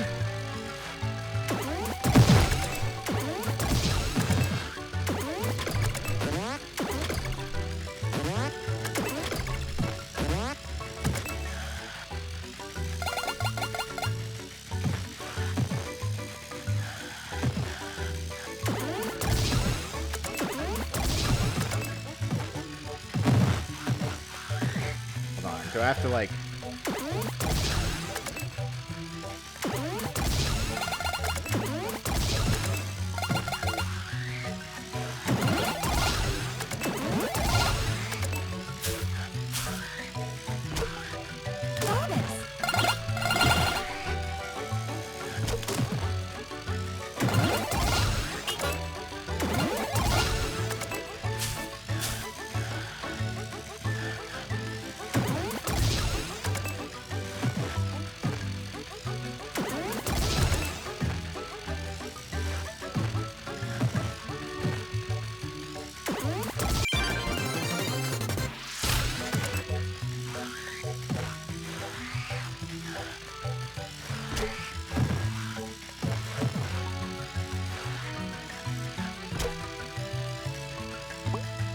My hat? Yeah, of course. Look, I've got a hat now.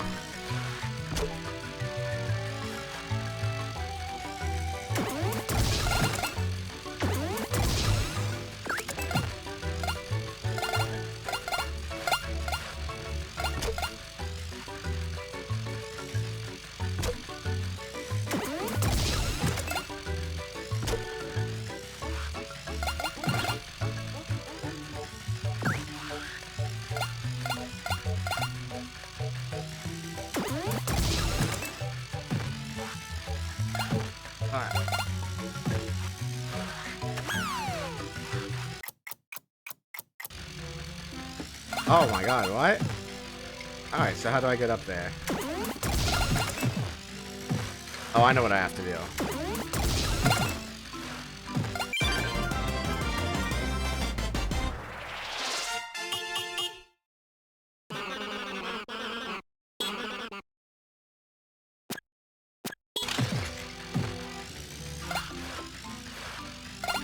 Oh look, it's Morio.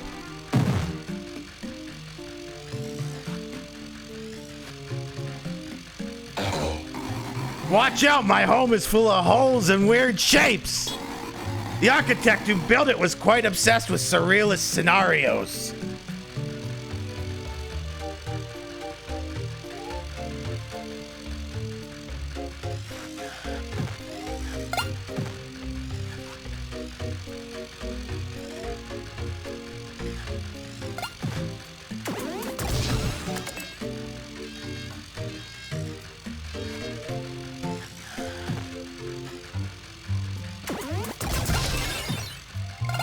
I think that was the trick.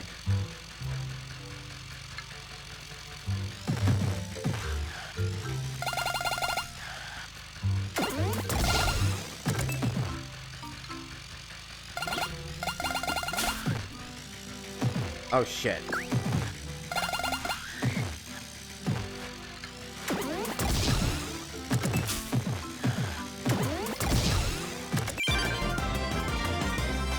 I'm heading to bed. We are reaching 4 hours. You're right. You're right.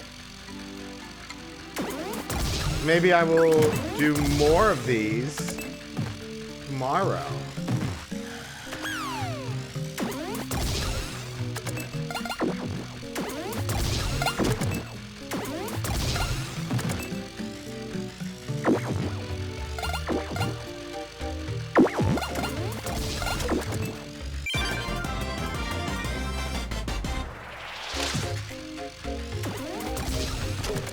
Okay.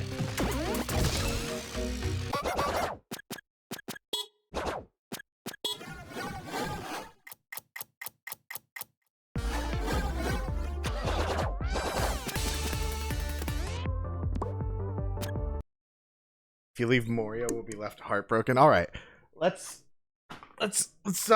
try and raid somebody. In that case.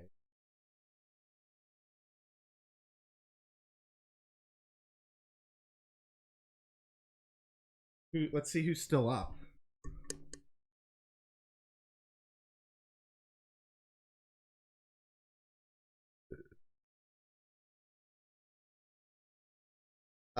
I guess Mute Mary's still up. We'll go raid Mute Mary.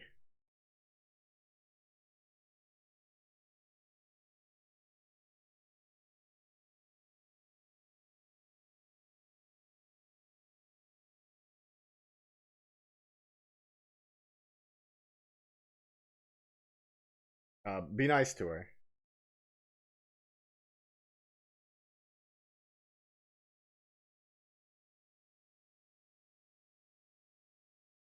And thank you everyone. Thank you new followers for coming out and hanging out. I really appreciate it. Have a good night.